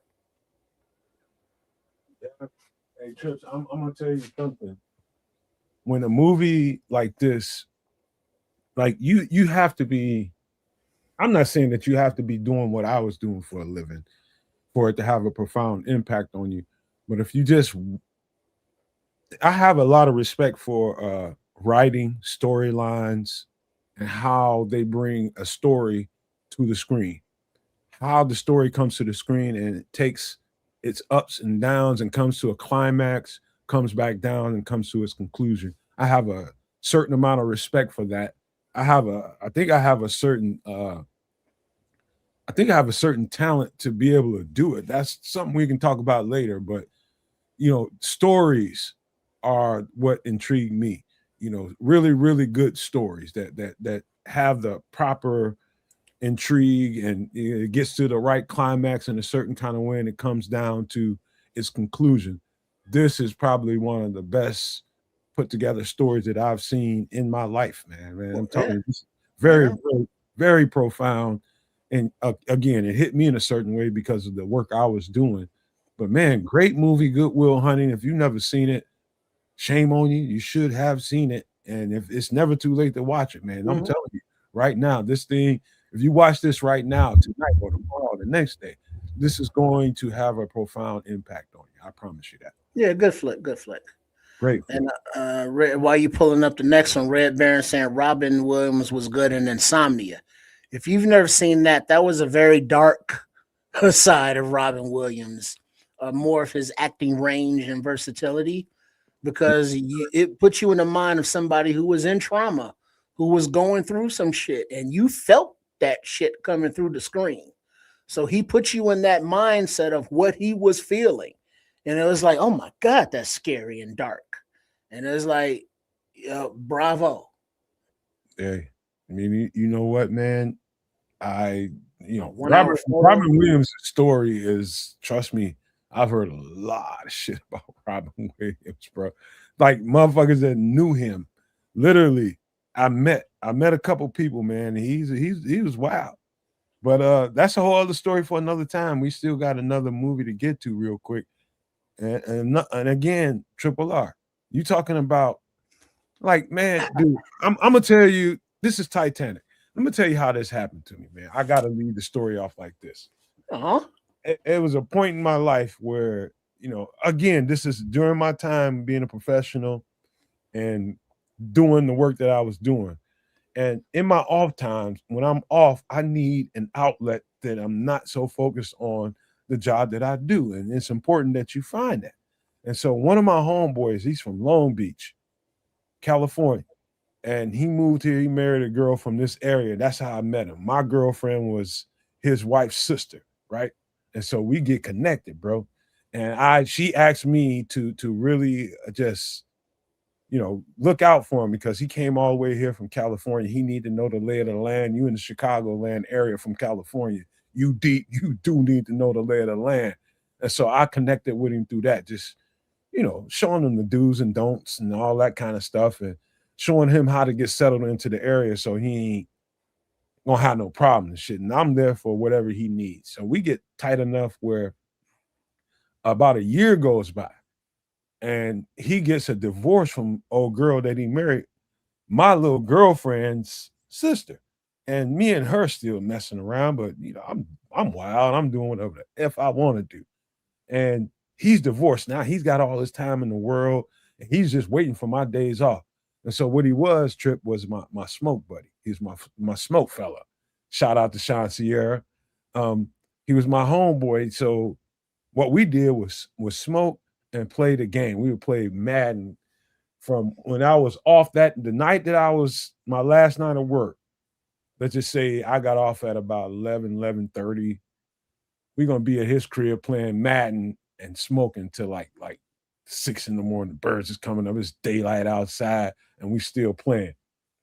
And one night he was just like, he called me. I'm at home. He at his crib. He's just like, dog, you ever seen this movie? I was like, what? I was like, man, what the fuck I want to watch this for? I called him all kind of soft ass motherfuckers and all this shit. I'm talking mad shit to him. And he's just like, dog, I'm for real, man. You need to watch this. I was just like, man, you soft, man. I ain't watching this shit. So he got on me for about 3 weeks. Around my waist. And I wouldn't watch it. And then I just got tired of him talking to me about the shit. And I was just sick of hearing about it. And I turned the shit on. Triple R. Again, this is probably one of the best scripts, best storylines, best character representations of an event that happened for real. Like in my life, I don't know about you, Triple R, but I can remember my elementary, middle school days that every fucking history book that I ever picked up and turned over a page in had a story about the Titanic. Am I the only one? No, because I Family Classics, was it Fraser Thomas, sponsored by Mutual of Omaha, came on Sunday afternoons on Channel 9 WGN, and Titanic was one of the movies in their rotation. So I was familiar with it, before this remake. It was, oh yeah, the ship, the iceberg thing, that was way before all of the conspiracy theories about the banking systems and the Rothschilds and all that. But, just about a big ass boat that sank with a lot of people on it. I was intrigued so much about this story. Like I couldn't get enough of reading anything that I can get my hands. It's like this boat, because it was so big and supposedly unsinkable according to the stories, and they were telling all these. I mean, the boat itself just sitting there at the port was a tourist attraction. People will come from everywhere to see the size of this boat, and people talking about how unsinkable. There's nothing that can happen to this boat because of how it's built. It's too big to sink. And the stories are endless about this. So many people took so many pictures, and it's like Jaws. It's like that to me, man. It's like this huge shark. Anyway, that's just my psyche and my mindset. But over the years of me being a child, reading all about these things, this boat in the history books, and then the characters come into the play. Who were these people on this boat? Who were the people that were there working? Who were the people that were there for the ride and going from A to B? That's a whole story within itself, which made the movie great, in my opinion. About something that did, but it showed you the dichotomy of the classes. The lower deck where the poor, the rabble, they was partying and kick it with they poor selves going to America, to start a new future, to be somebody. Whereas, upstairs in the ballrooms and such, the servants are serving, the well-to-do, the la-ti-da, the upper crust of society, if you will. But they're all on the same damn boat, so it's just like, wow. But it's, the character development, it's cool, seeing, boom, boom, little backseat action, I get the back blown out down there in the storage. Just like, go ahead, Jack, go ahead and knock them boots. But, that part of it. And then like the main guy, Kate Winslet's boyfriend, husband, or whatever he was, the evil dude, and he had his henchman, his man Friday was like, go handle that shit. And he was like, yes, sir. And I was like, oh shit, I gotta get me one of them. And then, just the pure, this ship is unsinkable, the hubris of it all. And it's like, oh shit, iceberg took us out. And then the people down there working, making the ship go, is like just the whole experience and story of it all, because all of those souls, all of those lives had their own story, so to speak. But they're all on this same fucking boat, doomed, from the start. You know what, Trips? I've in this movie, the people in it and the characterizations of those people were absolutely intriguing, and that's what kept me captivated, number one. But I always go back to the this actual boat. I remember seeing I think it was a Nat Geo special where they went down and found the bow of this boat, and all that shit was a whole story, and found the artifacts to it. And at the end of the movie, they actually showed that the woman that Kate Winslet plays, yeah, she's this old ass lady now, and she's telling the story of what happened. Can you imagine, man? I want you to try to. What I'm really good at is putting myself in someone else's shoes, which to me, I think it makes me a little different than most people because I'm able to do that well. So but like, would you be Jack? Because everybody's seen this fucking movie, but Jack, he's just a hustler, street kid, living hand to mouth, woo woo woo, fast talker, gift the gab. Him and his boy won tickets, to the on the Titanic to go to America, gambling right before the ship set sail. So they have no plan. They have no luggage. They have no, family or anything in America waiting for them. But in that time, in that part of the world, is like, we can stay here and be poor, or we can, roll the dice, get on this boat and see what the land of opportunity has to offer. And so it's like, ask yourself, not only Nomad, but all the No Maniacs and everybody listening, if you had that opportunity as when you were younger, you don't have the responsibilities you have now, granted, because he didn't have those. But when you were 17, 18, 19, if you had the opportunity to just throw caution to the wind, and dive in with both fucking feet, would you do it? Now, granted, the dive into both fucking feet was in North Atlantic and he froze to death. But that's beside the point. Well, you got to let me finish this, man, because putting yourself in someone else's shoes, watching that movie, just think of how cold that water must have been when they touched it. Ooh. How freaking cold was that water? And at that point, what are you thinking? You know, now they did another thing that they did was another Nat Geo special. They did a 3D representation with AI, with the assistance of AI, and showed exactly what that thing would have looked like, how the ocean works, and how it would have pulled, because the thing split up in two. So there's a part that went down first, and then there's another part that went down after it. How the people around them must have been reacting. So as one part of the boat is going down, it's going to create a suction. How many people did it pull down with it? You know, another part goes down, and all the people that got, you know, outside the flank of what was going on with the suction part of it, how long did it take them to freeze to death and sink under that water? And the part of the movie at the end shows that, you know, it's like he's just hanging on with dear life, and next thing you know, he gets too cold and he sinks, you know, to the bottom of the ocean. But holy shit, you know, Scrolls just asked the question. He was just like, what would be worse, being in a plane crash or on a sinking ship? Oh, that's easy. Bruh. Shit. Bruh. I don't even know, man. I don't even consider those thoughts in my head. Well, I mean, well, consider it. On a plane, if you're on a plane and you're going down, you got maybe 30 seconds to panic, to be scared, to worry. You're on a sinking ship, you got hours, you know, to panic and worry and be afraid and scared and fearful. So, I mean, you want it over quickly, or do you want it to shit to linger? Because either way, you ain't surviving. Hey, all I know is this, man.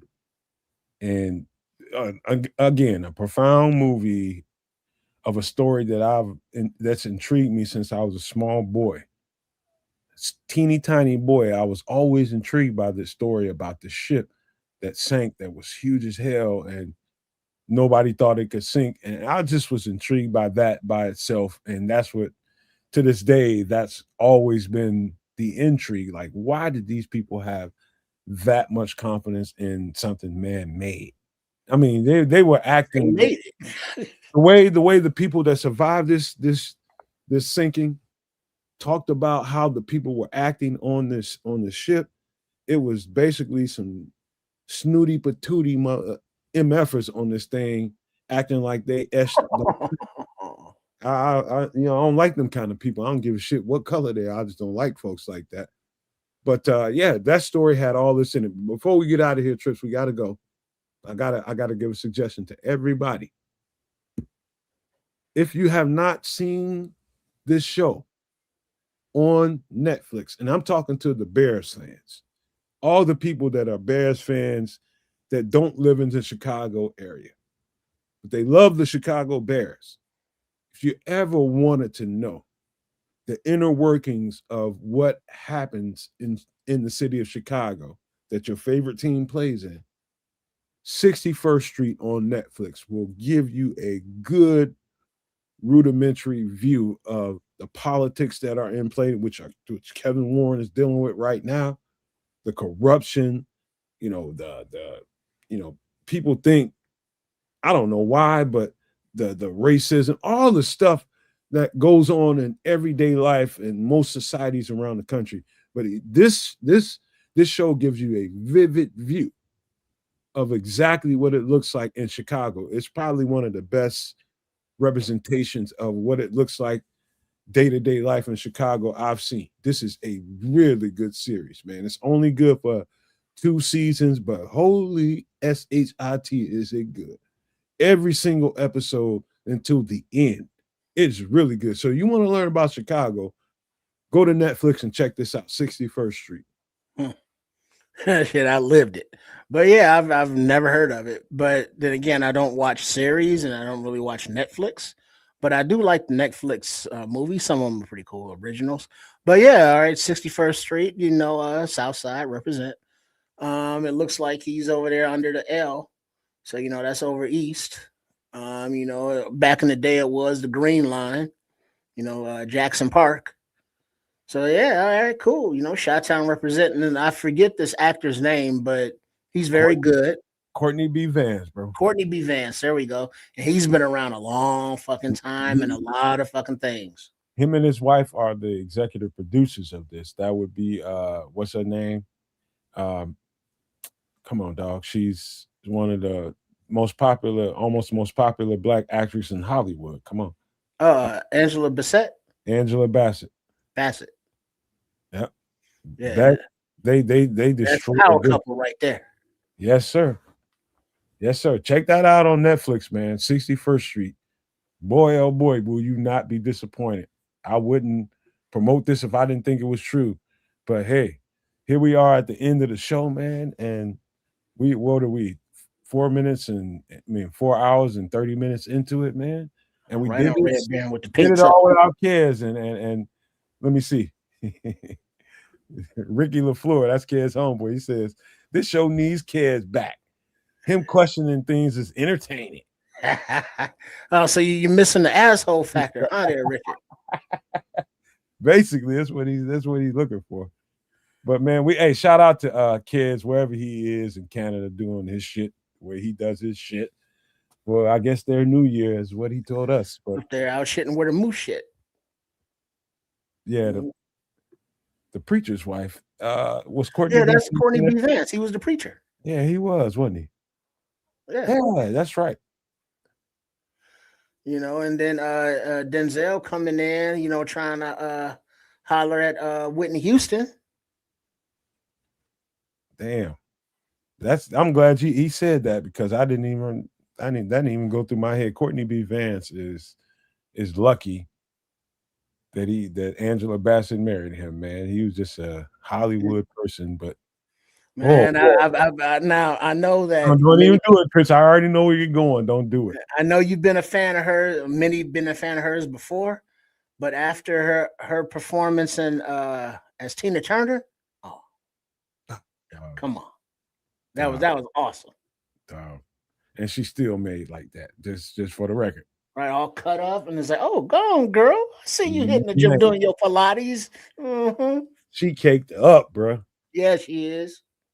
Caked up. But I mean, just that I like the movies that show the progression of a life.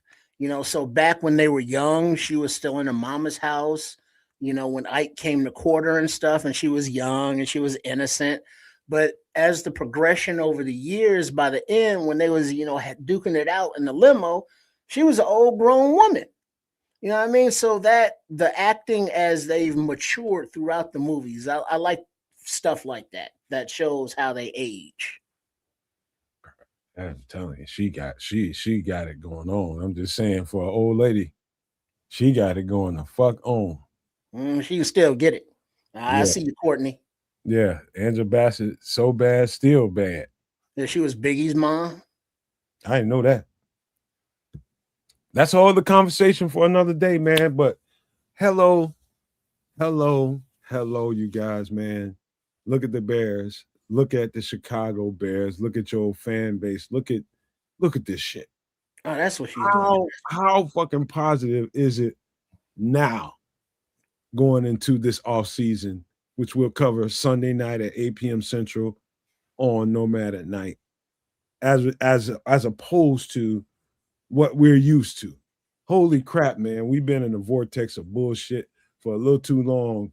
And, I don't even know if people know how to act right now, but learn how to act. We're positive, man. We're winning. So I'm going to just say that before I pass it to you, before we get some closing thoughts and get ready to get out of here. Yeah, big up to everybody in the chat. I'm not going to go through like Kez does individually, but you all know who you are. Much love. Make sure that you are subscribed to all of the channels there at Sports Chicago Style, also known as RRSCS. That's the @ thing. I don't know why YouTube does it, but they do.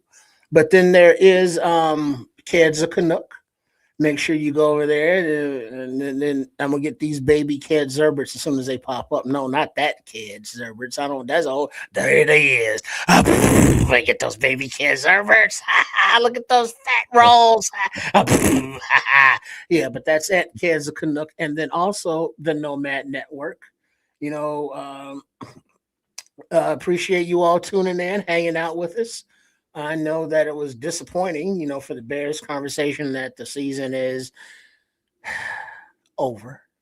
But, you know, as we are passionate about the whole damn thing, the off-season content is just now firing up. And, you know, now sadly, you know, for us as fans, but for other quote unquote fans, this is their time of year to shine, you know, because they're like, the season's over.